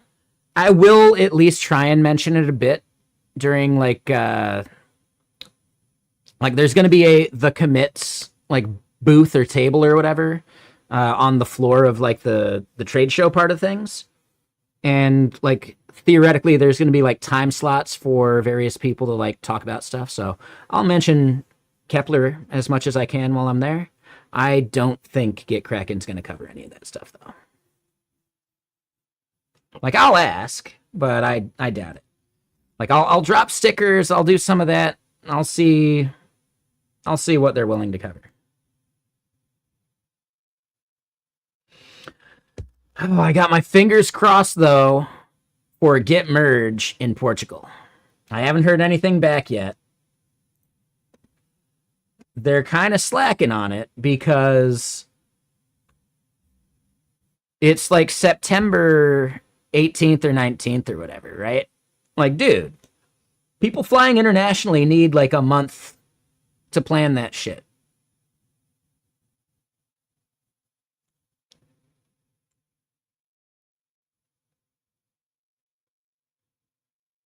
Yeah, dude.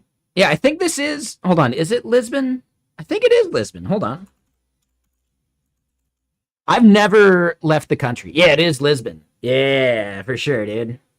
Yeah, the CFP is now closed, but glad you got one in. It's like two comps. I mean, JJCon is like a day before kind of thing.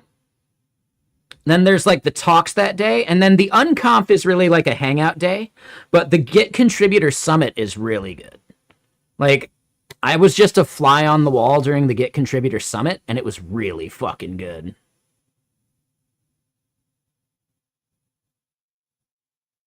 Like, just being able to hear like the plans for Git and like how they're like rewriting some of the core in Rust or planning it and like all that stuff. Like, oh man, yeah. It is really, really fun to just like be a fly on the wall for that stuff.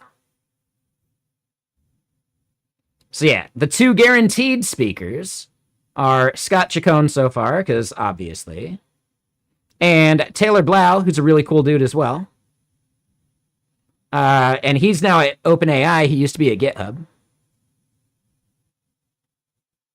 And wait, what do you mean, what the fuck? Can I link the site? Yeah, for sure. Yeah, I met both of them for the first time at Git Merge last year. And it was awesome. They accepted a talk where I just talked about GitLens. So yeah, like, I'm a big fan. Like, technically, Git Butler's a competitor to Git Kraken. I don't think Scott Chacon really feels that way. I know people at Git Kraken might feel that way, but to me, a rising tide lifts all boats kind of thing, right? Like, we're all in it together. If we can convince anybody to use tooling that makes Git easier to work with, we all win, right? And I know people that use both Git Butler and Git Kraken because they do fundamentally separate things. And one thing I'm really happy about, right? They made this thing called VC Bench, and I'm working on basically making a clone of this, but for some Git Kraken stuff that we got. But they even shout out in the related benchmarks Git Bench, which is fucking awesome. Like, dude, like, that's why I don't think they are treating it as a zero-sum game, you know? I don't think that is how they think about the business landscape. They just want to build tooling that makes this shit easier to work with, right? That makes Git more usable. And I think, yeah, same team, different companies when it comes to that as like a goal.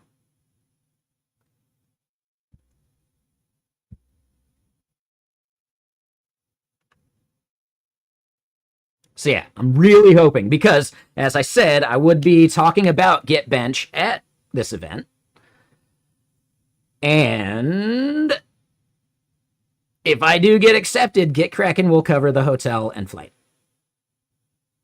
And meals, technically, too. But I think, most meals should probably be at the event anyway. So yeah, like, if I can get my first international flight covered, that would be amazing. Is it harder to get approved? I don't know about that. I mean, let me put it this way. I haven't tried. Like, this is my first time. But before I even applied, I was like, hey, if I do get accepted, you'll cover it, right? And my boss was like, yeah, I'd pay for that. Hell yeah. Hell yeah.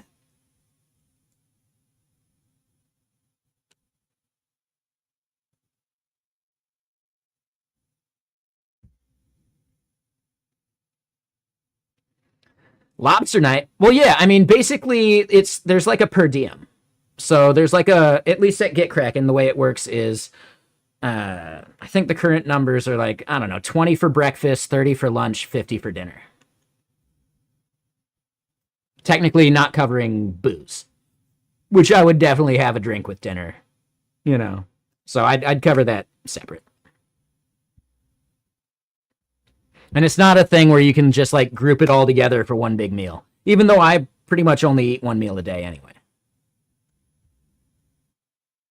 So $50 towards dinner is really solid, though. I really like that.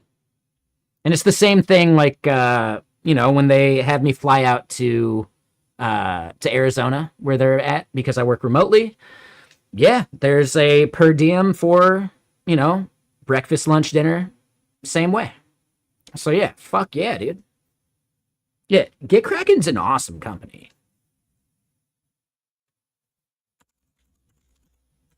And I will preface that with, hold up, are we hiring right now? I think we are.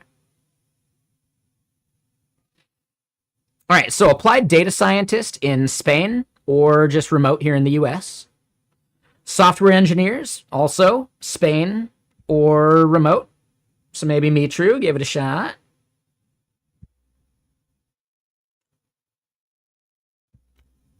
I have no idea what compensation looks like or any of that stuff.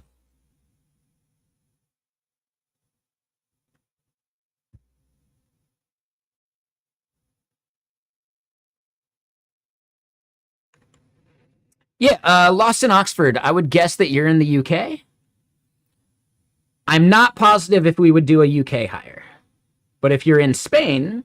Oh, you're in the US. Oh, that's, yeah, way easier. Yeah, we do fully remote in the US. Ideally, if you're in like a state that we already employ someone else in, but I'm pretty sure that's somewhat fuzzy. Any tips for this role specifically? I mean, any entry level? No. If you were in Arizona, like in the Phoenix, Scottsdale area, I would think maybe they could, like, maybe do like an internship or something. I don't know for sure. But yeah, you would be going into the office for an internship. Do I think they pay more than 135K? I have no idea. I'm sorry, Shoal. I don't know. I cannot speculate. I would assume so, but I don't know. I have no idea.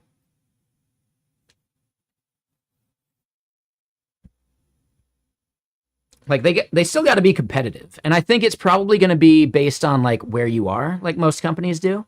If you're in a super low cost of living area, that might determine your salary. Most companies do that, but again, I don't know. I'm speculating. I have no idea. But I would encourage anyone looking for a remote role, if you think you check a bunch of these boxes, yeah, you should apply.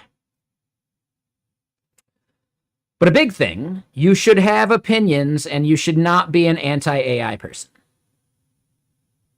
We will not hire anti-AI people.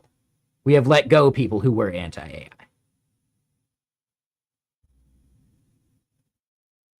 Right? You should have strong opinions about what they're good at, what they're bad at, how you work around their deficiencies, etc.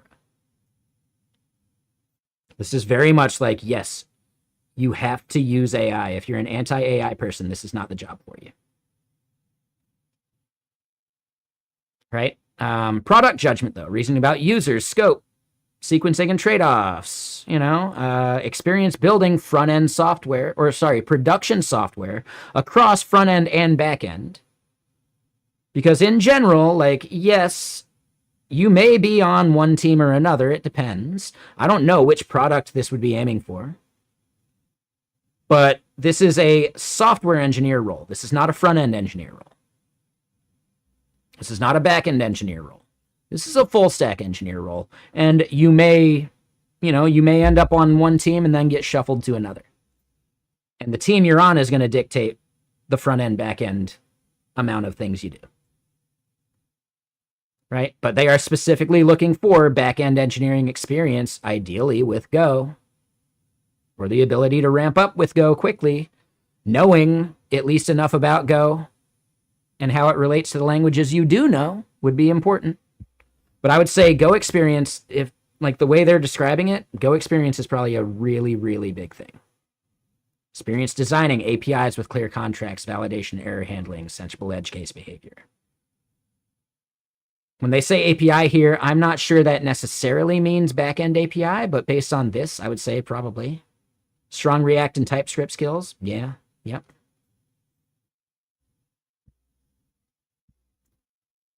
You know, general, yeah, you should know how the software development lifecycle works at real companies, obviously.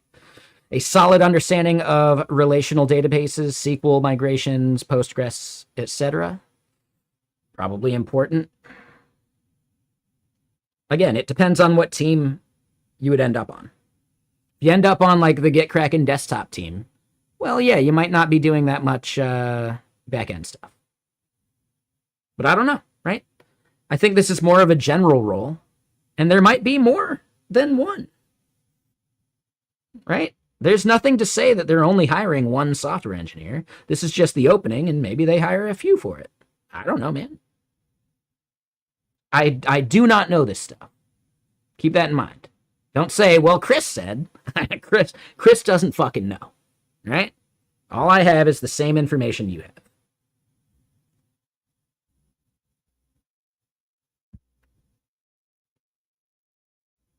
I do think it's funny that the what you'll bring and the bonus points are pretty much the same thing. Okay, no. It's just the first part is copied. The rest, they're different at least. React and TypeScript, sure. Like, that's a bit repeated. Full stack, sure, that's a bit repeated. Ambiguous requirements into clear technical plans and shipped product, that is important. Clear written communication skills, sure. Right? Making why you made decisions visible, sure. Yep. Some of these are definitely duplicated. But, yeah. I'm wondering how much AI was used in crafting this. But I don't think it matters.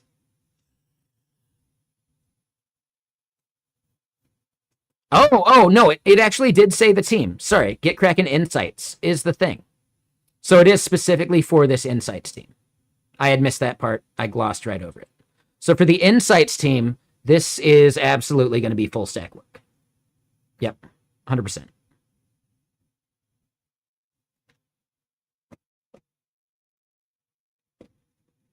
Let me get more music going.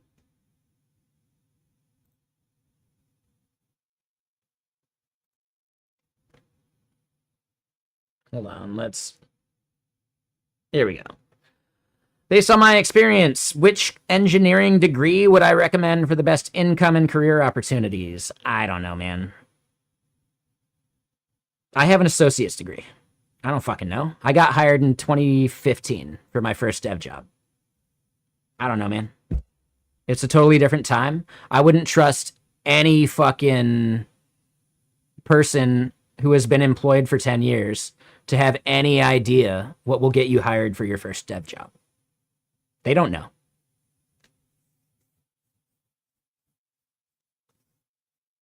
The interviews and the jobs I apply for are completely different from what you would do.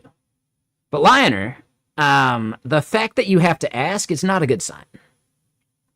It's like you have this entire thing of the internet to look this stuff up with, AI, etc. Having to ask us is really, really not a good sign.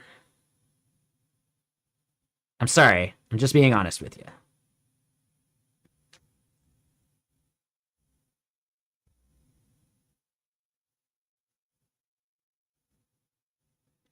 The number one skill you need as a software engineer is the ability to figure it out.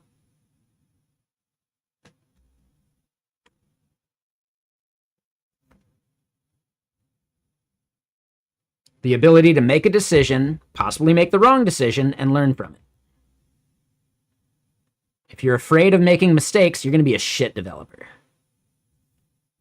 Because the only way we learn is by making mistakes.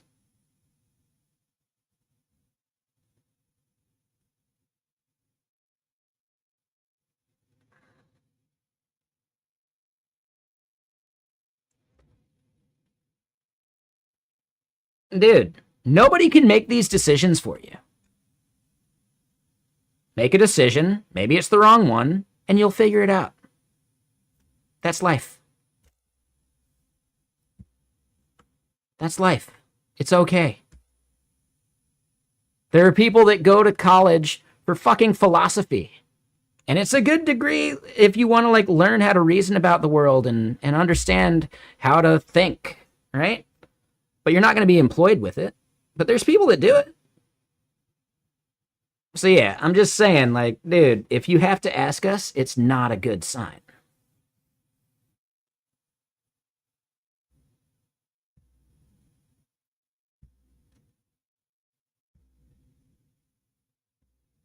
Yes, that's typically my point. Like, you can study philosophy without getting a degree in philosophy.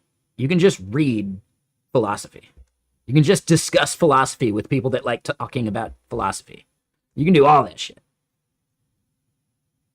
So yes, you are asking maybe the right question. This is not the place for it. And really, the question is only useful to you and the research you do online. What is a career that you feel like you would be able to do 40 hours a week or more? No one can answer that for you.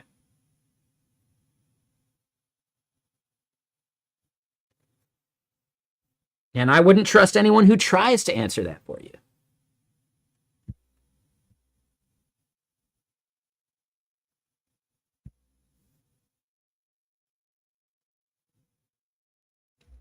Number one, you need a fuck it, I'll figure it out mentality. If you don't have that, that's your biggest problem.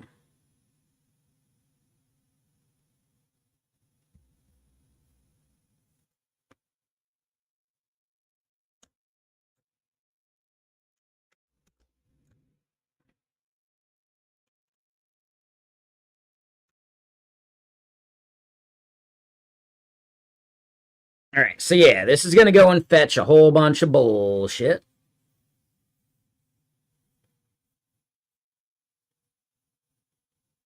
Yeah, exactly. You have to have a fuck it, I'll figure it out mentality. That part's non-negotiable.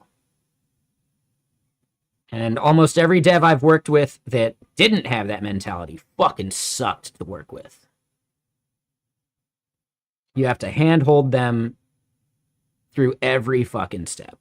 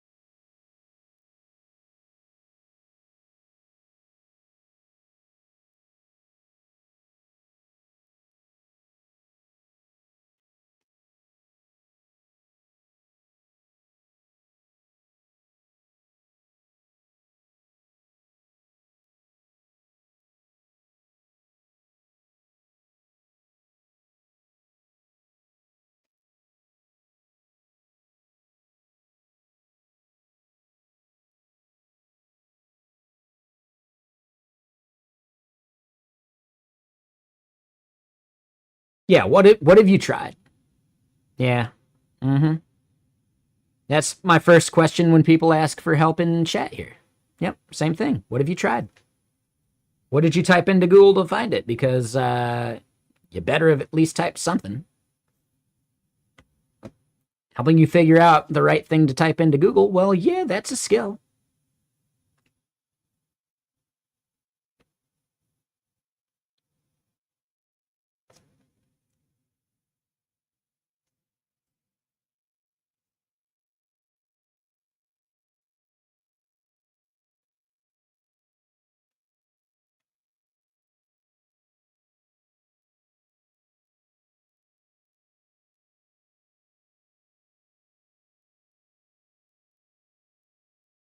Yep.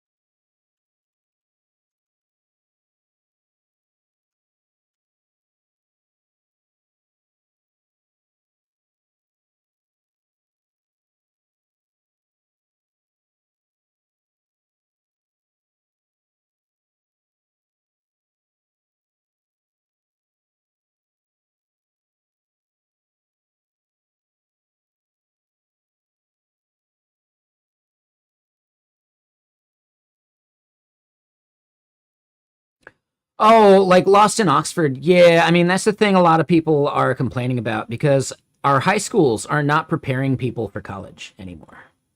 Like, dude, the amount of people who are borderline illiterate going to college at this point is insane.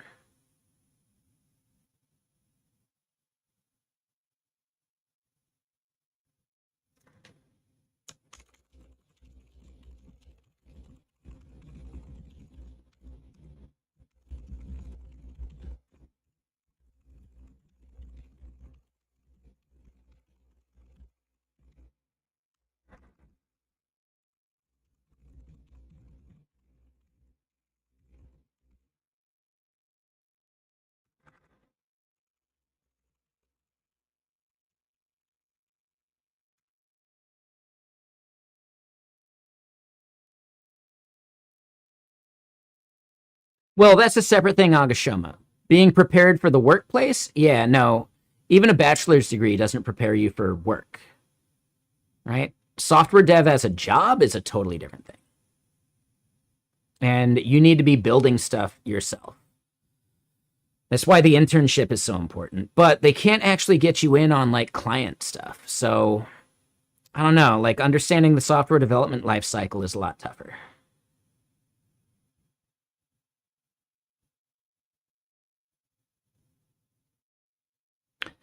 Yeah, and maybe part of that is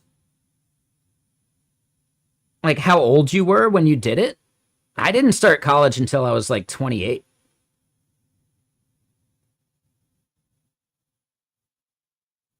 Like I was a full-on adult and I had already had the self-reliance of living in my van as a snowboard bum and, you know, figuring out budgets and bills and blah blah blah.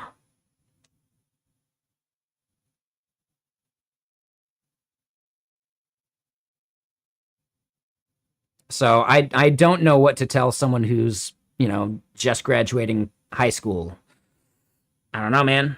When I graduated high school, I knew I wasn't going to get into a proper university, and I didn't even know what I wanted to do. I did know I really liked snowboarding, so I moved to Mount Hood for the first summer. And I didn't ride park at all when I moved to Mount Hood for the first summer. But I learned it. I bullshitted my way into a pantry chef position, which is basically like the amuse and the salads and some other like basic kind of like appetizer prep work. Lasted like a month in that, and then they turned me into a prep cook, and then after prep cook, they turned me into a dishwasher. Just because like as it was wrapping up towards the end of the summer, summer is like their busiest time at Mount Hood. So then as like there's, you know, keeping people who are worth keeping employed, they kind of shift you around. Like they didn't need a prep cook anymore because technically like all the banquets were basically done until like various other things, right? Like they didn't have enough banquets to justify a prep cook, as an example. All right, so monorepo layout 2 DB. Sorry, hold up. Let's double check that. Local sandbox, local only v1, agent location spike. Still want a 10-minute spike before locking layout. Oh, a package versus an app. Okay. Reader versus workspace for the web UI. Still open. Decides whether apps miner needs write routes and auth.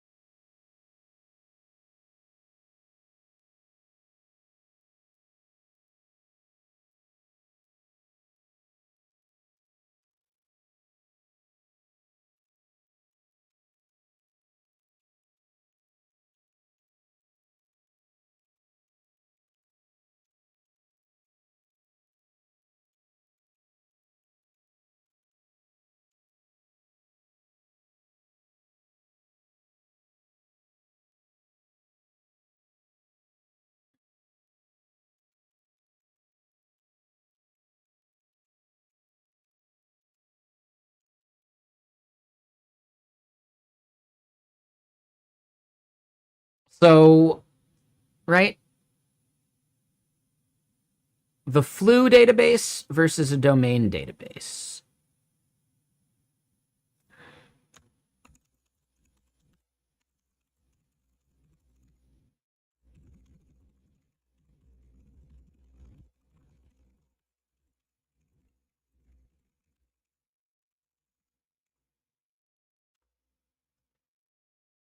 And then, okay, hold on. You should have done your research. Back to programming. How heavy would I say my daily workload is with GitKraken? I'm a developer advocate, so my developer advocate work has no relation to what the work of an engineer would be.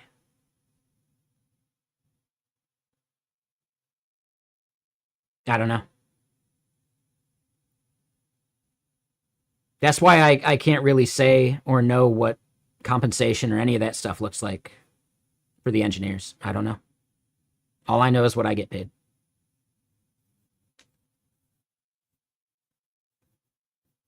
And I will at least say this, maybe to my own detriment, but my day-to-day workload is fuzzy, right? Because I do more work than just the things I would do during business hours. I go to meetups, I go to conferences, I talk to y'all online every day, right? Like, there's so much that's like fuzzy about the boundaries of my work and like what the value of a developer advocate is, that I don't think it's something that you can put metrics on. Right? Like, I really don't think there's any hard and fast numbers that say whether I'm being a productive developer advocate or not within my day-to-day work, right? I would say instead, well, shit, y'all know more about GitKraken than you did before you were here, right? Or before I worked for him. That has value. I get accepted to speak at conferences, and like just me becoming more popular as a developer advocate for GitKraken has a knock-on effect that is really hard to measure. Eric, are you still out there? Because I'd be curious about your opinion about measuring DevRel.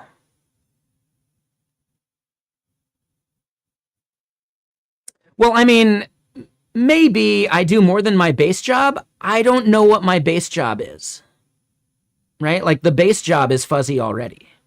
Like, you know, part of it right now is, yeah, write 2 blog posts a week. That's new for this quarter. It wasn't the thing I had to do last quarter. Last quarter, I had a big focus on getting our MCP servers listed, or our MCP server listed in the marketplaces. You know, I had a big role in finding beta testers for Kepler. You know, there's just like, dude, some of the feedback and things I'm doing about this and driving traffic to the website. You know, there's just like the boundaries of what the base job is and the things I do extra or above and beyond, or just things I do simply by being me. It's a lot harder to quantify. The only thing that matters is the company realizing value. And I believe so.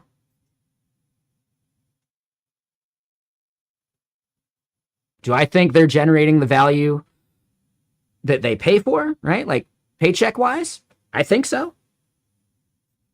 I don't know.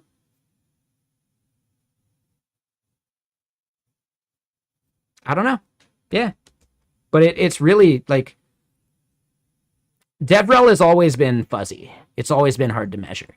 And if Eric were still here, I think he had to dip. But I'll probably end up chatting with Eric about this stuff at Render ATL. Just like, you know, like I'll be chatting with all the other DevRels I see there. Like, how do you guys measure success? I don't fucking know. It's more than top of funnel, as an example.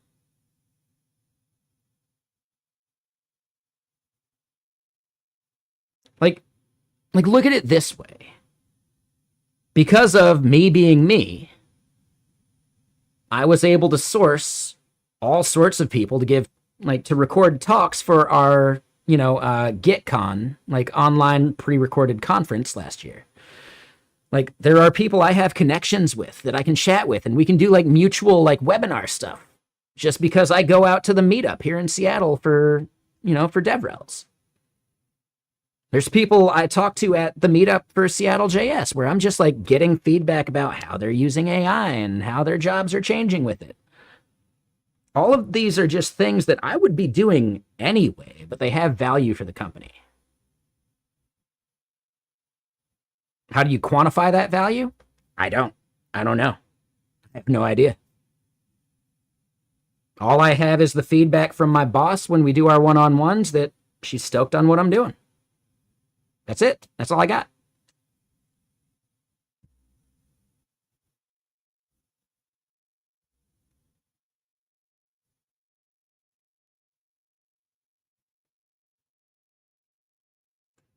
How do I take and give feedback? That is a really fuzzy question, but is this a job interview now?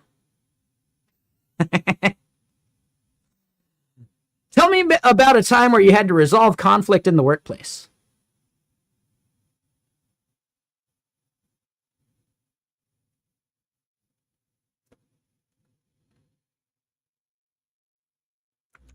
I don't know, man. Depends on the feedback. Someone's going to fucking roast me about my tabs. I'm not going to take it that well.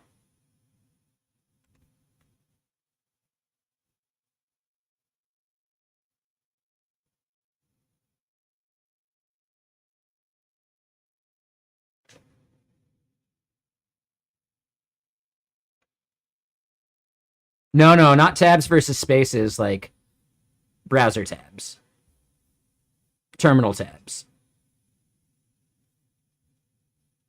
It's such a boring, tired conversation. Do you have enough RAM for all that? Yes, motherfucker. Chrome fucking offloads your tabs. Right? This is an inactive tab that is not taking up any RAM besides the fucking favicon, the URL, and the title.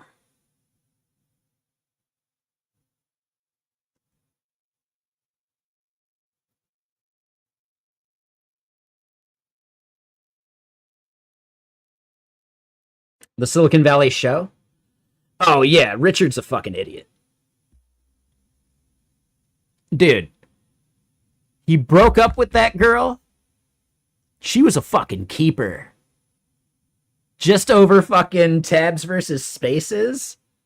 Over Emacs versus Vim? Richard's a fucking idiot. Richard is a fucking idiot. But we knew that. That's the entire point of the show.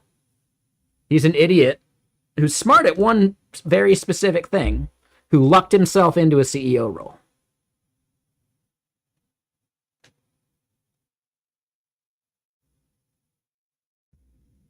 The only person who knows what the fuck they're doing on that show is Jared. That guy fucks.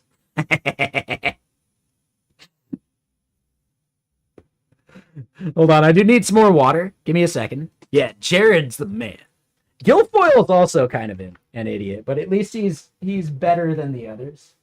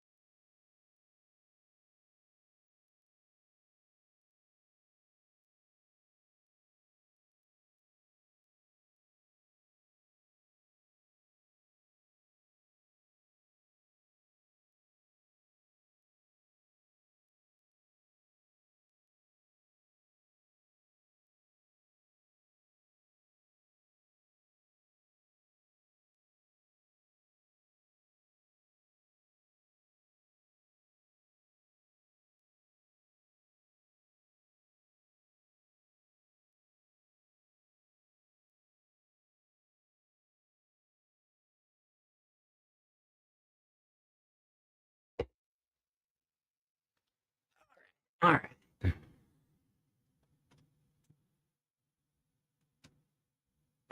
Yeah, Jared was the best.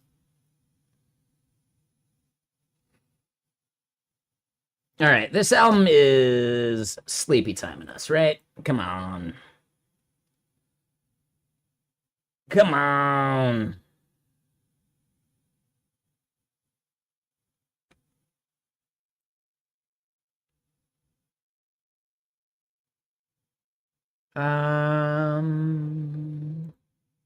I think this one's good.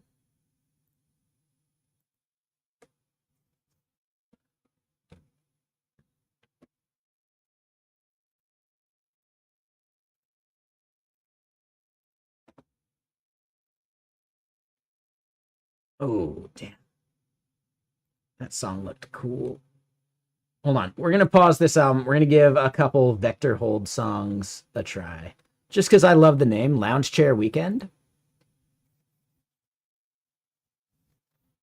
We'll give it a shot. And yeah, I'll do some more tea. Why not?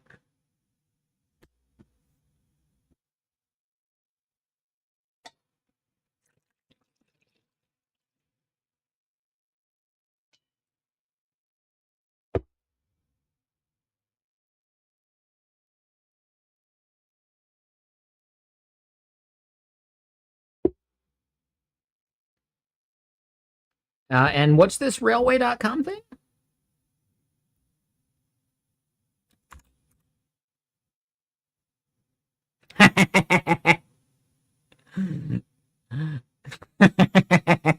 That's awesome. I do like all the shit he's been doing. What is this genre of music? I think this is synthwave. Like it's pretty much synthwave.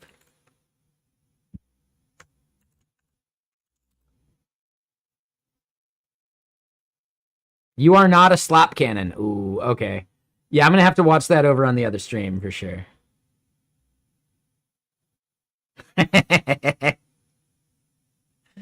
Yeah. I mean, we're not gonna watch it here on stream, but yeah.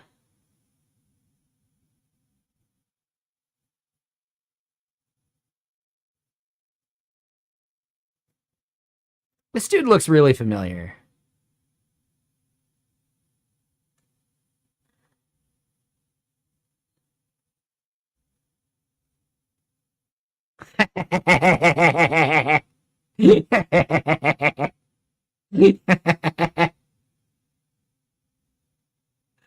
Oh, he's a comedian? That makes more sense. Yeah, I figured it's just a bunch of actors.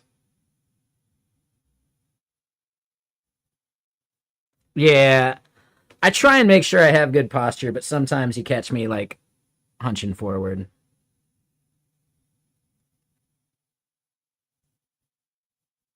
But yeah, the shrimp slider was good.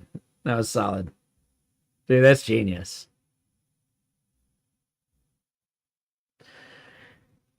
All right, so the DB flu writes to should probably be the same thing we read from for the web app.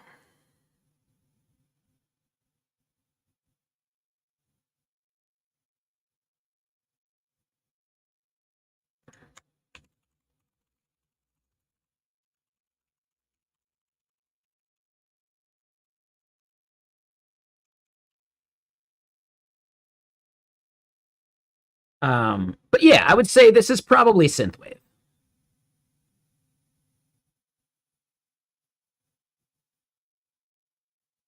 If you're curious, Ariel.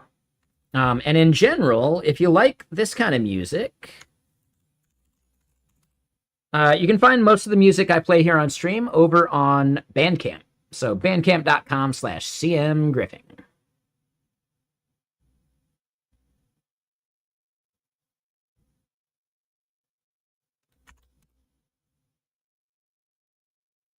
Oh, basically the levels IO, right?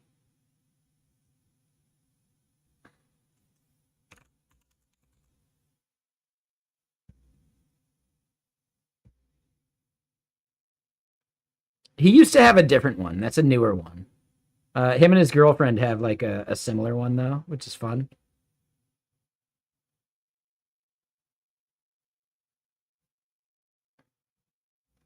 But yeah, so that was a fun song. We're gonna put on like a whole album.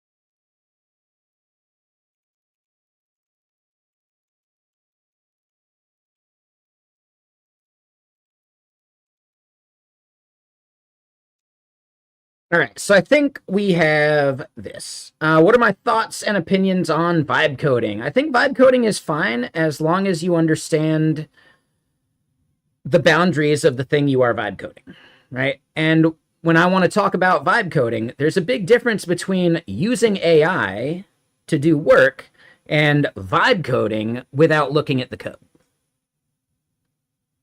There are definitely things where I think vibe coding without looking at the code is totally viable for as long as you understand the boundaries of the thing, right? So if it's I don't know, maybe a microservice where you know the inputs and outputs properly, the inside doesn't matter as much. For a utility like we're making right now, I'm really not going to give that much of a shit about the code because I just need the utility of it. For a software as a service that I need to maintain and expand, and I don't know where it's going to go in 6 months, there is no way I would vibe code that. But I would use AI for it. But I would be very particular about the code that gets merged into that code base because I have to maintain it.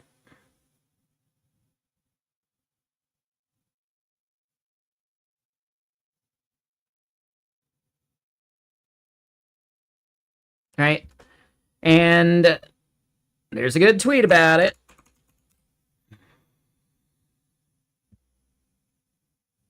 Right? It's the one I'm quoting, right? Heartbreaking. The worst person I know just made a great point because I am not a fan of Guillermo Rauch. I think Next.js is shit. I think the way they push server-side rendering for every use case is so fundamentally wrong that it's not a rant I want to go into because we keep doing it and yeah. Server-side rendering is an edge case that they've tried to convince the world is the common case. It isn't. But he's fucking right with this. If you're not reading the code, whether explicitly or through agentic inquiry, you can do that too, to understand like, well, hey, AI, you just wrote this. What'd you do? Right? If you're not doing that, one or more of these is probably true. You're a beginner, the software is throwaway, you're prototyping, you have no users / revenue, you're taking on debt / risk, or your problems are basic. I would also just add another bullet there of the inputs and the outputs to the thing you're vibe coding are the only thing that matter. So what does that mean? Well, I'm building this thing that we're monitoring, the jet stream, right? The turbo stream. It listens to every single message from Blue Sky, and we can subscribe to that with a WebSocket, nice and easy. But then we populate it with extra metadata. There's a Graze.social implementation of the turbo stream. And this Graze.social implementation of their turbo stream is kind of shit. It's written in Python, which is not a problem, but the way they wrote it is kind of shit. And they have to juggle API keys to get the throughput that they have. Whereas I knew the boundaries of what I wanted to build. And the boundaries of what I wanted to build were, well, it's going to be written in Rust.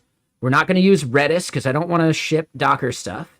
So we built our own not Redis implementation that mimics the Redis RS API, right? The functions and methods and all that, so that the porting process from their Python to our Rust was much simpler, right? We weren't rewriting the world. We were simply doing a conversion.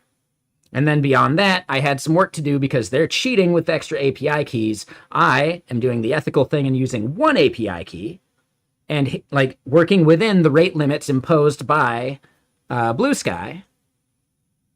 To get to that point, though, yeah, because we vibe coded it, there were performance issues, and to work around those performance issues, we needed to use a thing called auto research, right? With Pi.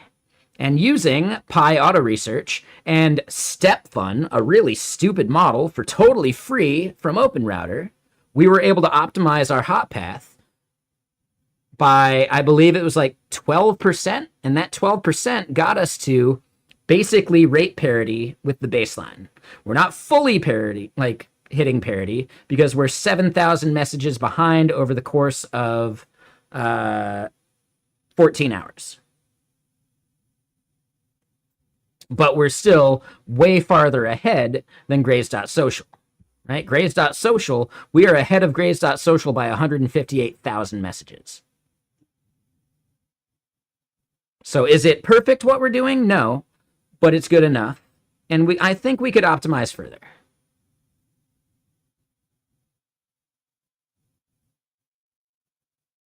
So Mitru, arguing about framework specifically misses the point, right? Next.js is a problem because it forces the server-side rendering mentality on everything you build with it.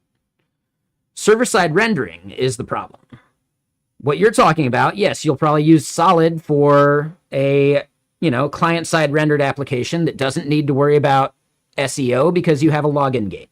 Yes, client-side rendering, perfect for that use case. Astro. Well, yeah, you're going to use static rendering for a marketing site that does need SEO, etc. Absolutely. But it's not about the specific thing you use to accomplish these things. It's about static rendering being fundamentally separated from server-side rendering, and client-side rendering being fundamentally separated from server-side rendering. A tool that forces you into the worst of all these things to satisfy the SSR middle 5% of the world is a shit framework. And that's why I hate Next.js. It's not about the React versus whatever. It's about the server-side rendering first approach, which is just garbage. I hate it. It's the worst thing. You missed the point by picking a specific framework for each thing, because it's not about the framework, it's about the rendering. It's about the implementation macro details, not micro details.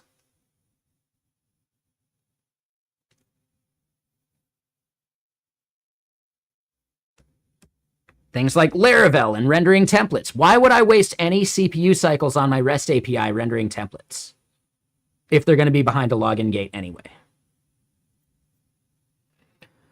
Me true.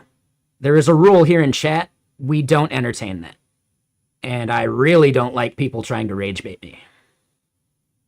I don't like people trying to rage bait chat. And there is a rule you agreed to before you came in here, no X versus Y.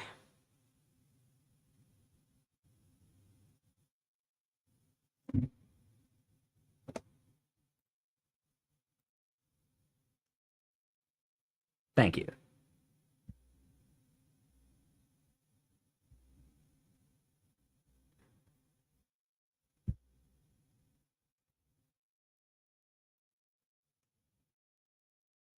All right, so let's double check.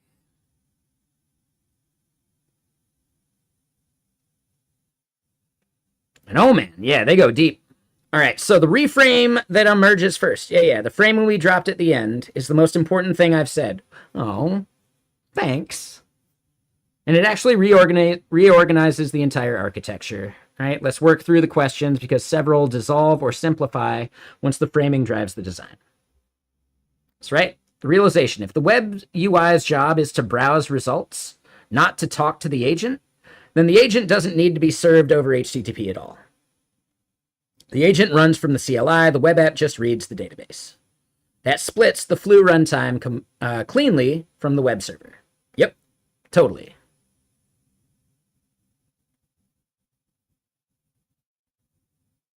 The big moves, Flu is a dependency of apps/CLI only, and apps/miner is a vanilla Hono Vite app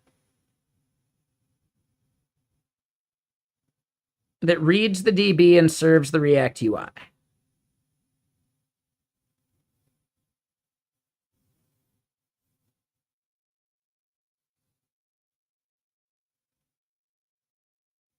I think I understand why Hono, right? We still need to surface whatever is happening up to the front end, and the front end, can only communicate via HTTP.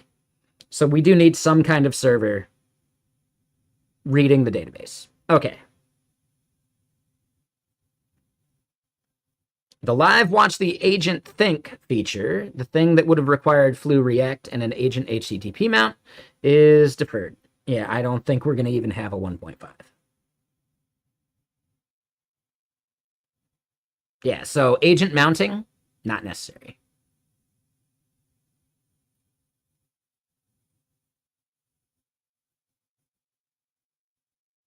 All right, so local get credentials, who fetches, the CLI or the agent?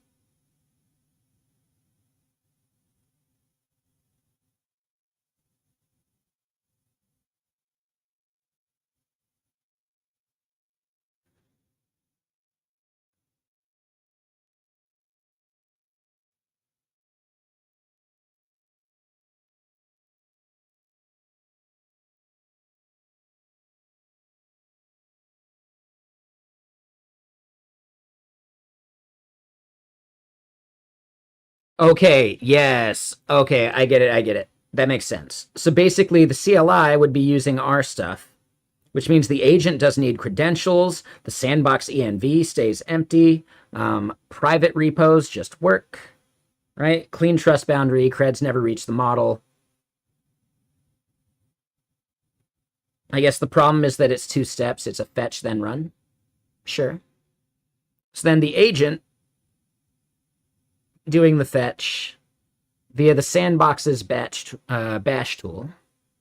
You're removing parts, but SSH agent won't work without an opt-in. Model can fetch from arbitrary remotes, and creds leak into the model's environment. Yeah, I like option A. Yeah. Okay.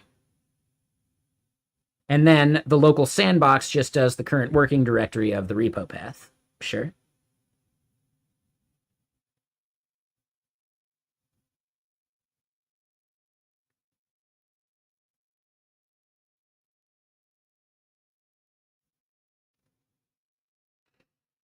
So then 1 dB or 2, what would the second one even be for, right? My instinct of, going to 1 SQLite file, 2 table namespaces, sure. Why did they suggest 2, though? You like this stream? I call your BS more often than your friends do. I mean, yeah. That's... I think Agashoma would agree. This is very much like a tough love kind of stream.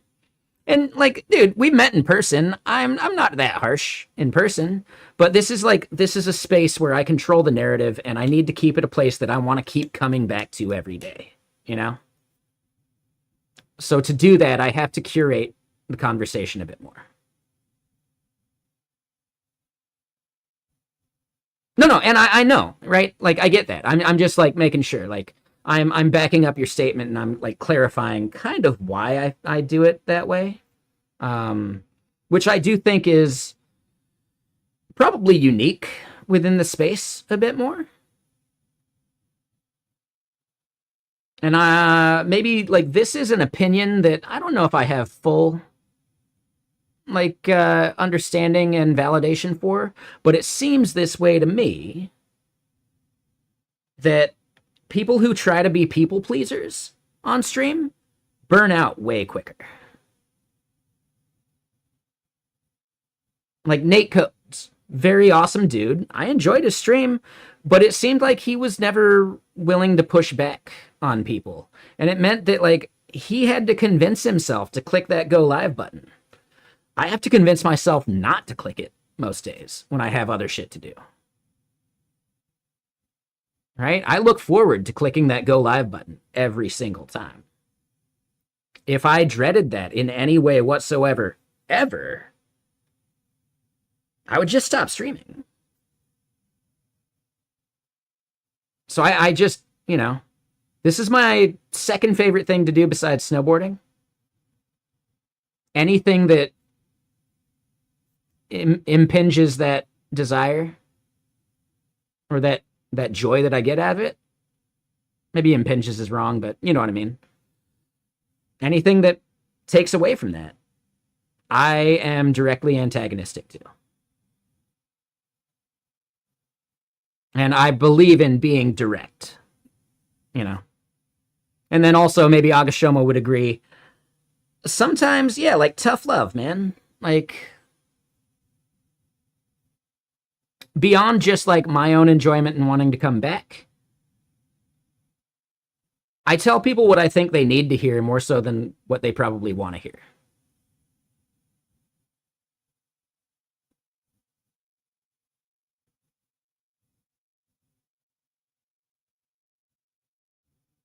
Hopefully, usually they line up, but in general, I will opt towards the point that I think is more important to make rather than just answering the question that was asked, right?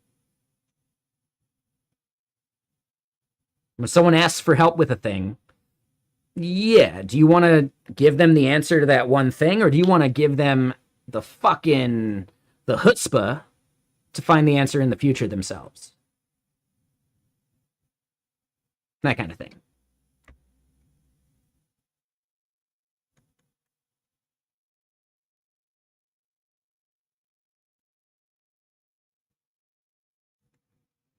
DevRel's tough to break into, dude.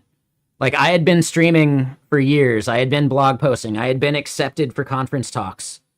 It was still a slog to get accepted for my first DevRel job. It was fucking tough. Right? Companies want to pay DevRels like $120K a year, but then expect them to be like 10 years of experience. Like, you can't have both.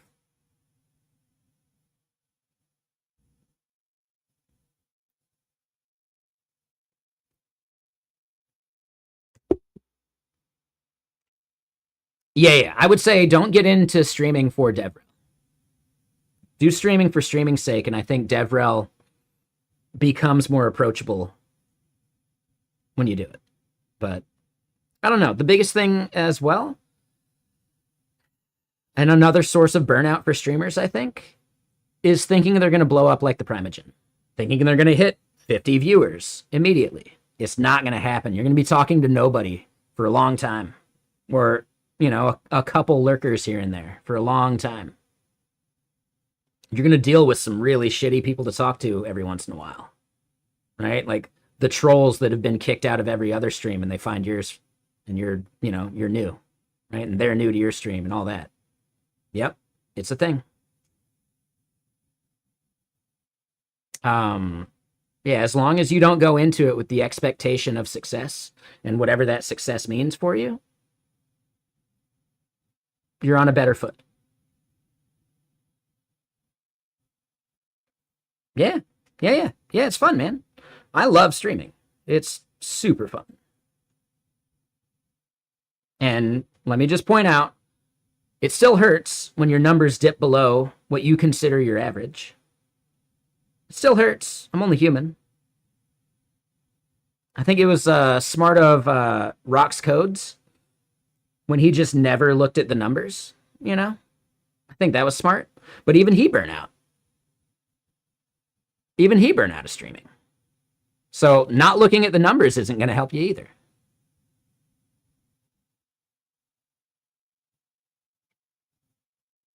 Highlights about streaming for me?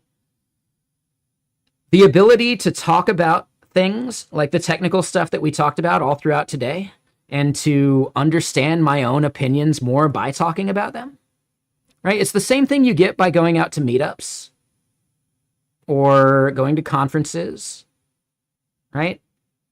Less so chatting with people on Twitter just because like the fevered egos on Twitter make it hard to have a proper conversation. But in general, like the growth I've experienced over the 8+ years of streaming, I would not have gotten that without it. Like I would be better than I was, sure. But I would not be the person I am without it. So I don't know. It's tough. And I think another fun part, like, dude, I know Prime. I know Theo. I remember Prime when he only had 40 viewers. You know? I consider Theo a friend now, even though we've had some friction in the past. You know? It happens. I like the community aspect. Have I sometimes been too much of a jerk and burnt bridges because I drink a lot of whiskey and maybe that's part of why I'm trying to cut down? Yeah.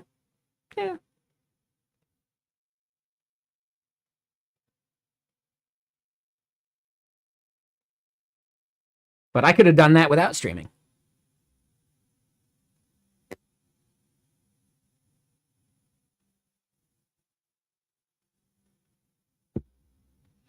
Let me put it this way. Something I can't dox completely yet.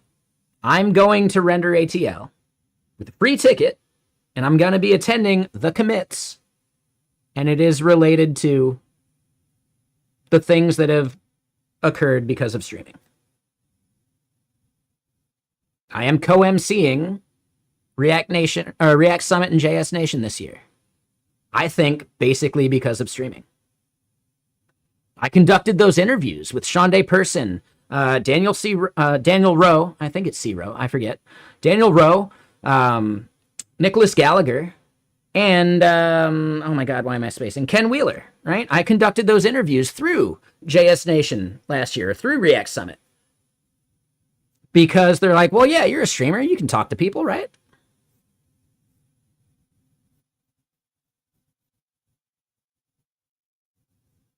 You wish you stayed in touch with a few more people that you met at Terminal Feud?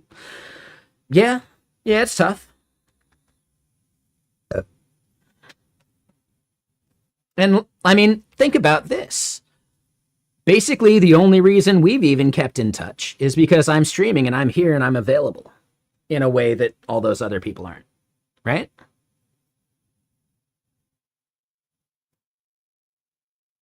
So I think, yeah, streaming is a really like connective thing, right? There are people I know from streaming, and I know because of streaming that I would not know at all. I fucking love it. It's, yeah. And I appreciate y'all being here for it. It's fun.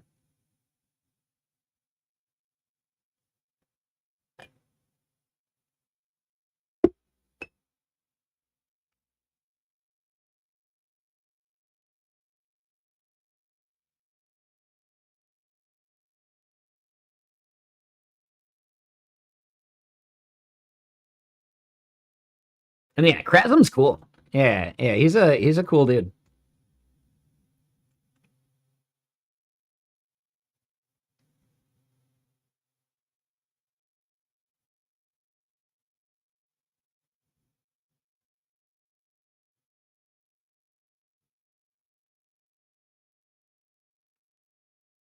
I think coming back to it, I think the value the company gets out of me being a DevRel probably comes a lot from me streaming, because I don't know if you know this about me.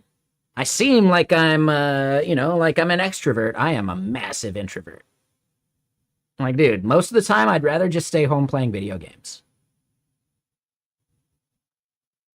But I get to be somewhat extroverted here. I get to force myself to be somewhat extroverted out at conferences and the connections, right? Because this is maybe something that is less obvious if you haven't been a part of another niche community. But software dev is actually a very small world. Like, it's a very small world. The degrees of separation between you and someone like Ken Wheeler is basically 1 or 2. Right? The degrees of separation between you and the Primogen, 1 or 2. It's not a 6 degrees of separation of Kevin Bacon, right? I think I'm lucky that I experienced that from the snowboard world, because I had friends that were pro snowboarders. Right? I have chatted with super pro snowboarders. I've hitchhiked and been picked up by super pro snowboarders. It's fucking awesome, dude. But they're not going to get recognized out at a grocery store. They're not famous. They're just snowboarder famous. Same thing with software devs. Primogen probably doesn't get recognized out at the grocery store. Where he lives, I don't want to dox, but where he lives, definitely not. Not going to happen. Definitely not. It's like the perfect level of celebrity when you are like niche famous but not super famous. Because super famous sounds miserable, right?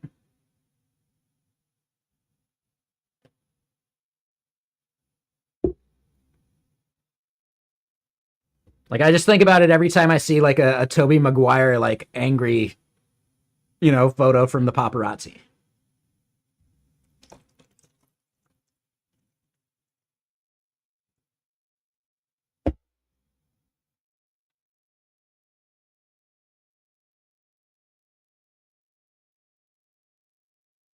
All right, so yeah, Flu doesn't write blog topics, it writes conversations. Blog topics get written by the Save Blog Topic tool. Our code is using packages DB into domain tables, so the web app reads the domain tables, which the tool wrote, not the table's flu's runtime row. Well, hold on.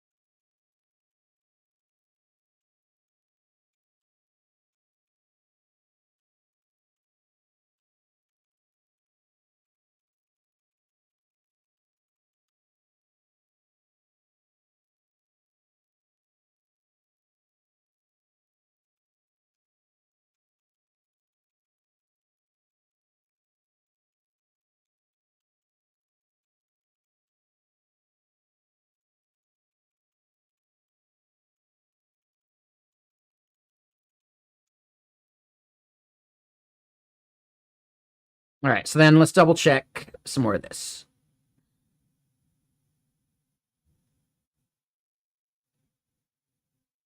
So yeah, the 1 dB or 2, I think we're good there. Yeah, no Postgres, one SQLite file. Yeah. So then agent location. With the reframe, agent is only ever imported by app/CLI. Yep.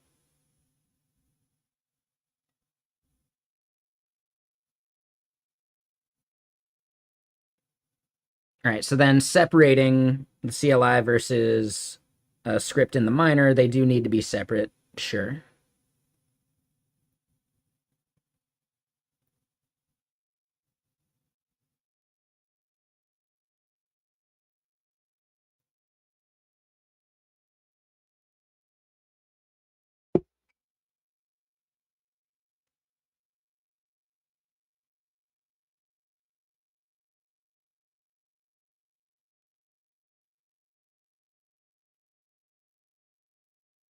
Okay, so then Q3 product scope, they lay out the spectrum.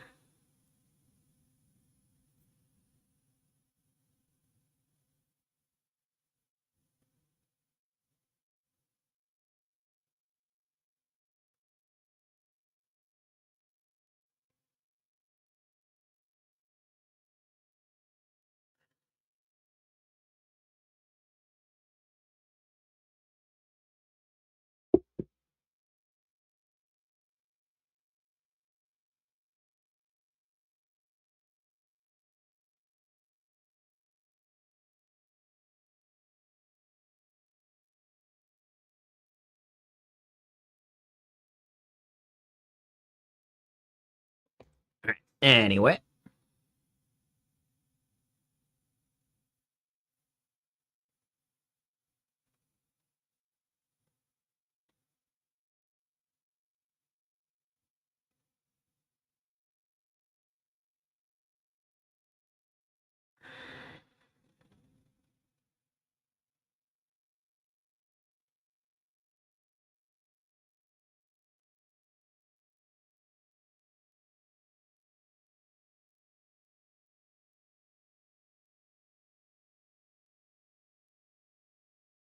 So starred/skipped, markdown export.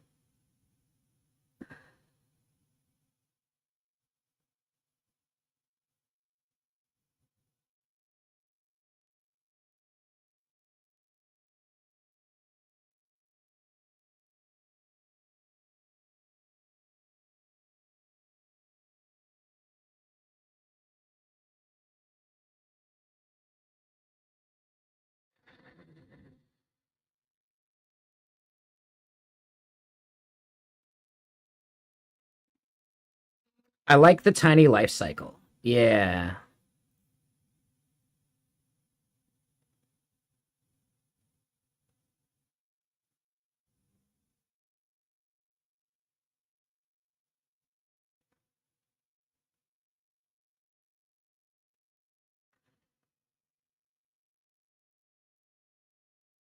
So then for Q3,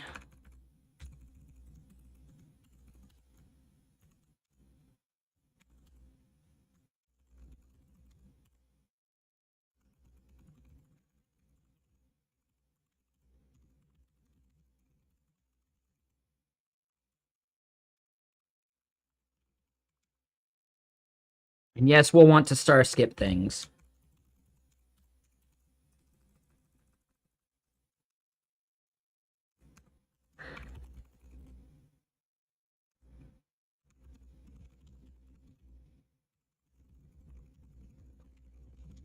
Right, so something we want to consider for the reader, or for the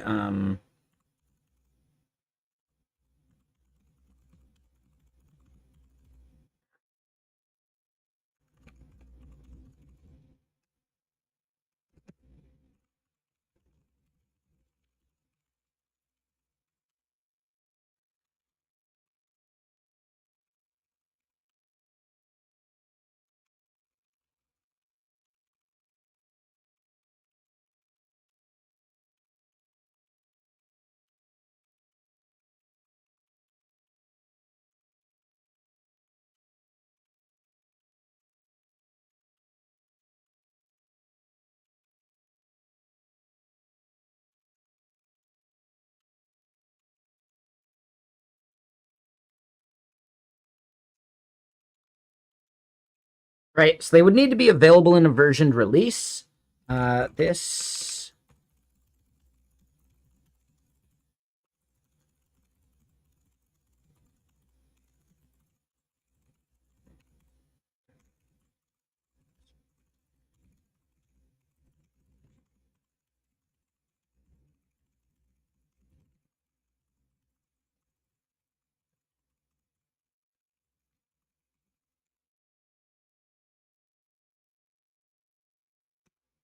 Yeah, so I like that idea.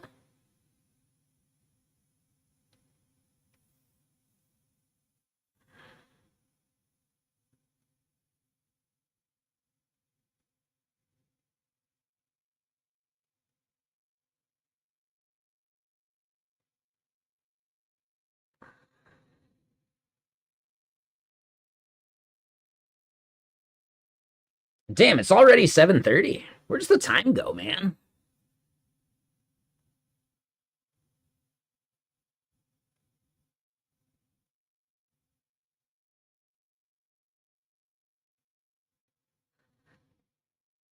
Oh yeah, it goes towards us ranting. Duh. I forgot the fun part.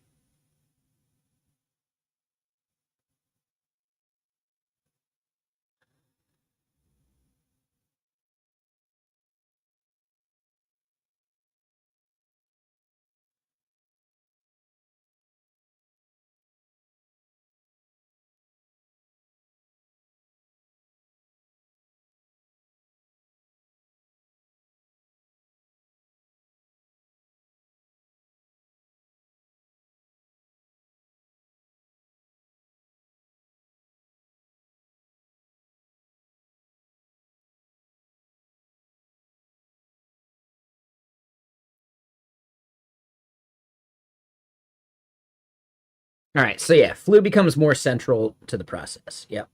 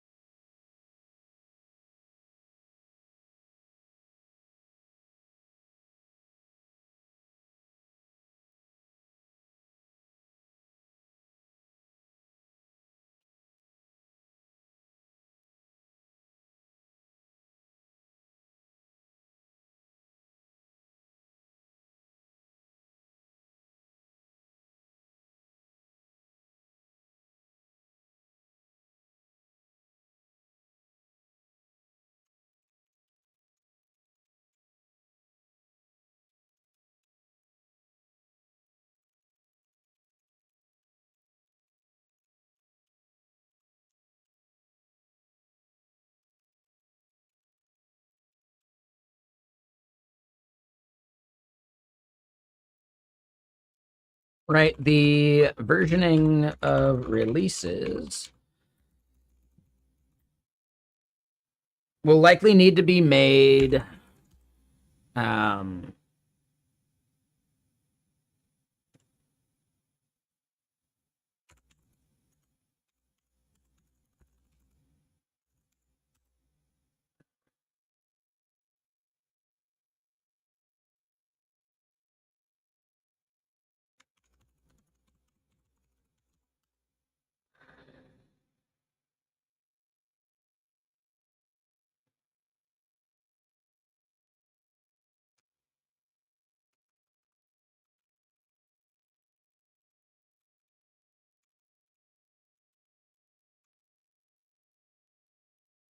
all right, so yeah, the versioning of releases will likely need to be made fairly permissive.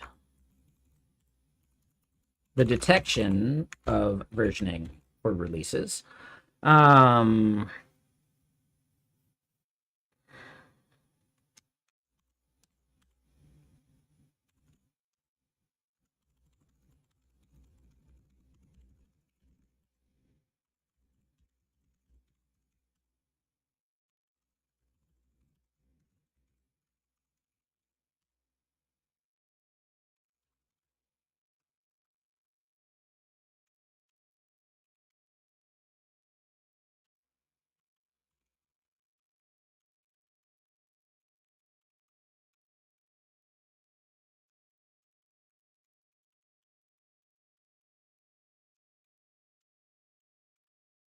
Right, so we'll need to be able to do that part, right? Like mark a thing as like, okay, the publish happened. And hey, what's up, JLem? How you doing?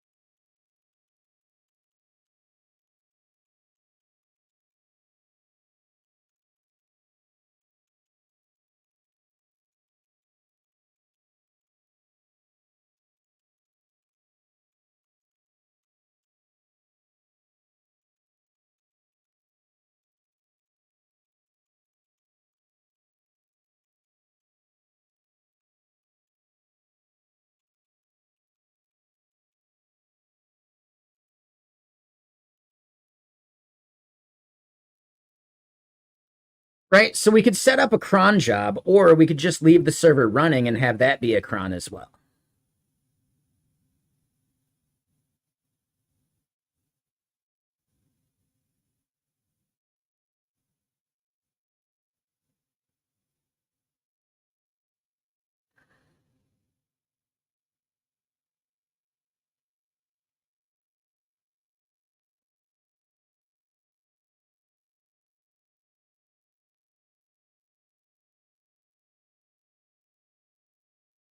All right, so here it is doing its reasoning.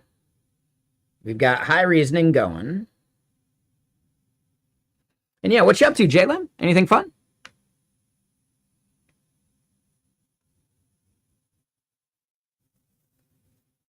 And I think this is the big difference between vibe coding and just using the tool as it's given to us, right?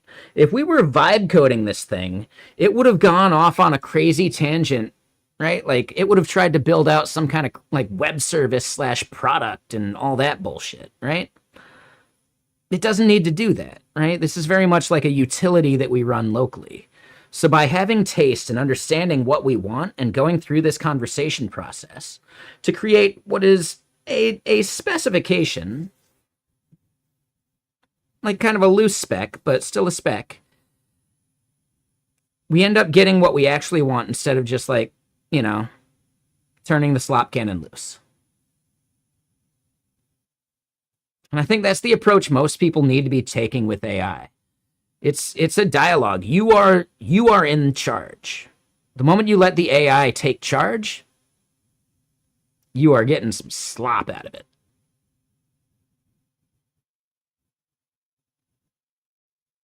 Reading a bit over state machines within Rust. Ship some updates on the recording booth on Voxport. Hell yeah. And yeah, so reading a bit about state machines within Rust.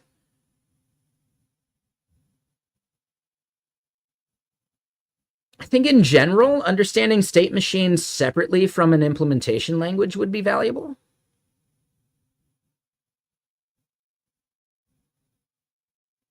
But I'm sure, like, you know, the implementation step is important too. And it comes down to like building. But like, here's my question. What would you be building with a Rust-based state machine? Right? Like, what would be the application? Like, the application of that knowledge, not like the application itself. Because I think that's one of the biggest things I try to think about. Like, knowledge that is unapplied is often useless. Doesn't mean it's not fun, and doesn't mean it has no value, but it maybe has no use. And in general, you do have to think of time as a finite resource. And for some cases, focusing on something useful has more value than something purely theoretical.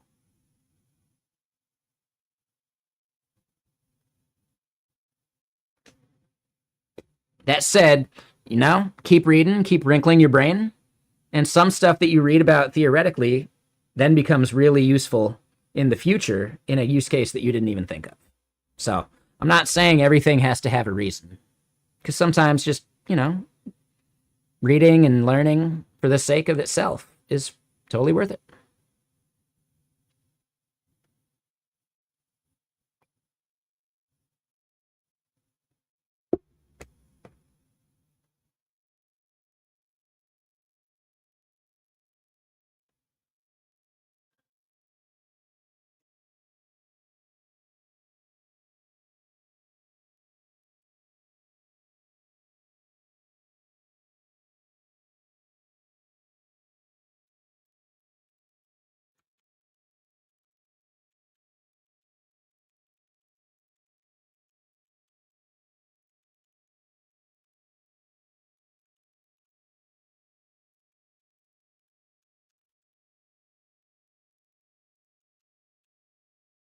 Favorite monospaced font? I don't give a shit. I'm really not a font person. Only thing I care about for a font is legibility. So I would hate this lowercase g if it like connected with like a circle at the bottom. I would hate a Q that did the same thing. I need a capital I and a lowercase l to be distinctly different. Those kind of things. Beyond that, I don't give a shit.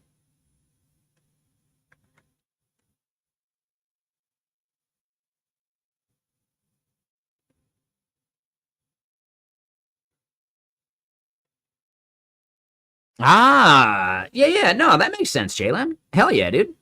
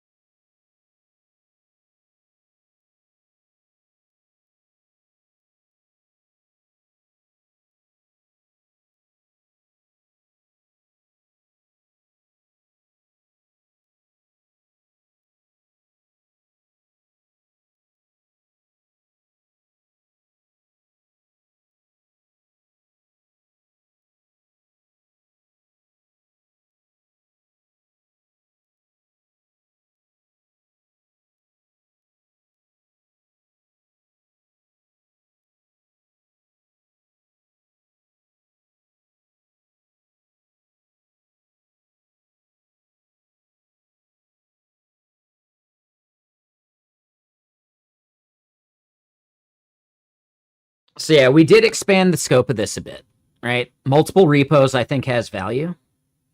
So now we got to start considering some of that.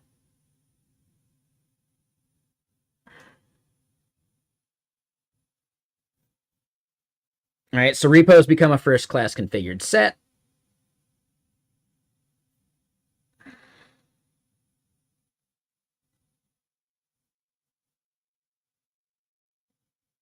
Yep, and then from the config, that's a CLI, DB, and web UI concern.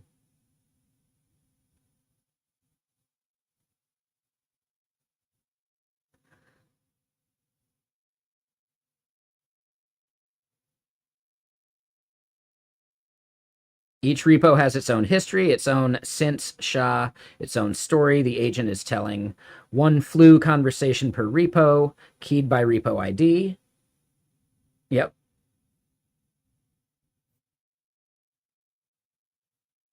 The daemon iterates repos, dispatching to each repo's conversation in turn. There is no sensible one conversation across repos. So, yeah.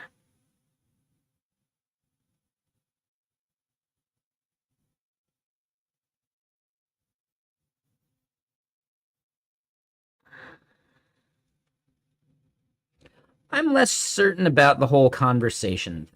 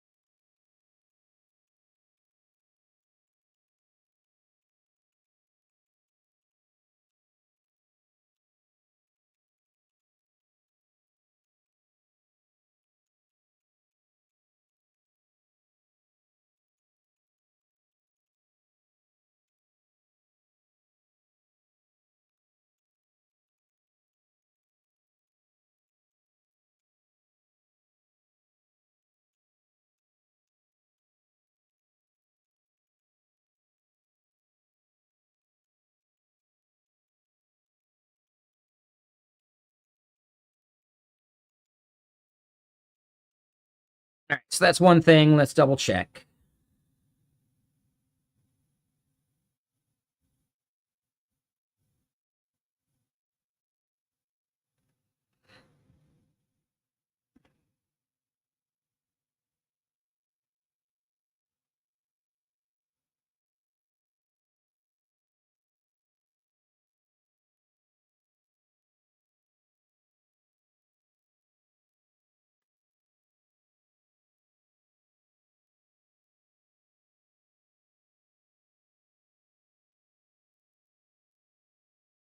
All right, so the config file and what it holds.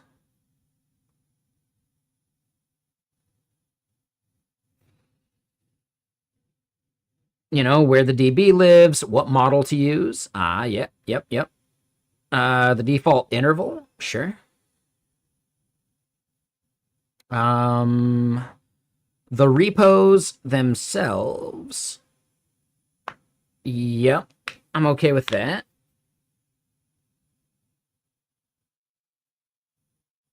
Default interval versus single interval, global interval, blah, blah, blah. So the fork that touches the minimal setup, right? Where do repo settings live? The config file or the DB?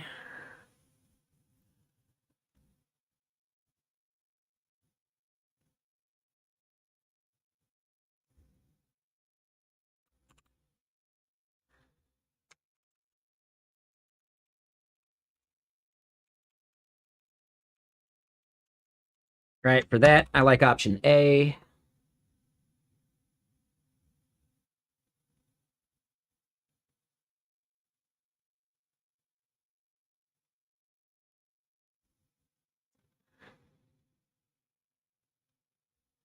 Yep, I like that. So then the base case, one repo, no config, still works. Don't want to force config file ceremony on the I just want to analyze one repo user.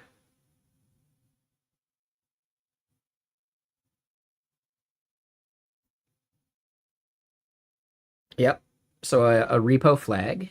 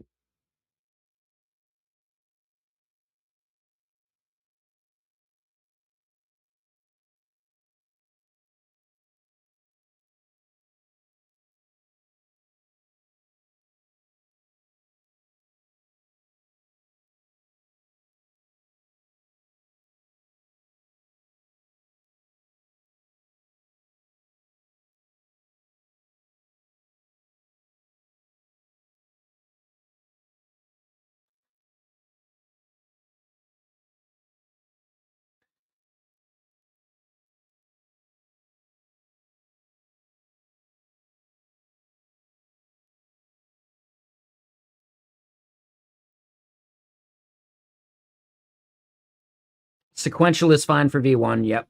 Completely agree. Yep.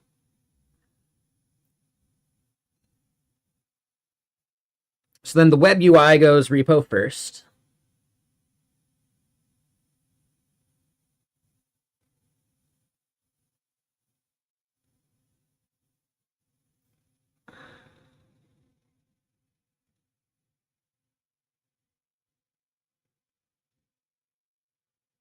Oh. Hold on. Wait.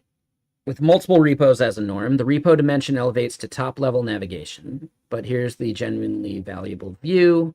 A cross-repo write queue. Everything I could write about right now across all my projects. Yes. Yeah, I like that. So damn, yeah, this is actually shaping up to be, I think, something a lot of DevRels could make use of.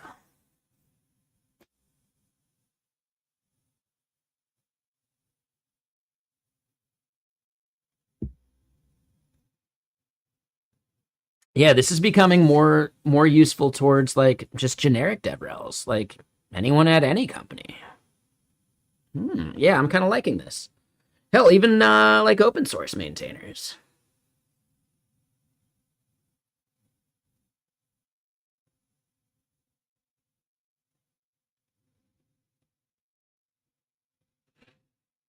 Okay, so hold on. This is the view they're talking about, right? So all repos and add button.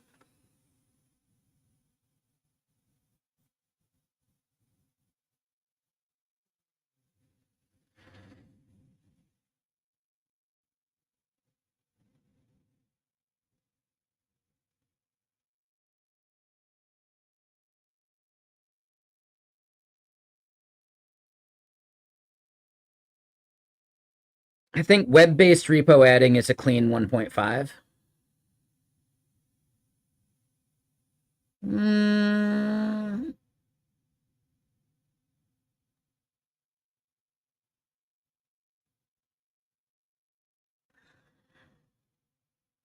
I do like that. Yeah.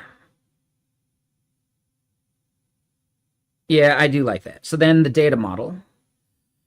And I think the idea for a 1.5 is smart. You really don't get the usage limits of ChatGPT, so codecs and chat are separate? No, I don't think so, Sir Elfman. No, definitely not. So One thing I've noticed, right? So here in Codex and Work Analytics, right? In this analytics, if I use the ChatGPT interface, it totally deducts from my weekly usage. So I don't think they're separate.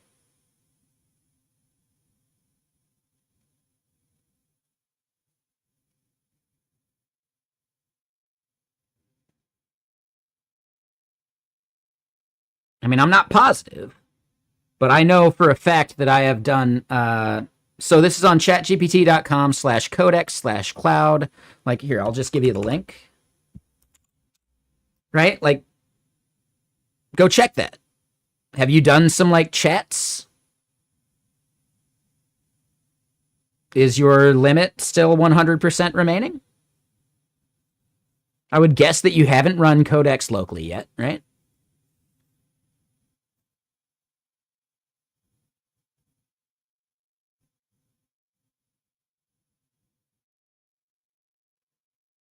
Okay. Which model were you using? Because I'm almost positive I've done some chats with ChatGPT that did deduct, but maybe I'm thinking of Claude. I might be thinking of Claude.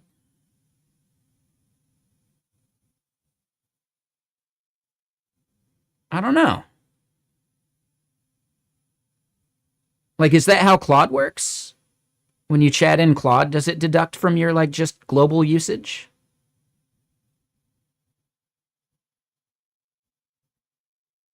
Claude doesn't do a global usage thing either? Oh, it's all shared with Claude. Okay, I got it. Yeah, yeah. So I'm probably thinking of Claude, where I, like, asked Claude a question and saw my Claude code, like, balance deduct. Yep, okay. So yeah, I'm not sure where you would see ChatGPT's thing. Where's the daily limit? So ChatGPT no longer has a daily limit. It's just weekly. And that's it. There's not even monthly. So just weekly. There's no more daily limit. No more 5-hour session. None of that shit. Yeah, I think it's actually one of the best things they've done lately. I do have a bit of a conspiracy theory that they did so that they could fiddle with the limits a bit more and it would be a lot harder to recognize in the moment. Like if you hit your 5-hour limit on something, it becomes really obvious. But your weekly limit, deducting X amount, well, it's a little fuzzier, right? So that's me and my conspiracy theory about it. I don't know for sure.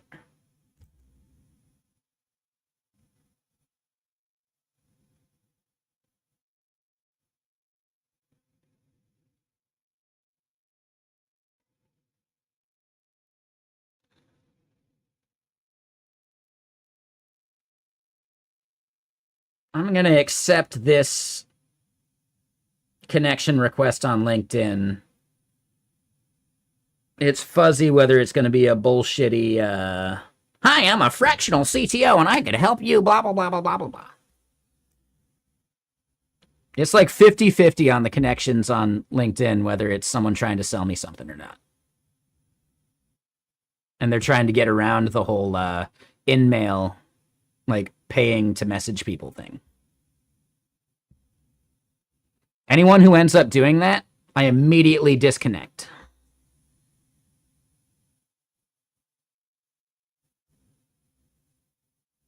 Right? Because how good could their service be if they have to get around LinkedIn like usage limits?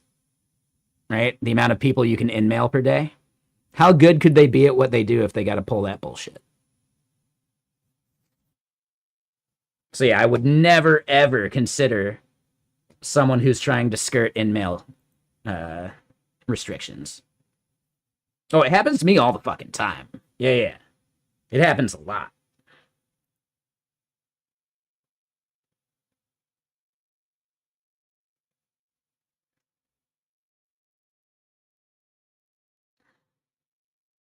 Right? If they have to like nickel and dime around LinkedIn payment limits and how many people they can message via LinkedIn,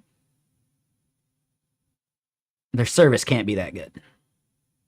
Pay for the shit and use it properly.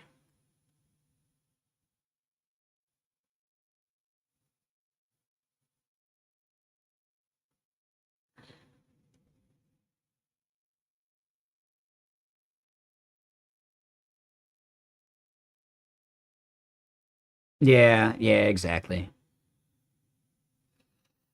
So the repos table gains the per repo settings, right? Synced from config at startup. So the web UI only reads only the DB. Okay.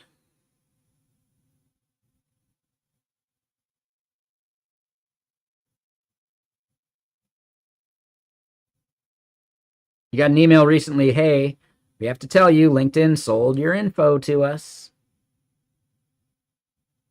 Are you in the EU? I keep forgetting that. Sorry, Sir Elfman. Ah, yeah, totally. Makes sense. They don't tell me that here in the US. They don't tell us any of that shit.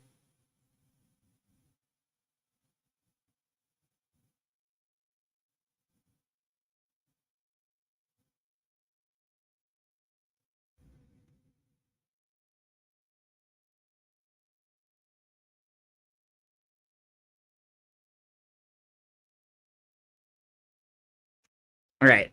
So, yes, I just want to double check.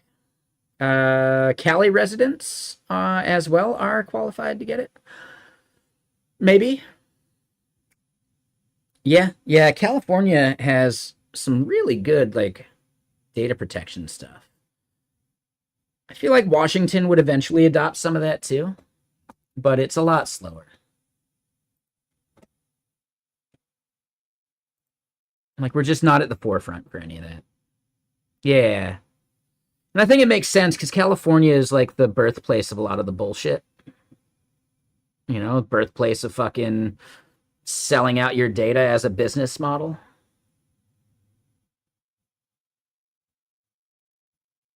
Yep. Yeah, yeah. So California has very similar things like similar to like GDPR as an example. I think it's like it starts with a C because California, but I forget what it is. CISPA?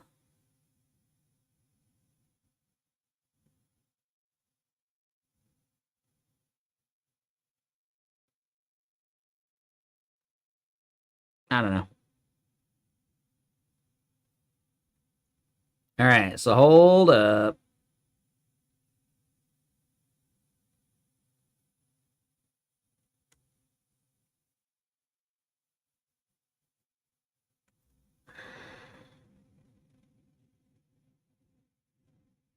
Yeah, so a cleaner long-term memory model than relying on flu's conversation continuity, right? Why per run scoping is right. The risk I named is real, and they underweighted it. A per repo conversation continued across months of daily daemon ticks is exactly the shape that makes flu's compaction dangerous here. Yeah, exactly.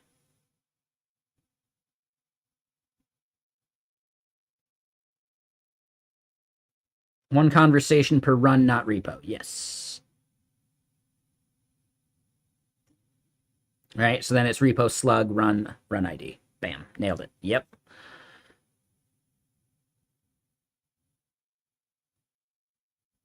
Summary as a cross conversation bridge. This is the key move. Well, thank you. Take it easy, GLM. Remove tongue from butthole, please.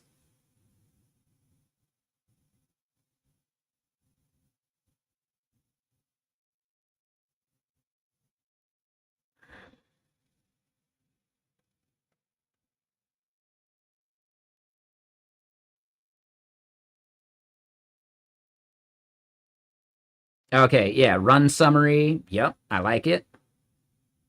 The rejections field.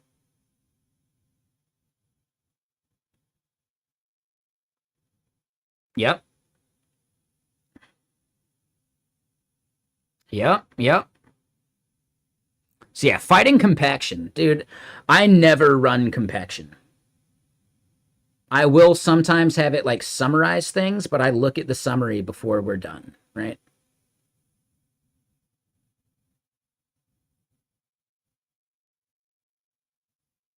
You know, I don't trust in auto compaction. I want compaction to be a thing I sign off on. And at that point, it's not really compaction, it's summarization, like guided summarization.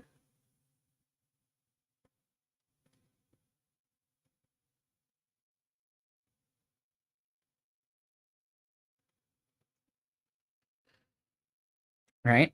So yes, one model pass produces both. The summary gets written to the runs table alongside the topics. No third pass, no extra tokens beyond what the extraction already costs. So the runs table gains a summary column. Yep. Immutable after the run settles. Yep. The carry forward, not every conversation is relevant to future ones. This is the part that keeps the bridge from just relocating the bloat. If we carried every prior summary into every new run, we'd move the context window pressure from Flu's transcript into initial data. Same problem, different place. So then selection matters. V1 with a heuristic. Okay.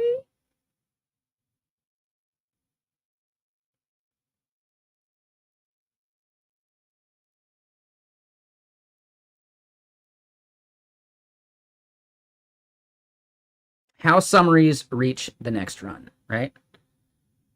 So inject into initial data, CLI builds prior context and passes it at init, right? Which means it's always available. It bloats initial data even if the agent ignores it. Selection is all or nothing.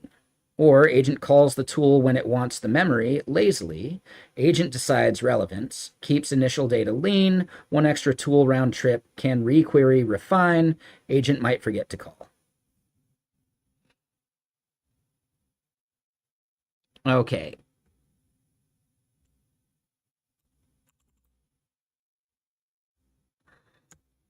For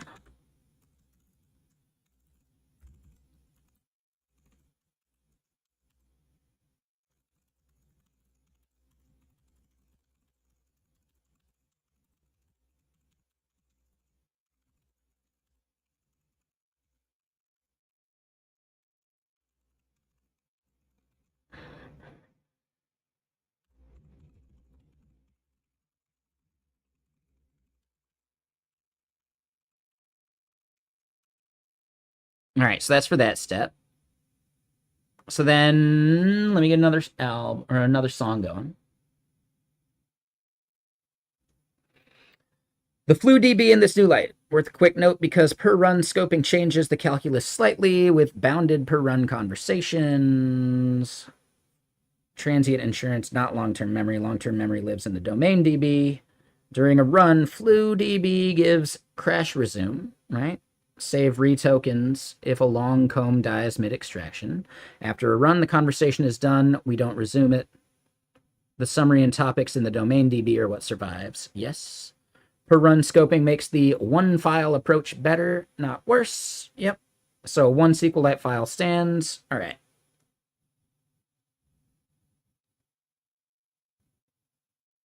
Yep. Config file for option A there. Updated data model. Right. The summary as JSON. Oh, that's right. Yeah. Framing, rejections, open threads. The carry forward, Boolean, yes. Otherwise, everything else same as before.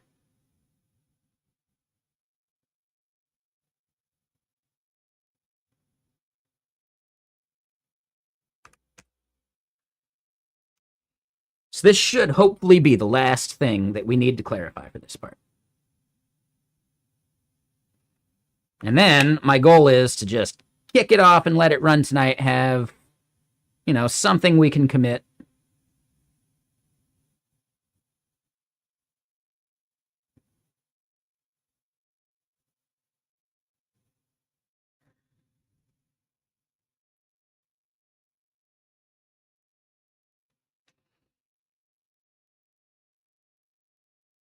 All right, this thing is feeling extremely human to me at this point. I think we've now genuinely exhausted the open threads.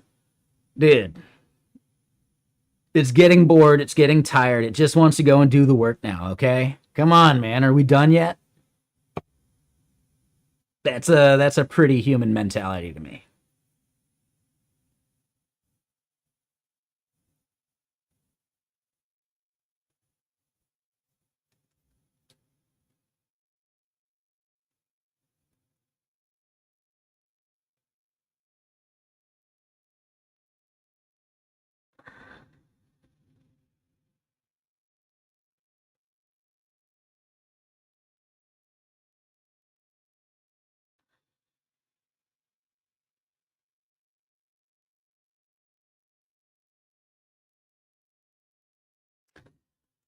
Gotta get going. Just configured your Nix machine. Gonna go eat now, though. Get some beef. Oh, you got some beef and potato stew? Calling your names. That sounds delicious, dude. And Mitru. Like I said, I'm gonna be out at React Summit and JS Nation in November. So, yeah.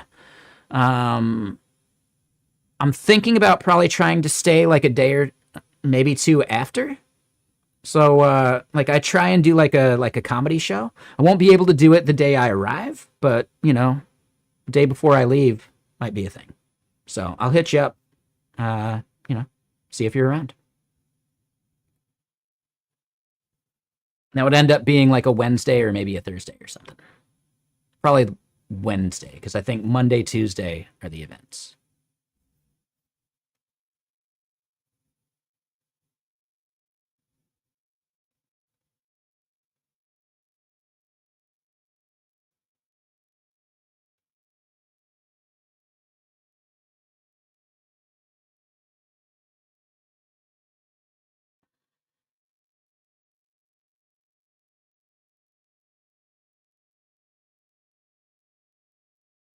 Okay.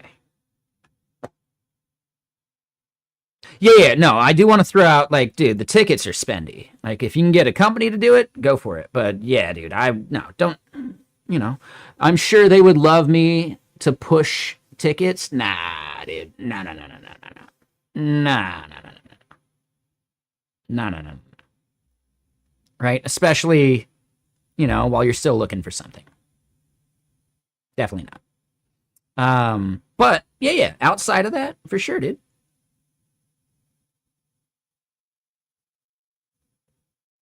And I may get a ticket that I can give away. Jianhua, one of our mods, I tend to give that ticket to.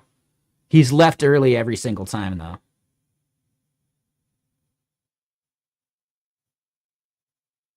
Which is not his fault. But, you know, I'm probably going to get a ticket for both days. So I should be able to give, you know, one to one of you and one to the other, theoretically, as an option. So I'll check with him on which one he would prefer. And yeah, we'll figure that out. If it doesn't work out, I don't know, but just throwing it out there.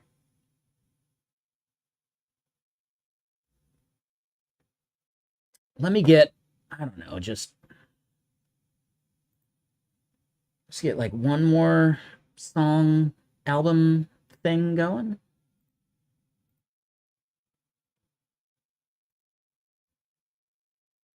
Yeah, yeah, like no guarantees. I'm just throwing it out there as a possible possibility, but you know, yeah. Either way, have a good night. Enjoy your food.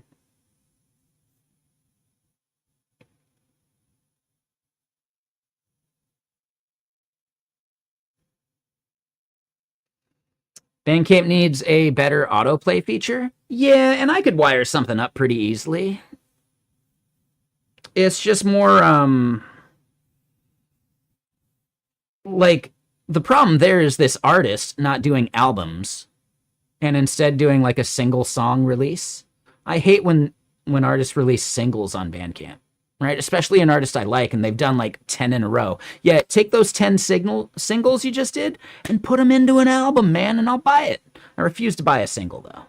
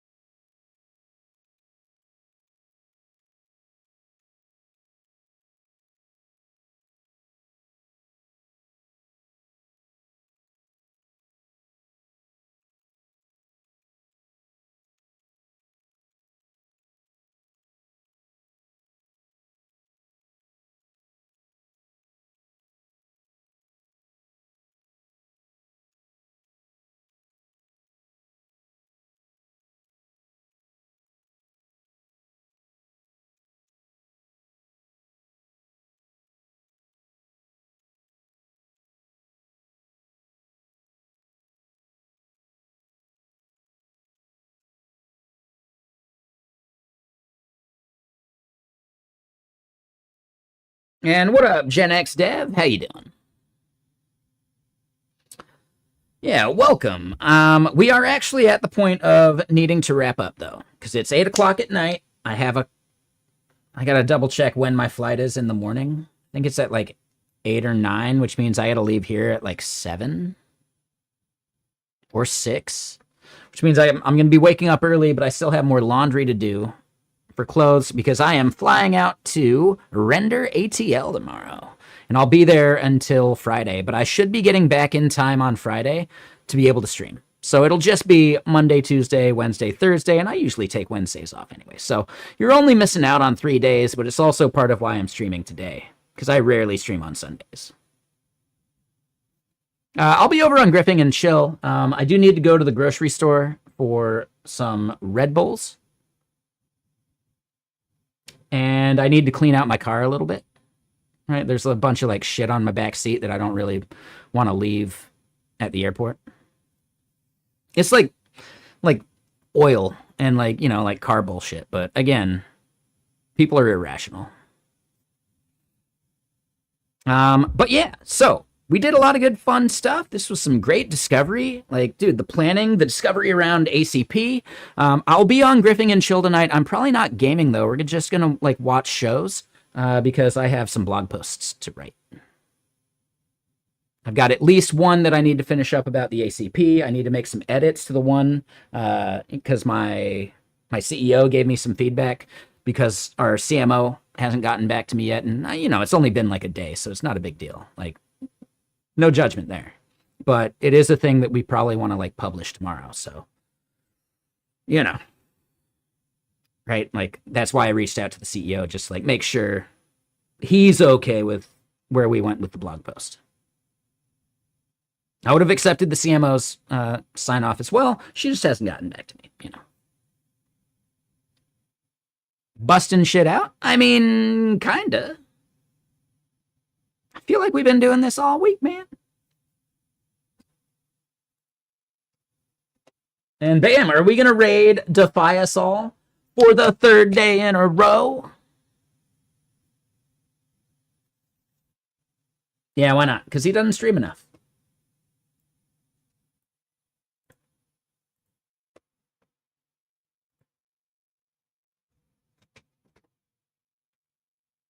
And yeah, I like the progress we made. I know there's more shit we gotta do. We'll see how much of it I can pick back up, or like I can continue while I'm out on the road. I think I have some other things that I'll just be spinning up and doing separately. And yeah, Neela, yeah, thank you. Appreciate you. So yeah, we're going to go raid Defy Us All again, because why not? He's a good dude. And yeah, dude, yeah, we had a great time today. The conversations, the ranting, the discovery, it was just fun. And I do think I kind of agree. The whiskey streams aren't nearly as fun as these sometimes, though I do enjoy a good whiskey stream too. But they should be rare. They should be, there should be something special about them. It shouldn't be an everyday thing.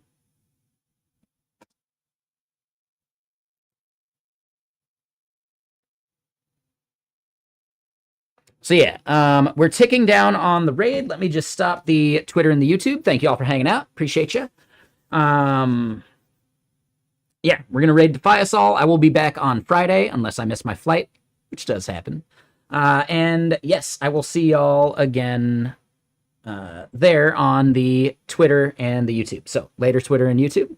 See you on Friday.